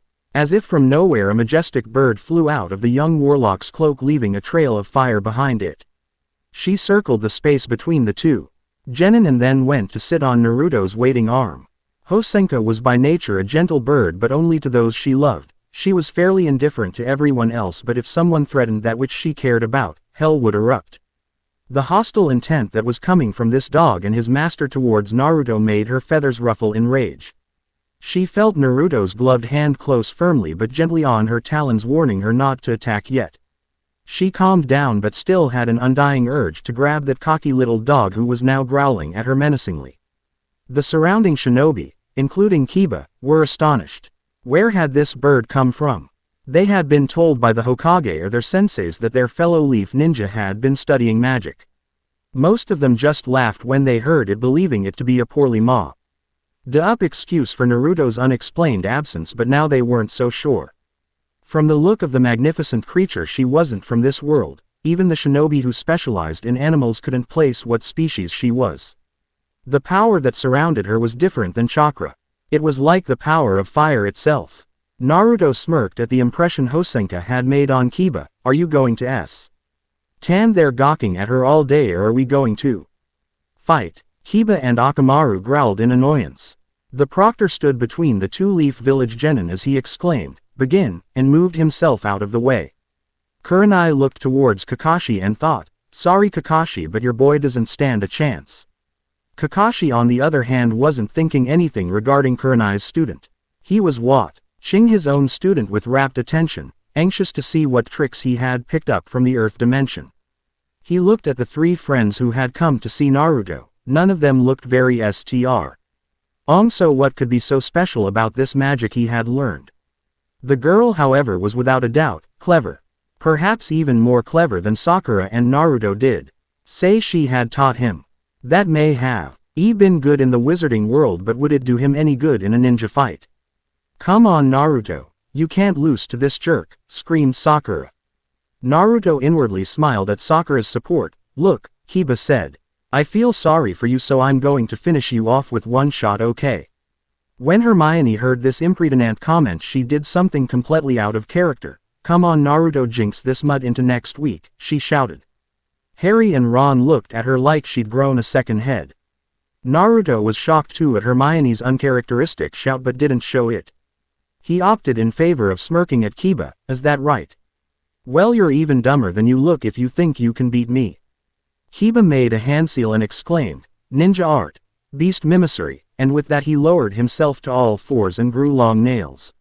"Here I come," he hissed. Naruto cringed as Kiba approached at lightning speed. He knew this would have an impact.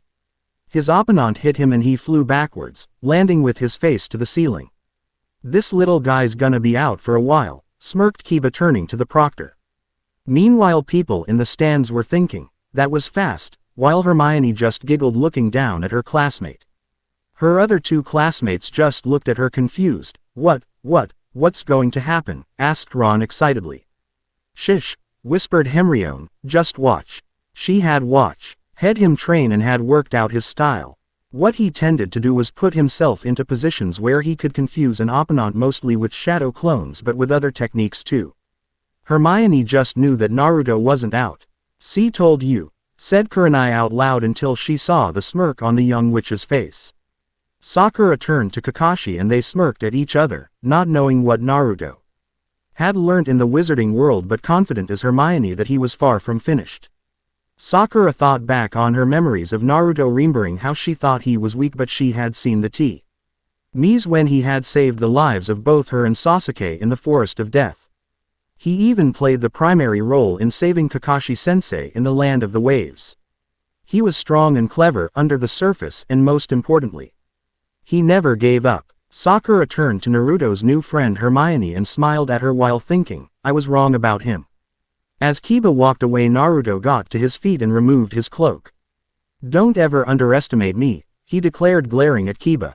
Shikamaru smiled from the stands. "The kid's come a long way," he thought, looking over at the people, supposedly wizards. Though they did look like much, who had come to see him fight. Wonder what tricks he's got up his sleeve. "Yeah," shouted Rock Lee, "go Naruto. Yeah, more tough talk. Look at yourself, you're a mess. Ha, I just wanted to see what you've got, and frankly you're pathetic. I've done transfiguration spells that hurt more than that." Kiba growled and charged his opponent.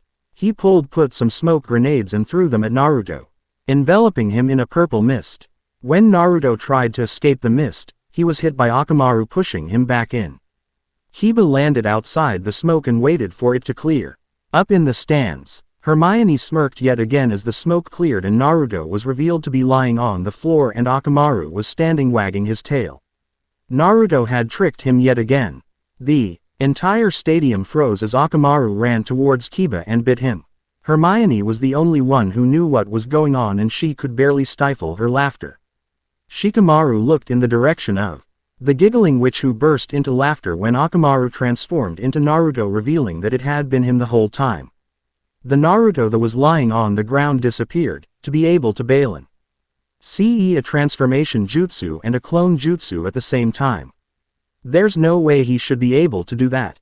The Sand siblings, who had been staring at Naruto the whole time, freaked out by the near-perfect resemblance to the strange man they had met in the woods. The man they were unsure was real, were astonished at the interesting performance of the young shinobi. "He has certainly got his jutsu down," said Tamari. Convinced that this wasn't the person they had seen. The mysterious man had done all of his jutsu with a stick. This boy was just an ordinary shinobi, but then again, wasn't he the pun? They ran into a couple of days ago who gave Konkuro a nasty gash on the chest using a fancy stick. She decided not to think about it just now and enjoy the match instead. Naruto meanwhile decided he had proven himself enough as a shinobi for now, and now was the time to add a little magic. "I've decided to cut the rest of the written exam out as there would be no change. I briefly thought about ringing Hermione, Ron and Harry in early, and they could use the invisibility cloak to spy on Ibiki and learn that you were meant to cheat, but then I thought about it and I decided that maybe if the Wizards were more experienced they could pull it off, but at this age I feel sure Ibiki would catch them in the act.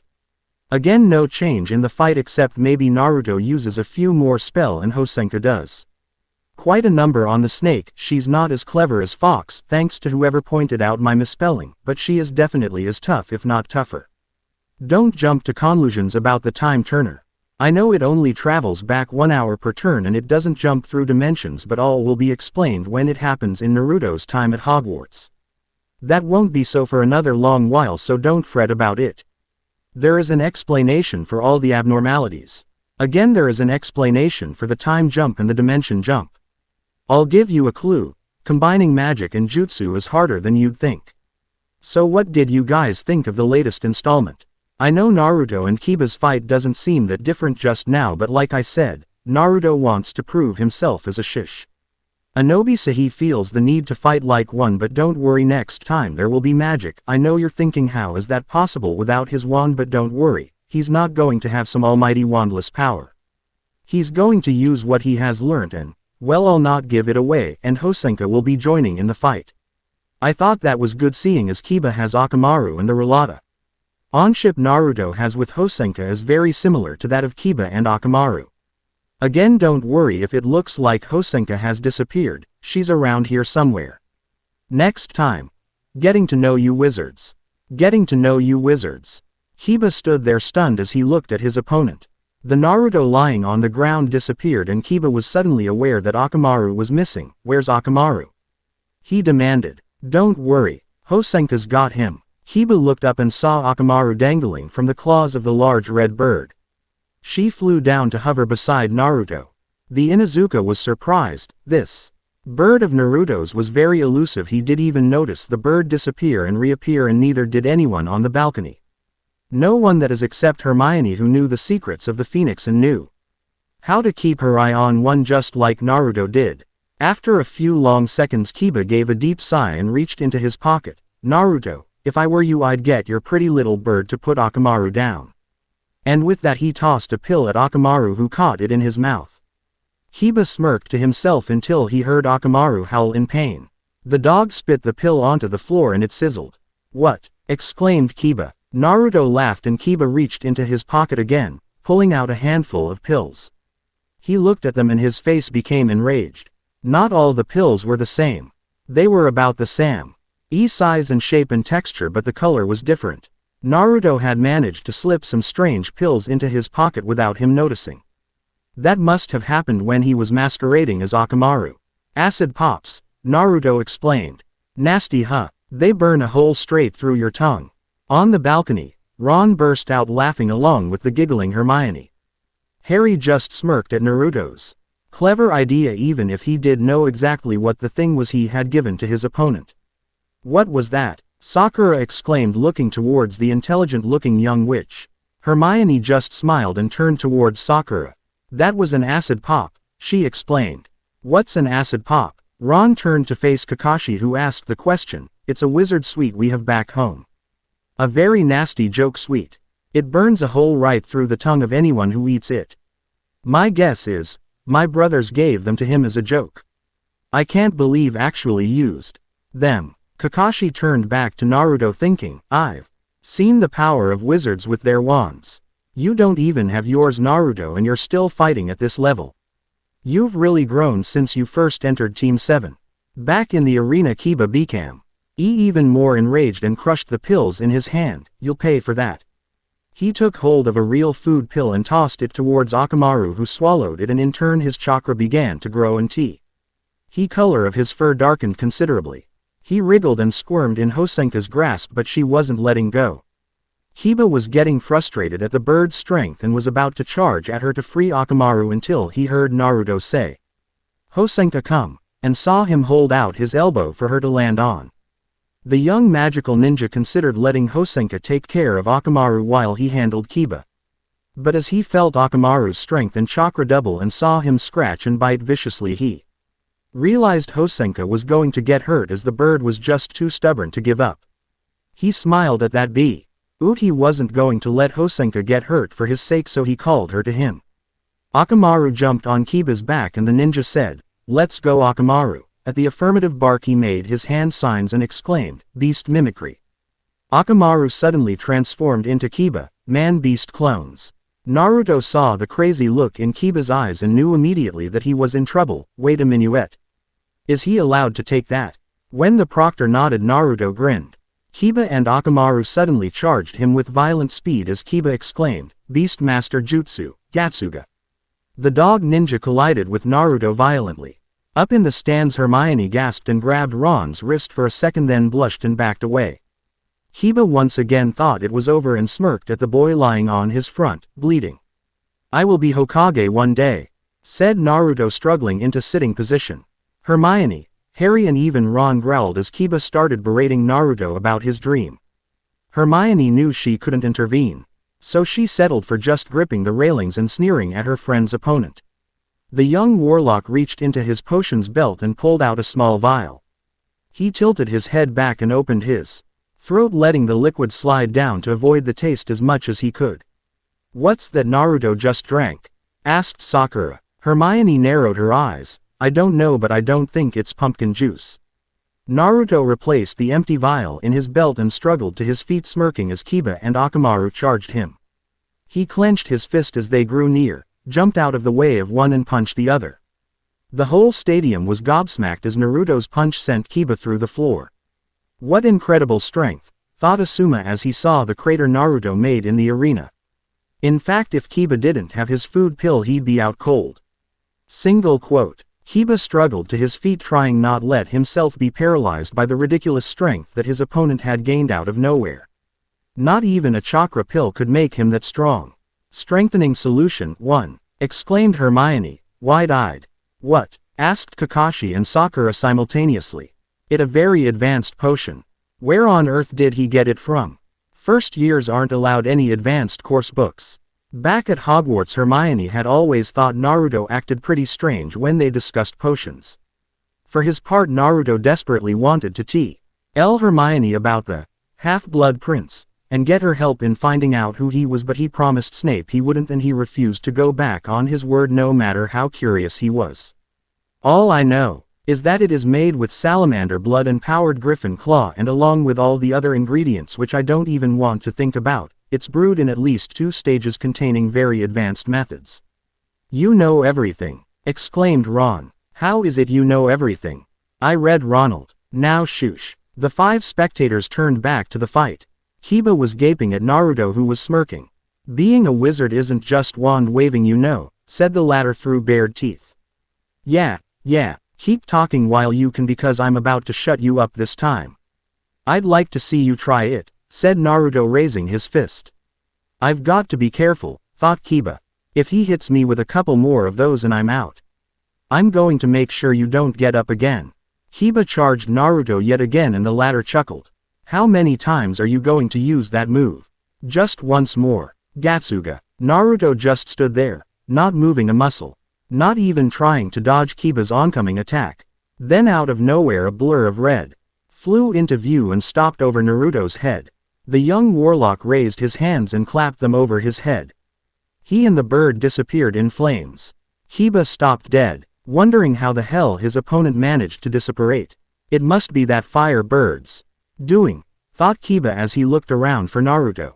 He had barely processed the information. When he heard the sound of flames igniting behind him and felt a ferocious punch to the side of his face when he tried to turn around. The punch sent him flying across the arena and left him embedded in the wall. "This guy," growled Kiba inwardly as he pulled himself away from the structure. The Inuzuka pulled out more smoke grenades and threw them at Naruto.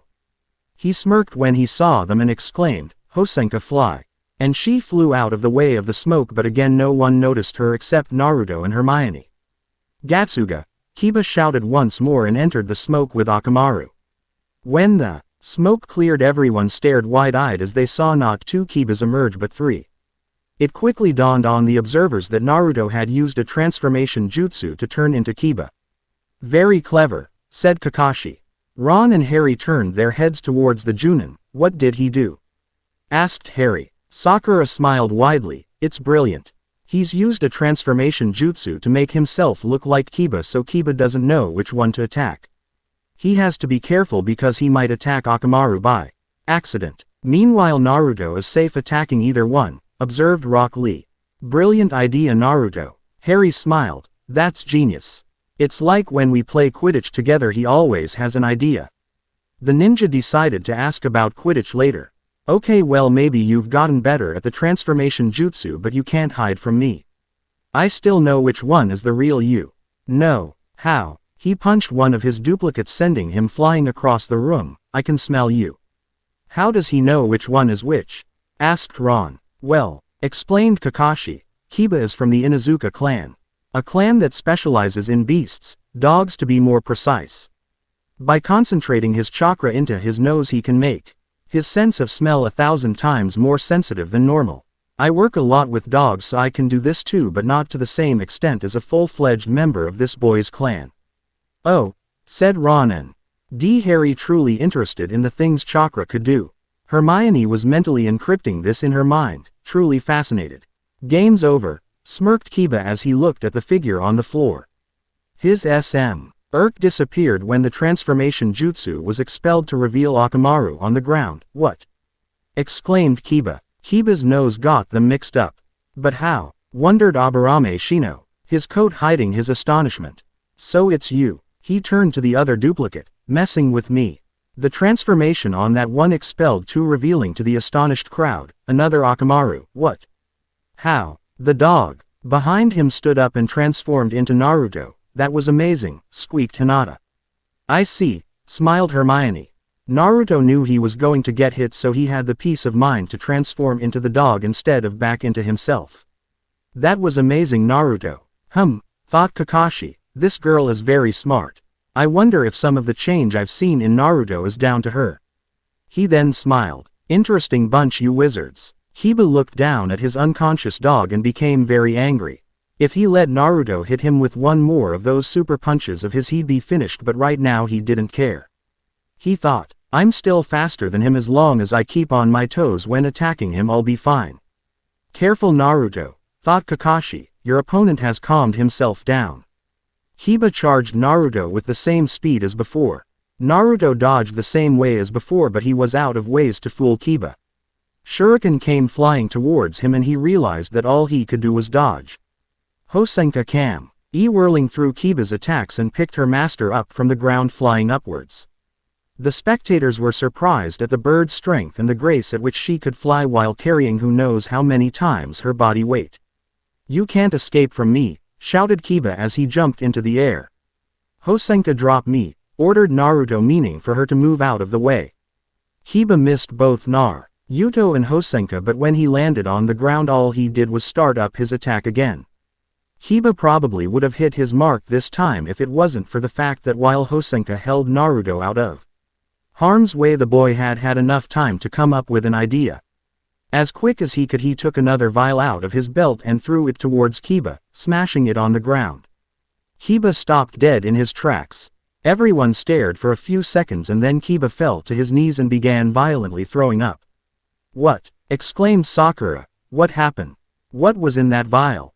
Hermione almost couldn't speak. "Valetudo trans morbus. It's a simple medical potion designed for stomach viruses.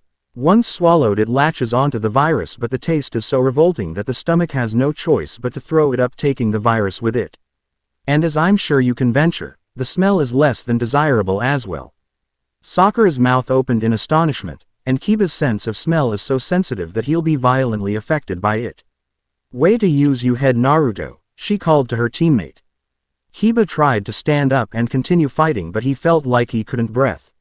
He didn't even see Naruto walk up to him at a leisurely pace and raise his fist high in the air until it was too late. Naruto punched Kiba into the floor with his potion-enhanced strength. Kiba was out. The Proctor came closer and took a look at Kiba, taking note of the fact that even without an enhanced sense of smell, the potion was vile. The winner, Uzumaki Naruto. Naruto came running up the stairs smiling his heart out. Hinata pulled a bomb out of her pocket and worked up the courage to squeak, "Naruto-kun." Naruto stopped in his tracks. Hinata approached and held out the small container to him. "Go ahead Naruto," said Kurenai, "it's a healing ointment." Naruto already had Hosenka to heal his wounds, but he didn't want to refuse the kind offer, so he nodded at Kurenai and took the bomb from Hinata. "Thanks Hinata, that's really nice of you."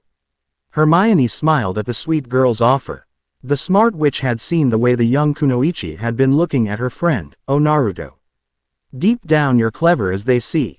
But on the surface you're as dull as a butter knife." When Hinata walked down the stairs to check on Kiba, Hermione hugged her friend. "That was amazing Naruto. Yeah, well done mate. That was some seriously quick thinking out there. That's why he's on the Quidditch team," smiled Harry. "I have to ask, when did you have the peace of mind to brew Valetudo Trans Morbus before a fight?"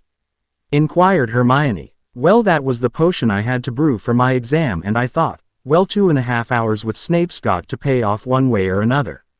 The other two members of Team 7 stared at Naruto, wondering how he had changed so much in the space of a few months, but as the four young wizards giggled at his comment, they were grateful that he hadn't changed that much.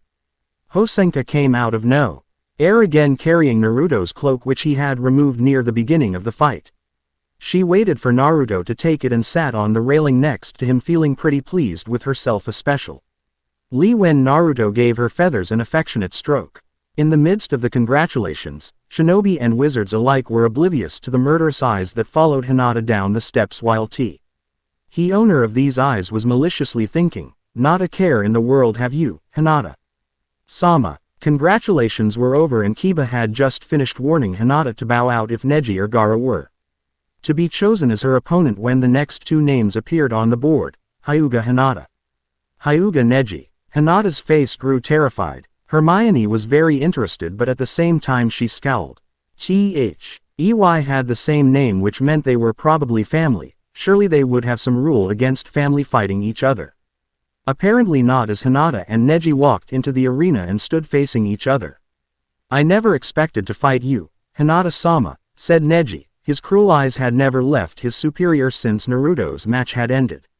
"Nor I, Neji-ni-san," replied Hinata, genuinely pained and slightly terrified. "What did she call him?" asked Sakura when she heard the title. "Brother," said Naruto in a questionable voice. He admitted, they did look quite alike, but he was at a loss as to how someone as sweet and gentle as Hinata could be related to someone as cold-looking as this Neji guy. Those two are brother and sister. The three wizards followed their classmates' example and looked at Kakashi for answers. They too were at a loss as to how not only they were related but how they had to fight each other. Surely they would make an exception for family. "Not exactly brother and sister," explained Kakashi. "More like cousins. They're both from the Hyuga clan, one of the Leaf Village's most ancient families." "Exactly," intervened Lee, "they are both from different branches of the family. Hinata is from the main household while Neji's family is merely a side branch." "Still," said Harry, speaking up, his voice betraying a small amount of disgust, "their family and they're made to fight each other to gain rank." Quote, "I wouldn't concern yourself, young wizard. The relationship between the main family and the branch family has always been questionable at best." Harry didn't reply, but Kakashi could tell that he and the other children from the Earth dimension were disgusted that family had to fight each other. Fair enough, this was a society that survived on strength and power, but there had to be some humanity somewhere.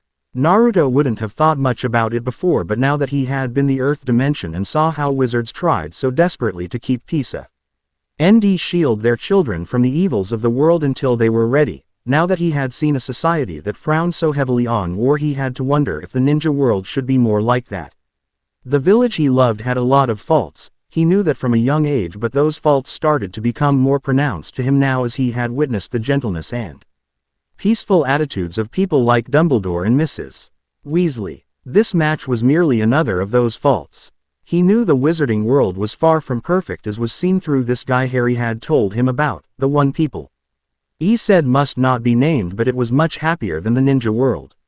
Kakashi had seen the wizarding world for himself and knew it was more peaceful than the ninja world and hated war with all its being, even if it could sometimes not be avoided or some greedy person wanted to use it for personal gain. Seeing the frown appear on his student's face made Kakashi worried. Maybe Naruto was starting to empathize with the peaceful ideals of the Earth dimension. The magical ninja wasn't a violent soul after all. Maybe he would feel that the other side of his heritage was a better side to live by.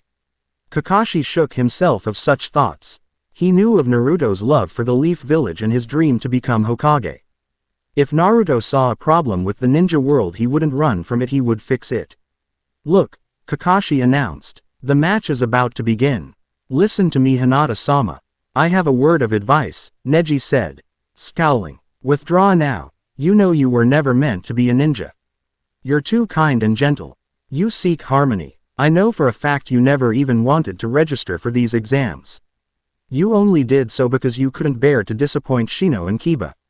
Advice, scoffed Hermione. Sounds more like intimidation to me. Naruto looked at his friends. He could tell Harry and Hermione were getting quite upset, and Professor McGonagall had told him that when a wizard doesn't have control over their emotions, many strange things can occur. He looked toward Ron and saw that he was getting upset too. Ron had often told him that he had been outdone time and time again by his brothers, so watching this happen to Hinata irritated quite a sore spot for him. Maybe it's best that you lot don't watch this, reasoned Naruto. We'll be fine, Naruto, said Harry, eyes never leaving the arena. Yeah, entered Ron. I want to see who this tosser thinks he is. Kakashi too recognized the aura around the young witch and warlocks, but it was relatively weak, so he didn't see much grounds for sending them away when they had permission to be here. No, replied Hinata, looking towards Neji and squirming slightly. You're wrong, Neji-ni-san. I did it because I wanted to become stronger. People can't change. You are no exception. You're weak, Hinata-sama, and you always will be. The aura around the sorcerers started to become stronger, and now Naruto had that same aura. That does it, he called. So venomously that it would have surprised his classmates had they not been caught up in their own emotional battle to stay calm and control the uprising of their suppressed mental powers. What gives you the right to tell her what she can or can't do? Come on, Hinata, show this guy what you've got. Lee, Kakashi and Sakura were surprised at first, but then smiled as Hinata appeared to have stopped trembling as a result of his shout. Hinata and Neji began fighting with their family's special taijutsu. The shinobi in the stands grew more anxious as the match went on. It was an intense match, no doubt about that, but that is not what made them anxious. It was the aura coming from their comrade and his visitors. As the match went on and Neji began berating Hinata again, telling he was just playing with her and revealing the small bruises on her arm he had caused, the wind began to circle the sorcerers and their expressions grew more deadly. Hinata was on the ground, panting and bleeding, but again when Naruto cheered for her, she forced herself to stand up. I know you have a burden on you, Hinata-sama. The head clan expects so much from you. It would be so much easier on yourself if you would let go. Hinata coughed. No, Neji-ni-san, you're wrong. I see that you are carrying a heavier burden than I am. The fact that you are stuck in the Branch family, I feel for you, my brother. Neji's Byakugan grew more pronounced and he charged Hinata with all his might, intent on killing her. 4 Chunin restrained him and Hinata collapsed. The strange aura in the stands grew yet more intense. Hinata, shouted Naruto as he, Sakura and Lee jumped down and the 3 wizards ran down the stairs. You, said an angry, female voice belonging to Hermione as she reached the ground and walked at an extremely brisk pace towards Neji, her wand clenched tight in her hand. You foul, loathsome, evil, little cockroach too. She stopped when a Chunin grabbed her arm just as she was about to curse Neji. She turned to the Chunin. He was about to tell her off, but the look in her eyes and the dangerous aura she was still wearing commanded his instincts not to. Harry and Ron walked over to join Naruto in checking on Hinata. Naruto was just about to follow Hermione's example and draw his wand when Lee stopped him. "What are you doing?" he asked the genin just before he realized Ron still had his wand. "Naruto-kun, I know how you feel, believe me, but as shinobi our fighting must be done officially in a match. The dead last beating the genius through sheer willpower. The final matches will be exciting, but I wouldn't mind if you got to be his opponent." "Alright Lee, you win," said Naruto, getting out of the defensive stance he learned and practiced while studying for the do-ealing portion of the defense against the dark arts exam. "Hey you, loser," called Neji as Naruto began walking away, "I have some advice for you." "Great," mumbled Hermione so only the Chunin restraining her could hear it. "More advice? Why doesn't he just call himself a bully and be done with it?" The Chunin had fought beside warlocks and witches before and had respected their power. While it wasn't as powerful as chakra, there were ways to get around that, such as the sneaky, tricky and varied ways sorcerers fought in the ninja world's lack of knowledge of magic, seeing as it couldn't be died properly by anyone who wasn't a sorcerer, contributed to that as well. However, the power coming from this young girl was surprising him to no end. It was equal to the power of any experienced Chunin and twice as unnerving. For her part, when Hermione calmed down later, she would be surprised at her own behavior. Before meeting Naruto she wouldn't have dreamed of being this tough, but since meeting him he had encouraged her to stand up for herself more, make more friends and do things other than study. She just wanted to be like him, which was probably one of the reasons she could relate to Hinata so well. "First," Neji said as he handed out his advice to Naruto, "stop all that ridiculous cheering, it's disgraceful, and secondly, once a failure always a failure. You can't change that." Naruto was about to bellow something at Neji when he felt a familiar sensation wash over him. He looked to his friends. All three of them were fuming. The wind swirled around them and the rubble on the floor of the arena started to move. "Oh no," said Naruto, knowing this was the extent of the subconscious warlock powers McGonagall was talking about. The ones that surface primarily when a wizard was scared or angry, and his three friends had gone past the point of just angry. Naruto looked over at Neji, who started to feel strange. His skin started getting hot and it gradually became painful. The surrounding Chunin tried to approach the young wizards. "No," Naruto shouted urgently, "don't touch them, you'll only make them angrier." "Then what should we do?" asked Kakashi as Neji fell to his knees. The copy ninja knew this spell, or whatever it was they were doing, wasn't enough to kill Neji, but as vicious sores started to appear on his skin he realized that the wizards weren't going to stop until Neji was punished good. "Hermione Ne-chan, listen to me. He's not worth your effort." Hermione began to calm down as Naruto looked kindly into her eyes. The invisible aura around her faded and she took a deep calming breath. Gradually Ron and Harry follow suit, both taking deep calming breaths and looking contently at Neji, who was still on his knees and now covered in sores.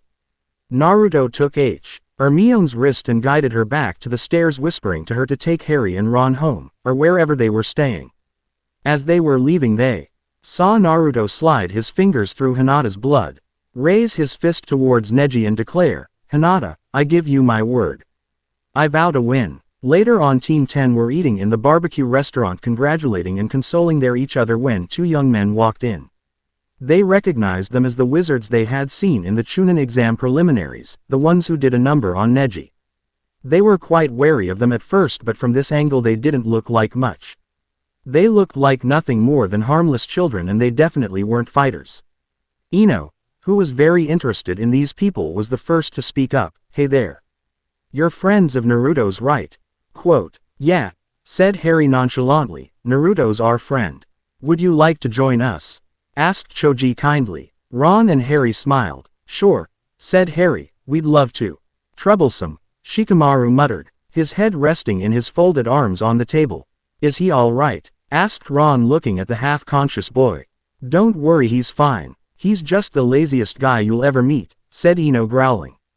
"My name's Ino. Yamanaka Ino. What's yours?" "Ron Weasley." "Harry Potter. Where's that girl you were with?" "Oh, you mean Hermione?" asked Ron. "Well, she and Naruto are making a potion for that ass." What's his name again? You mean Neji. That's the one. By the way, if you don't mind me asking, what was that you did to him? We don't know, said Harry shrugging his shoulders. You don't know, shrieked Eno, how can you not know? Harry shrugged again, it's happened to me once before. When I was angry I set a python loose at the zoo. Before an Y member of Team 10 could say anything, Naruto walked in. Hey guys, he said, indicating Ron and Harry. Hey, where's Hermione? Oh, she'll be here in a while. She just wanted to drop off Neji's potion and then visit Lee and Hinata. What happened to Lee? Harry asked, genuinely worried about the nice, albeit slightly eccentric boy he'd seen cheering for his friend. I'd rather not talk about it just now, said Naruto evasively. Suddenly looking very depressed. Do you think it's a good idea that witch delivers the cure you were making to Neji? Asked Shikamaru, who had his head up and was for one of the few times in his life paying attention. Oh, don't worry, she's calmed down.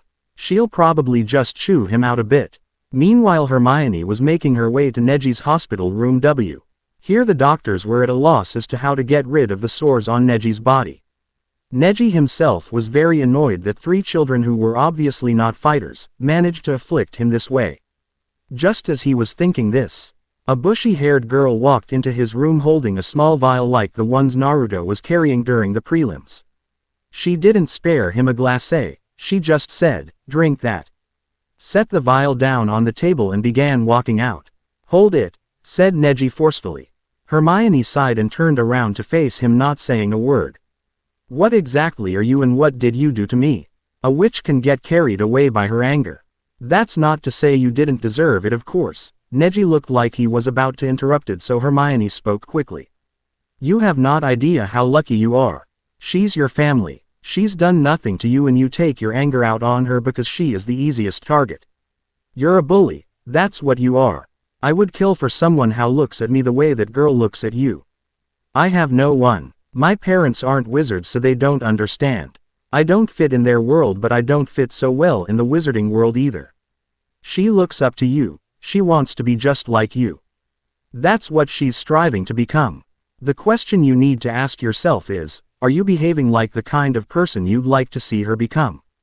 Neji couldn't answer that, partially because his rage blinded him and partially because he knew the answer and didn't like it. The brave, bright, young witch didn't flinch as Neji's Byakugan activated itself due to his anger. She merely shrugged her shoulders and walked out of the hospital room saying, that potion isn't very tasty, but it'll get rid of your physical ailment. Try and drink it all in the one go. The veins in Neji's head became more pronounced as he knew by physical ailment she meant there was something wrong with his mind, something no potion could fix. However, Hermione just ignored him and walked out, shutting the door behind her. As soon as she was out, Hermione breathed a sigh of relief.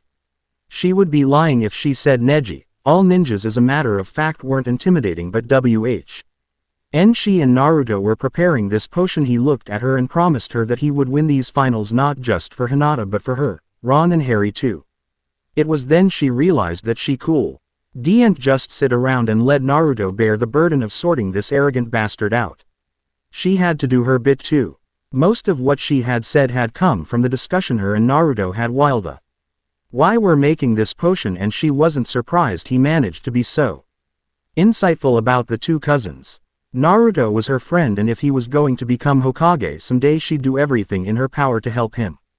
Feeling quite proud of herself and thankful to Naruto that he had made her strong, she walked down the hospital corridors in search of Hinata and Lee to see how they were getting on. While waiting for Hermione to come back from the hospital, Harry, Ron and Naruto filled Team 10 in on the details of Hogwarts, half of which the ninjas didn't believe.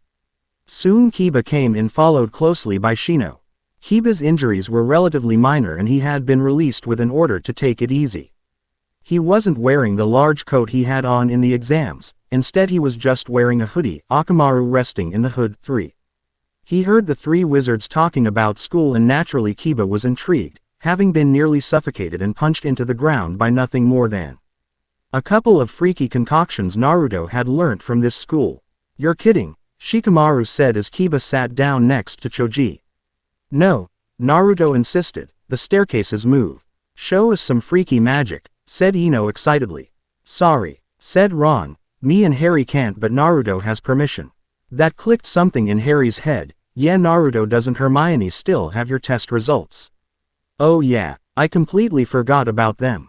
What test results? Asked Kiba, intrigued. Well, we're all in first year, but Dumbledore, our headmaster, thinks that first year coursework is too easy for Naruto. So he took tests to see if he could be moved up a year. A rice ball paused on its way to Choji's mouth. You're not serious, said Kiba. Ron and Harry looked confused. Why shouldn't we be serious? Asked Harry. Well, he's a dead last. He failed every class we had. Says the guy who just got his ass kicked by him. Kiba growled at Ron, and the young wizard tried to slink under the table. Up close, these ninja guys were pretty intimidating, and it's not like he could use any magic right now. Just then Hermione and Sakura walked in, both searching for Naruto. Hey, Hermione-chan, Sakura-chan. Over here, he called. The two girls came over to the large booth the shinobi and the wizards were sitting at and sat themselves down beside Naruto. Hey Hermione-chan, do you still have my test scores in your pocket? Oh yes, I forgot about them, she said, reaching into her jeans pocket. Anyo, Hermione-san, Sakura said. How are Lee-san, Neji and Hinata? Neji is fine, she said with distaste. The doctors reckon that Hinata will be back on her feet in a few weeks, but it doesn't look good for Lee. Naruto lowered his head in sorrow but then lifted it up again. Bushy brows will bounce back, I know he will. The wizard smiled, but the shinobi didn't look all that convinced. Here are your test scores, Naruto. The young magical ninja undid the seal and opened the letter. His classmates and comrades leaned in closer, extremely interested in what he got. Naruto looked over his results and a satisfied smile creeped its way over his face. Then he read out the results as follows. Transfiguration. Practical. 90% theory. 74%. Potions. Practical. 90% theory. 70%. Flying. Practical. 100% theory. 65%. Defense against the dark arts. Practical. 90% theory. 69%. Divination. Practical. 59% theory. 51%. History of magic. 53%. Ancient runes. Practical. 77% theory. 59%. Herbology. Practical. 87% theory. 74%. Alchemy. Practical. 82% theory. 62%. Charms. Practical. 90% theory. 76%. 4. Wow mate, those are some good marks, said Ron, sounding really impressed. Yeah, they're great, I knew you could do it, said Hermione. She was very happy with his results and she felt a small sense of pride, knowing that she was the one who helped him gain these marks. She knew the reason he studied so hard was because he promised her he'd pass. She knew the poor mark in history of magic was a given in. He always said that divination was hard. It took too much concentration and he found it difficult to understand what the professor was saying. Hermione agreed with him. Divination was a waste of time. She preferred ancient runes, and while that took concentration, the runes did most of the work for you, so Naruto did better in that than she thought he would, but the important thing is he passed with flying colors, and when he came back to Hogwarts he would be a second year. That's amazing, Naruto, exclaimed Sakura, genuinely proud of her teammate. Yeah, entered Kiba, who would have thought that you had it in you. Naruto reached into his cloak and said, let's celebrate with some chocolate. Choji looked over at Naruto on the word, chocolate, and watched as the blonde-haired boy pulled out some colorful containers. Can I try one, Naruto? Asked Choji, licking his lips, eager to see what Earth Dimension food tasted like. Naruto had just handed one to Kiba, Sakura, Ino, Shikamaru and Shino, who all wanted to try it. Of course he wouldn't forget Choji. Sure Choji, enjoy the chocolate. If you can catch it. What do you mean if I can see? Wow. All the ninjas opened their sweet containers and weren't prepared to have the sweets jump out at them. Soon the quiet restaurant, containing only those few genin, wizards and a few other customers, was alive with jumping chocolate frogs. Sakura and Ino screamed as the frogs jumped over their heads. Watch it, said Ron as he saw the shinobi open the sweets and let the frogs free while he ate his own frog with relish. Naruto, do something, exclaimed Shikamaru, trying to shield his head from the troublesome frog attack. Naruto grinned at the display. drew his wand and pointed it towards the ceiling, exclaiming, "Immobilis." A burst of energy shot out from the wand and the frogs were rendered immobile. Ron reached up and grabbed one of them, eating it like he didn't have a care in the world. The shinobi all looked at the wizards like they were insane. "You eat live frogs," screeched Ino. "It's just a spell," explained Ron as he swallowed his third frog. "Besides, it's the cards people buy them for. Each frog comes with a famous witch or wizard. I've got quite a collection myself." From the way he was munching on the strange magical sweets, there wasn't a single person in the room who couldn't believe that. Shikamaru took his card with a minimal amount of interest, but desperate to distract himself from Ron and Choji's happy devouring of the live chocolate frogs. Yes, Choji had gotten over the shock very quickly. "Nico Laos Flame La," Shikamaru pronounced. The reluctant genius had a fair idea of how the Earth Dimension's alphabet sounded, and he had a rough idea of how to pronounce the words. He had started reading a book on it one day when he was bored, but put the book down before he could learn what the words actually meant. "Did you just say Nicolaus Flamel?" asked Harry, truly hoping that was what it was. "Shikamaru, can I see that?" asked Naruto. Shikamaru passed the card to his comrade. Harry took one glance at it and said, "Yes, this card is on Nicolaus Flamel." He took it from Naruto and began to read, "Mr. Nicolaus Flamel, famous alchemist and one of the world's longest living wizards.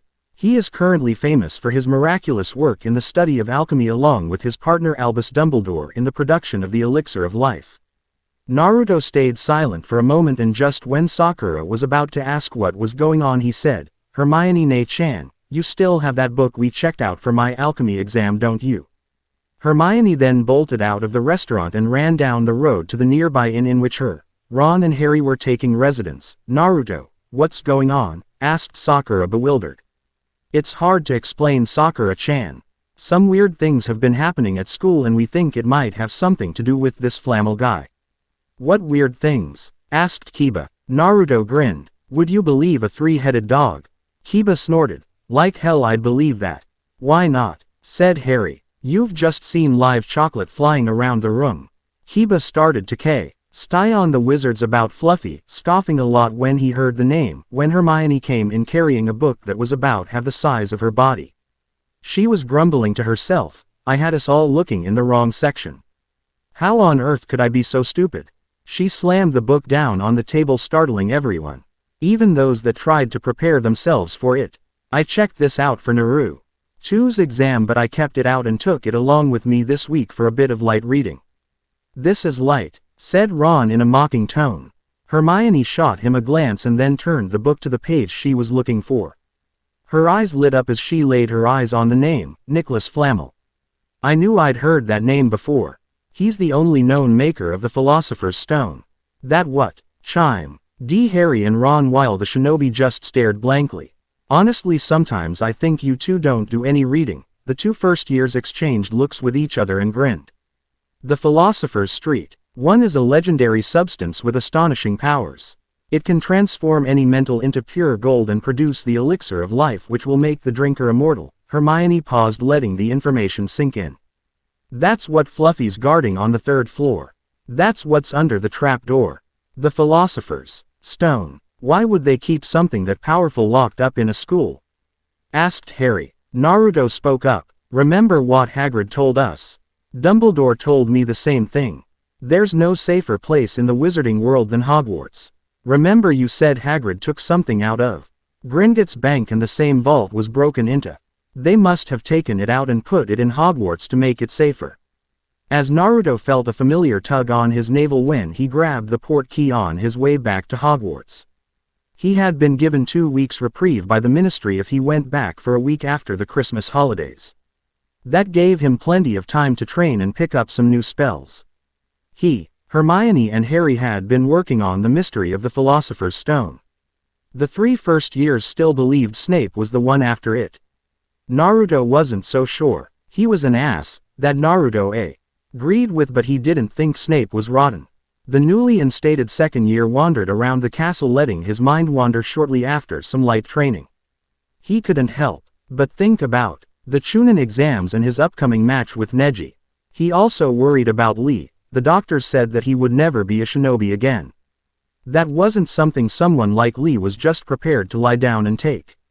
As he was in the middle of his musings he saw Madame Pomfrey bustling through the corridors on her way to the infirmary and he couldn't help but look after her and an idea clicked in his head before he began running after her. He reached the infirmary and smiled as he saw her fussing over the sick first years who had come down with a case of winter flu. Anyo saw. Pomfrey sensei, 5 Can I talk to you for a minute? This potion was in the 5th book. I don't know how strong it makes people but I decided about half of Tsunade's strength. Enough to break a brick wall but not enough to shake a foundation. Enough to knock out a shinobi without chakra enhancement but not enough to kill one. A civilian, perhaps. I know this is exactly what she said to Malfoy in The Prisoner of Azkaban. But it's such a great line and I just had to have her say that to Neji as that is exactly what I wanted to call him. Think of the outfit he was wearing when he was watching Naruto's match in the finals. I know it might not be the best scoring in the world but considering the 5 minutes of thought I put into it they're not bad. Some of you will know sensei as how you describe someone of relative wisdom such as teacher and doctor. So how'd everyone like this chapter? I know it seems a little pointless to have Naruto go back to school for just a week but this little thing with Madame Pomfrey is the reason. So don't worry, he's still going to have his run-in with Jiraiya soon. In the meantime keep those reviews coming. The more reviews I get the more encouraged I feel. Next time. The ankle bones connected to. Madame Pomfrey was busy taking care of some first years who had come down with the flu. This was usually the case in Hogwarts at this time of year. The younger ones were always more vulnerable to the harsh weather. She had just come back from Professor Sprout's greenhouse having collected everything she needed from the green-fingered teacher to make the medicine she needed for her flu patients. The talented school nurse was bustling around the infirmary checking up on the children when she heard an accented voice. Under the influence of a spell, she noted, "Say, Anyo saw. Pomfrey. Sensei, can I talk to you for a minuet?" She looked up to see the boy she'd heard so much about in the staff lounge. If she wasn't so busy she might have I led as she felt nostalgia wash over her. Kushina Uzumaki was one of her most frequent patients. The red-headed scoundrel was always getting into some trouble or other but that was to be expected of an energetic child. An energetic child with the power of chakra at her fingertips. Well, it's a miracle Hogwarts was still standing after she left. I'm a little busy at the moment, young wizard, so it will have to wait. Is there anything I can do to help? You look very stressed out. Madame Pomfrey was startled. In all her years as a nurse at this school she couldn't remember the last time a student offered help. As a matter of fact, young wizard, there is. I need to make a lot of potions for my flu patients but since the ingredients are completely fresh they are unprepared, so could you do that for me? Sure, Pomfrey sensei. I like potions. I never expected to be good at them but I am. Yes, I heard Professor Snape and Professor Dumbledore talking about you. Right, you see the basket on that table? Well, the ingredients are in there. Slice the spider plant root thinly, chop the wheatlegrass finely and get the seeds out of the picket peppers. 1. Yes ma'am, he said, smiling and giving a mock salute. He walked over to the table and picked up the knife. Wait, said Madame Pomfrey, I don't want you to get your school robes dirty. Put this on. She handed him a white coat. He shrugged off his Hogwarts cloak and did as he was told. He was surprised at how natural it felt to wear the white garment. He took the ingredients out of the basket and began his task. Madame Pomfrey, he sighed as she went about making the bed of a student who had been injured during Quidditch practice. She looked up. Are you coming to the Chunin exams in Konoha? Of course. They need someone experienced with medicine and who knows the students there in case there are any accidents. The ninja world is a dangerous place, as I'm sure you know. My assistants can handle things here while I'm gone. They're not licensed doctors like me but they have permits to administer basic treatment. Where are they today? I've never seen them. Oh, they're not in here all the time. They're basically just medical students who come here for some experience. Oh, why do you ask? About the Chunin exam? Yes. Naruto suddenly looked shy. The thing is, a friend of mine got hurt really badly during the prelim.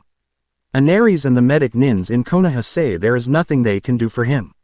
He's a little weird but he's a great guy and being a shinobi is his entire life. Bushy brow is not the kind of guy to Jew. Saint lie down and take stuff, but the doctors say he can never be a shinobi again, and I'm afraid what'll happen to him if he starts to accept that. Naruto, breathed Madame Pomfrey in awe as the boy poured his heart out to her. There was this other guy, Bushy Brow's teammate actually, who keeps telling him and others that you can't change your fate. Frankly, I think that's rubbish. I make my own destiny and I won't let anyone tell me what I can or can't be. If the doctors say they can't do anything, then they can do anything, but that doesn't mean that nothing can be done. I know I'm asking for a big favor, Madame Pomfrey, but I won't. No, I can't stand by and let someone's dreams be taken away from them, so whatever I can do, I'm going to do it. His voice quietened down a little and he paused before he said, "So I'm asking you, Pomfrey-sensei, will you please see if there is anything you can do for him? I know you probably frown on the way ninjas live, but please don't let this guy's dream be taken away." By the time the young magical ninja had finished, both speaker and listener had unfallen tears brimming in their eyes. Naruto, it was very rare for her to use a student's first name bu. She felt so close to him at this moment it just came out. "I'd be delighted to see what I can do for your friend." Naruto smiled up at her as she said those words and covered his hand with her own eye. In a gentle display of kindness and understanding, Naruto got back to the Gryffindor common room late, just before curfew. In fact, he had spent the rest of the day doing odd jobs for Madame Pomfrey, and when all the patients were content or asleep, her and Naruto sat down at her desk and talked with each other. He was astonished to hear that she was a medic in the Third Great Ninja War. Like most wizards in that war, she never saw the front lines, but she did see a lot of carnage and experience a lot of pain. She asked to hear about this boy Rock Lee. Naruto told her about the prelims. "You should have seen Bushy Brow, Poppy-sensei." He had learned her first name, and for some odd reason she did seem to mind him using it. In fact, coming from him it sounded endearing more than disrespectful. As long as he called her by her proper title in the presence of other students and teachers, she didn't mind him being so familiar. He was awesome. This guy Gaara was like a living monster, and Lee fought and fought. Even after he passed out, he stood up and resumed his stance. He was out cold and his leg was broken, but his willpower kept him standing. The school nurse was speechless at this declaration. If it hadn't come from the mouth of such an honest boy, she would have been more than tempted to say she didn't believe it. The night flew in for the ninja and the nurse, so they didn't even realize it was getting dark until Madame Pomfrey saw the old-fashioned clock on the wall. "Oh my goodness, look at the time. It's nearly past curfew. You get straight upstairs." Naruto stood and proceeded to obey the kindly but firmly delivered order, as if she was warning him not to get into any mischief on the way. "And remember," he turned back to face her, "you come by and visit me anytime you like." He smiled at her and she smiled back. He then proceeded to make his way to the Gryffindor common room, where an interrogation from Hermione as to where he had been all day awaited him. Naruto entered the common room ready to answer his friend's inquiries as to where he had been, but instead he found a nearly empty common room with only a few people there, most of whom were getting ready to turn in for the night. He walked upstairs to the boys' dorms and saw that Harry and Ron's beds were empty. He started to worry. What could they be doing? The young wizard found he couldn't sleep for worrying, so he just pulled out the Half-Blood Prince's book and started to read, determined to ace the test Professor Snape decided to give as a welcome to second-year gift, and he knew it was out of spite for Naruto passing his potions exam so well. Hosenka flew in the slightly open window his bed was up against and rested in his lap. He reached a hand down to pet her gently. "You know, Hosenka, I'm getting kind of worried. Harry, Ron and Hermione should be here. You don't know where the air do you?" Hosenka stood up and gave an affirmative chirp. "Where?" Naruto asked. The beautiful creature flew out of the window and disappeared in a flash of fire. Naruto stared out of the window with rapt attention and saw her reappear above Hagrid's hut. Naruto frowned and Hosenka flew back to him and settled herself on the bed. Naruto said, his eyebrows frowning. What would they be doing there at this time of night? Naruto had to wait another 20 minutes before his friends finally came back. He went down into the common room as quietly as possible and was greeted by 3 extremely ticked-off faces. "Where were you and what happened?" asked Naruto. "We were going to wait for you, but you didn't get here in time, so we went down to Hagrid's on our own to find out about the Philosopher's Stone," answered Harry. What did Hagrid say? Asked Naruto, sitting down in one of the comfy armchairs, his friends sitting on the couch. The usual. We told him Snape was trying to steal the Philosopher's Stone and he told us Snape was one of the teachers protecting the stone, said Ron. I still don't think Snape's the one behind all this. I don't like him any more than you do, but Dumbledore trusts him and the old man's smart. I don't think his trust is misplaced. Maybe, said Hermione, leaning back on the couch, exhausted. But one of the teachers is. Whether or not it's Snape, we know the stone is in danger. There are other things besides Fluffy guarding the stone. Things like spells and enchantments, but there are some powerful wizards within these walls, which means we need to be careful. You're right, sighed Naruto. He still trusted Dumbledore's judgment, but Hermione was right. There were a lot of powerful wizards in and out of Hogwarts. Dumbledore couldn't fight them all. Well, let's go to bed. He then noticed the gloomy looks on his friends' faces. What's up? Malfoy followed us out to Hagrid's and told Professor McGonagall, explained Hermione. Now we've got detention, complained Ron. That little snake, growled Naruto. What do you guys have to do? It's going to happen while you're back in Konoha training, and it's a job in the dark forest, supplied Harry. Ah, moaned Naruto. Now I really wish I'd gone with you. I so wanted to see what's inside that forest. The 3 first years looked at him like he was crazy, but then again, they thought he was a ninja. Who could understand them at the best of times? Oh yeah, said Ron. By the way, where were you? Oh, I was just talking to Madame Pomfrey and helping her out a bit since she seemed really swamped what with the winter flu outbreak. He neglected to mention his request about Lee, seeing as his friends, who had grown up in a peaceful society and didn't really know anything about war besides second-hand sources, seemed to take rather badly to the violence of his home world. It frightened and disgusted them, and while they were some of the bravest people he had ever known, he didn't blame them for resenting the violence. He was actually relieved that he didn't let them watch Lee and Gaara's match. She's a really awesome person. Did you know she served as a medic in the Third Great Ninja War? Harry, Hermione and Ron were quite shocked about this piece of information, but were too tired to question it further. With the promise that they'd tell Naruto everything about the Dark Forest, they all went straight to bed. Ron fell asleep as soon as his head hit the pillow and began snoring gently. Harry smiled at his friend as he pulled his covers up to his chin and stared at the ceiling, his mind contemplating more things than he had time to make note of before his eyelids became heavy and he drifted into a confusing dream world. Hermione trudged up the stairs and lay awake for a few minutes worrying about detention. As crazy Naruto was for wanting to visit the Dark Forest, she would have felt better if he was there.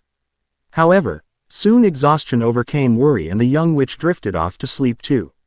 Naruto sat on his bed and waited until his 2 friends were breathing softly, indicating they were asleep, before he lay down on his own pillow, turning his body towards the window. He was worried about his friends going into the Dark Forest without him, but they had said Hagrid would be there, and that made him feel a little better. Hosenka sensed his tension and burrowed her way into his folded arms, snuggling against his chest.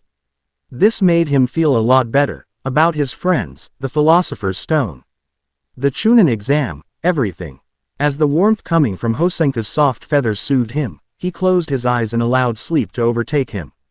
It didn't take long for Naruto's first week as a second year to pass by. Of course he passed Snape's test despite the fact that the professor went out of his way to make it difficult for him. The rest of the class struggled a little, although most of them passed comfortably. Transfiguration and charms were no problem.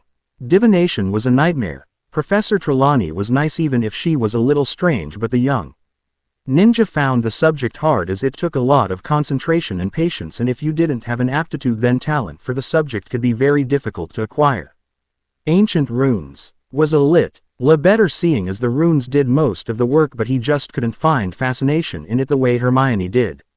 He slept through History of Magic, using a perception spell Fred and George taught him to make him look like he was awake. He knew he couldn't use it all the time or the teacher would soon catch on, but he justified that he needed to rest and gather his strength. Astronomy wasn't much better. As a child, Naruto had often spent time outside looking at the stars. He admired their beauty and their mystery, but he didn't think they were to be studied, but he listened anyway, hearing Hermione One's voice babbling on about how you never know when you'll need something. The young wizard found alchemy a lot more interesting now that he knew Dumbledore had been a patron of it as well as their mysterious friend Nicolaus Flamel. That's not say he had any particular talent for the subject, but at least he paid attention. He even asked the professor quietly after class if he could explain it a little simpler. Naruto also went to visit Madame Pomfrey a couple more times to see if she needed any odd jobs doing or just to chat. Hermione, Ron and Harry stood in front of their friend as he got ready to set off home again. They knew they would see him in 2 weeks' time, but it was still a sad affair. "Come on guys," chuckled Naruto, "it's not like I'm going off to war." The 3 first years giggled thinking they were being silly, but if they were honest with themselves they couldn't shake this feeling that something bad was approaching. Not just in Hogwarts but in Konoha too. Hermione hugged Ed Naruto and Ron and Harry gave his hand a warm shake. "You'll be there to see my match. I promise you all I'll kick the crap out of Neji for you." That earned him the smiles he had missed all day. He bid a final goodbye to his friends and made his way to Dumbledore's office where the headmaster had a portkey waiting for him. The unpleasant sensation faded quickly as he felt Konoha under his feet once again. He had only 2 weeks to finish training for his final match. The only thing he was undecided about was whether or not he should use his wand. He didn't use it in the prelims because he wanted to prove himself as a competent ninja, but now there were going to be hundreds of wizards watching him, some of them his friends and peers and the others, some of the most important people in the wizarding world. With that in mind he didn't think he could get away with not using his wand, but then again he wanted to show Neji that a dead last like him could beat a genius because he controlled his own fate. It might be harder to prove if he fought like a wizard. Besides, he couldn't think of any spells that he thought could hit Neji. Even Naruto was prepared to admit that, as much of an ass as he was, the guy was a genius. On his way to the hospital he pondered his dilemma. If he impressed some of these important wizards, who knew what doors that could open for him? As he reached the entrance and began walking to Lee's room, he made a decision that he would use his wand for mostly dodging and setting up traps. He would have to do most of his offense and defense with his ninja skills. It was the only way to get Neji to take him seriously as a shinobi and prove to him that people don't stay failures. When he reached Lee's room he found the heavily bandaged Genin doing one-handed push-ups with his good arm. "Hey bushy brow, shouldn't you be in bed?" While he said that he didn't really agree with it, if he was in Lee's position he'd probably be up and about trying to find a way around his predicament. He would have even said that if it wasn't for Madame Pomfrey's strict voice in his head claiming that rest was often the best cure.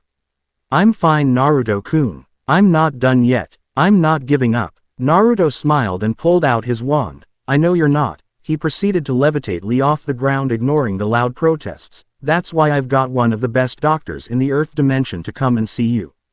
Granted, Madame Pomfrey was the only doctor he knew from the Earth dimension, but there was no doubt in his mind that she was one of the best.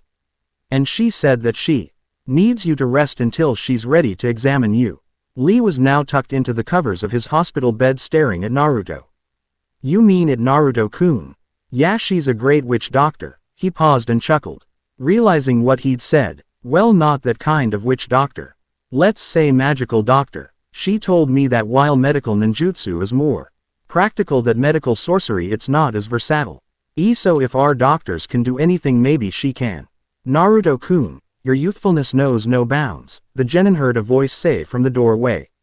It was Guy. "If this youthful woman can heal Letha, and I wish to meet her as soon as possible." Naruto tried to calm the two ecstatic taijutsu experts. "Hey guys. She's not here yet. She has things to do at Hogwarts, but she'll be coming to the ALS, so she will be able to heal bushy brow then. Right now though, she told me to make sure you rest so that she is working with the original injury and not one that's been further strained." After receiving a most youthful hug from Lee and Guy, he slinked out of the room and left them to cry on each other for a while. He decided that the next thing he had to do was search for Kakashi Sensei for his training. As he was walking out of the hospital he ran into Sakura, who was just going in. "Oh hi Naruto. Is that you back already?" "Yeah. Where are you off to?" "I'm just going to see Lee-san. He must be pretty upset right now." "Oh, I don't think that's a good idea." "Why not?" Well, I've just been to visit him and I told him that I asked a great medical witch to see what she can do for his arm and leg.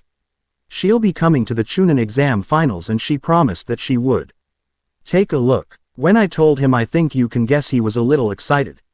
He and Super Brow's sensei are in there just now, so maybe you'd be doing yourself a favor if you came tomorrow. That's wonderful, Naruto. Do you really think she can do it? Well, if anyone can, it's Madame Pomfrey. By the way, do you know where Kakashi-sensei is? Oh yeah, she said sheepishly. He and Sasuke had to leave the village to train. Sasuke got this horrible mark on his neck in the Forest of Death and it's making his jutsu go crazy. It was so scary, Naruto. When you were unconscious, not long after the snake lady disappeared, Sasuke woke up and the mark made him. Well, he wasn't Sasuke, and when we were fighting those Rai and Genin, the mark was causing him so much pain he could barely use his Sharingan. Naruto wanted to be angry, he needed to be trained too, but he just couldn't bring himself to be. If this mark was causing Sasuke pain, then Kakashi-sensei must know what he was doing by taking him away. He just hoped he wouldn't be late for the exam. Well, Sakura-chan, it was great seeing you. I wish I could stay for a while, but I've got to catch up on my training. See you. He retreated from Sakura at a leisurely jog. He didn't know where he was going, he just knew he had to find someone who was willing to teach him. Fortunately, Lady Luck had always had a soft spot for the boy, so it was completely by chance that he happened to hear screams of horror and a howl of pain. He decided to investigate and came across a bunch of women beating the crap out of a man. Naruto looked around and discovered that he was in the middle of a hot spring. This guy must be a pervert, thought Naruto. He remembered Hermione calling them peeping toms. He never got that. Why toms? What was wrong with people called Tom? Then again, the Earth dimension was a crazy place. He knew that there were some things about that place he would never understand. Another howl of pain brought him out of his musings. He briefly considered helping the women beat up the old guy, but he caught a glimpse of scrolls and kunai and thought, this guy must be a shinobi. I need a teacher and he needs his ass saved. The magical ninja pulled out his wand. Ah well, if he's rubbish I can always chuck him later. Jiraiya was not having a good day. His research was disturbed when he was discovered by a Chunin named Ebisu, and just after he had taken care of him, his research material heard the noise and proceeded to beat him senseless. Just when he thought it wouldn't end, he heard an exclamation of "Immobilis," and the women around him froze. They blinked, stunned, but they couldn't move any other parts of their bodies. Jiraiya looked past he immobile women to see a young blonde boy holding a stick. He looked at the kid and couldn't help but think he looked familiar. Was that a wand? What was a young wizard like him doing alone in the elemental dimension? And what was he doing wearing shinobi clothes under his cloak? Thanks, kid, I owe you. What's a young wizard like you doing alone in the elemental dimension? I'm a shinobi and I'm training for the Chunin exams. You're a shinobi, right? I need your help. Right, and what makes you think I'll give it to you? Well, on the one hand, if you do train me I could perform a memory wipe on them and they'll never know you were here. On the other, if you don't I could unfreeze them and let them continue to beat you within an inch of your life. Jiraiya looked down at the cheekily grinning Genin. Damn, this kid's good. He reminds me of someone. Wait, did he just say he was participating in the Chunin exams? That means he's a wizard and a shinobi, but that's impossible, isn't it? You can belong to two different dimensions, can you? No, wait, there was someone I used to know who did. Who was it? So what's it going to be, you old perv? Said the boy, pointing his wand threateningly at the stunned women. Jiraiya blew out a sigh. Sure, he could get out of this if he really needed to, but this kid was interesting and it was bugging him who he used to know who was a magical shinobi. Besides, now that he was discovered, it didn't look like he was going to get any more research done today. Okay, kid. If you get me out of this, then I'll train you. Swear on your honor as a shinobi. I, the great Toad Sage Jiraiya, swear on my nindo that I will train you to the best of my ability, which is great, by the way, for these Chunin exams. Naruto sighed. This guy was full of himself, but he had to admit, he was a little like that too. It was one of the reasons he remained so confident no matter what. He had faith in himself and believed that he was a great ninja. Okay, pervy sage, you got yourself a deal. Obliviate. The Toad Sannin breathed a sigh of relief as the women fell to the ground and after a few seconds, stood up and continued with a pleasant relaxing day. The two shinobi moved to a quiet space near a lake and sat down. Okay kid, tell me what your skills are and what you need help with. Well, besides magic I'd say I'm a pretty good hand-to-hand fighter, but I've got no form, Ikali just try and hit with as much force as I can and outlast my opponent, but Kakashi-sensei said that won't work all the time. Well, he's right. What else can you do? Well, the last thing sensei taught me was tree walking. Well, that means you're onto water walking. The Sannin pointed to the lake. Why don't you give it a try? Channel chakra into you feet like you did with tree walking and try to find the right amount. The young magical ninja removed his robe along with his shinobi clothes and made countless attempts at the water walking technique. Jiraiya watched him lazily, half paying attention, half trying to figure out who this kid reminded him of. When it looked like the boy wasn't making any progress, the Sannin called to him. Alright, why don't we trying relaxing our chakra and then channeling it, so stand there. Close your eyes and channel chakra. Naruto did so, and when he channeled chakra, Jiraiya noticed the seal appear on his stomach. Hold on a second. Wait, this is Minato's kid. That must be why he looks so familiar. He's the spitting image of his father. That means, of course, Kushina was a magical shinobi. That's who I was thinking of. Now that I remember her, he's a lot like his mother. The little scoundrel, he thought fondly. He then channeled chakra into his fingers and released the 5-pronged seal that was on top of the 4th seal. Naruto gasped at the impact as he was thrown backwards. What was that for? He demanded. Jiraiya smiled. I was just releasing some pressure points on your stomach. That should make the chakra flow easier. Try water walking now. Naruto huffed and stood up.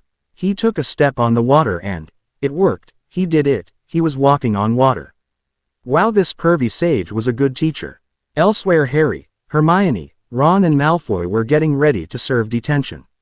Filch took them to the edge of the forest and left them with Hagrid.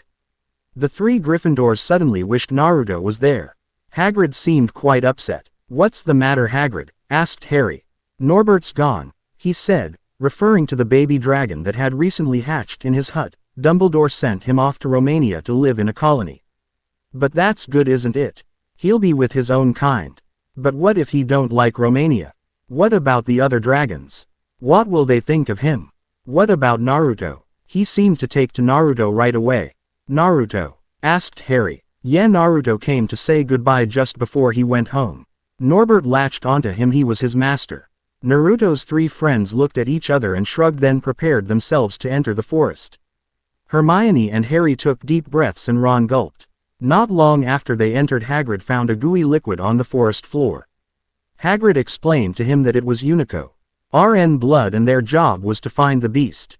As Hagrid split them up, they couldn't help but wonder what Naruto was doing and if he was having a better time than they were. If they knew that a not long ago he had been thrown off a cliff and had spent hours trying to stay on the back of a bad-tempered giant toad, they would feel a whole lot better about their own situation. Cornelius Oswald Fudge W. As a persuasive and intelligent individual who valued bureaucracy over anything else. Since his election as Minister of Magic last year, he had made his relations with the Muggle world much better. Of course, he still kept a safe distance between the two worlds, but became close enough to work in harmony with them when the occasion called for it. He was working to renew relations with the ninja community as well. He had never been on the battlefield, but he still knew the horrors of war even when working behind the scenes. He often thought of himself as a wizard chess player, just moving the pieces from his chair in Parliament, not connecting himself to the game emotionally. But he was not a heartless man, so he couldn't seem to do that. Fudge had recently been in touch with the Sandaime Hokage discussing the renewing of their society's relations. The Sandaime had been more than happy to officialize their treaty and cement it by inviting representatives from the wizarding community to the Chunin exams. They also discussed Naruto in detail. Fudge had gotten to know his mother very well during her time with the ministry. She had made a name for herself as the youngest ministry member in history. Fudge expected a lot from Naruto. The two leaders decided that along with members of the ministry, Naruto's friends and a randomly selected assortment of his peers would attend these exams along with members of Hogwarts staff including Albus Dumbledore, Minerva McGonagall, Poppy Pomfrey and a couple more. This had been a devil to sort out for Fudge, but he decided it was worth it. Naruto's close friends had been informed and were coming, which included all of the Weasleys, and the privileged visitors had been chosen. Among those chosen was the Malfoy family. Like the Weasleys, they were all going, parents and children. Accommodation was difficult to arrange, but an agreement was reached that suited everyone. Members of the ministry and the Hogwarts staff would be staying in the quarters of the Hokage Tower. It would be a squeeze, but there was enough room for everyone to have their own quarters. The Malfoy family would be staying at the Hyuga compound. The children of Hogwarts would be lodged in the quarters of the safe house behind the Hokage monument, and the Weasley family, along with Hermione and Harry, would be staying with the Naras. As Fudge sent out owls informing everyone of their accommodation, he couldn't help but think the ninja world was more trouble than the Muggle world. As McGonagall stood in front of the large gates that you had to pass through to enter Konoha, she couldn't help but feel something awful was afoot. Many of the students that stood behind her in an orderly line felt the same sense of unease, but they marked it down to them being in a strange country. All right, children, remember we are very privileged to be here today. The ninja community is very different from ours, so please be respectful of their culture. And with that, the professor led her students through the gate. She stopped in front of two Chunin and handed them identification papers. Once the papers were checked over, the wizards were given polite nods and sent on their way. They made their way to the Hokage Tower, the students chatting excitedly at the prospect of being in a real-life ninja village. The citizens of the Leaf Village couldn't help but stare at the teacher and about 25 students in strange clothing making their way towards the Hokage Tower. It was a very odd sight. No one tried to stop them as they made their way towards the Hokage's office, as every ninja had been briefed on the arrival. Professor McGonagall chapped the door of the Hokage's office and heard the voice say, "Enter." The teacher opened the door and the students forwarded her into the large, plainly decorated space. They had all used translation spells, so they had no trouble understanding the language. "Hokage-sama," said McGonagall respectfully. The Hokage smiled at the familiar face. "McGonagall-san," he said, motioning her and the children closer to his desk. "I'm so glad you could make it. And are these the students I've heard so much about from Dumbledore?" "They most certainly are, Hokage-san. And they are very excited to see their classmate perform in these Chunin exam finals." "Well, the exams don't start and held tomorrow morning, so I will call for some people to escort you to your living accommodations." "Genma, Rida," the Hokage called in a commanding but still kind voice, and two Jonin ninjas appeared before him on their knees. "Hi Hokage-sama," they said in unison. "These people are very distinguished guests from the wizarding community. I wish you to escort them to the quarters immediately." "Understood, Hokage-sama." They stood up and faced the witches and wizards. "Follow us," said Genma. Naruto was never one to be nervous, but as he stood outside the Nara compound waiting for his friends to turn up, that is what he suddenly felt. "Calm down," Shikamaru said lazily. "They'll be here soon." And they were. 5 minutes later, Naruto saw a large number of redheads making their way for the Nara compound. He walked quickly towards them with a smile on his face, and immediately Mrs. Weasley hugged him tight. "Oh Naruto," she said in the gentle, affectionate voice that made Naruto fall in love with her. She cupped his face and asked, "Bit peaky are we?" "Well, I'm afraid I don't have anything cooked, but I promise to bring you a hearty breakfast tomorrow to make up for it." "It's okay, Mrs. Weasley, you don't have to do that." "Oh nonsense. You'll need your strength for tomorrow. Now you go and help everyone unpack while I go thank the Naras for their hospitality." Naruto ushered Shikamaru over and introduced him to the Weasleys. Shikamaru raised a lazy hand and muttered, "Troublesome." Naruto punched his arm lightly and the lazy genin rolled his eyes. "Hi, I'm Nara Shikamaru. I'm in the Chunin exams with Naruto. Nice to see you again, Ron, Harry, Hermione," he said, nodding to each of them as he addressed them. "It's good to see you too," said Ron. "These are my brothers Fred, George and Percy, and this is my sister Ginny. I'll show you to where you'll be sleeping." The Weasleys settled in very quickly with the Naras. Shikamaru's mother was only too delighted to have guests, and her and Mrs. Weasley got along very well. "Molly-san, would you mind setting the table for me?" "Of course, dear. Now boys, move that chess set away. You can play after dinner." Ron carefully picked up the wizard chess set and placed it on the floor. He and Harry would finish their game after dinner. Naruto had gone home after he had helped the Weasleys unpack. He had wanted to stay for a while to make sure they had settled in properly, but Molly shooed him away, telling him not to worry and to get plenty of rest.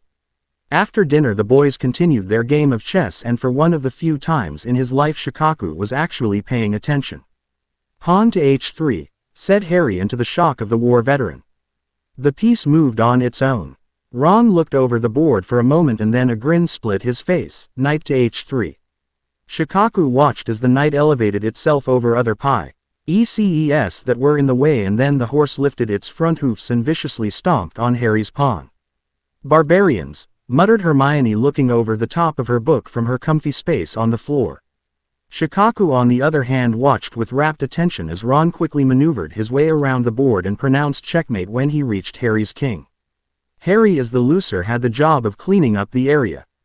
While he was putting the board away, Shikaku approached Ron and said, "That's some impressive strategic skills you've got there, boy." "Thanks, sir," said Ron respectfully.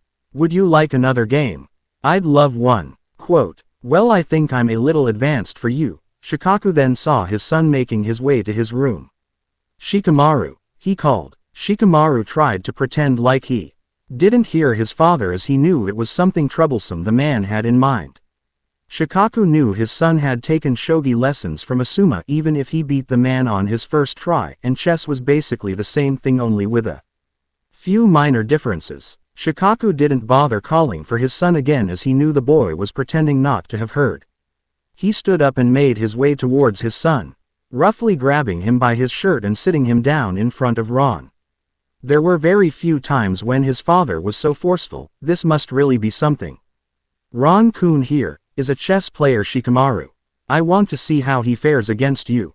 The shogi master then proceeded to quickly explain to his son how shogi and chess differed while Ron went to get the chess board.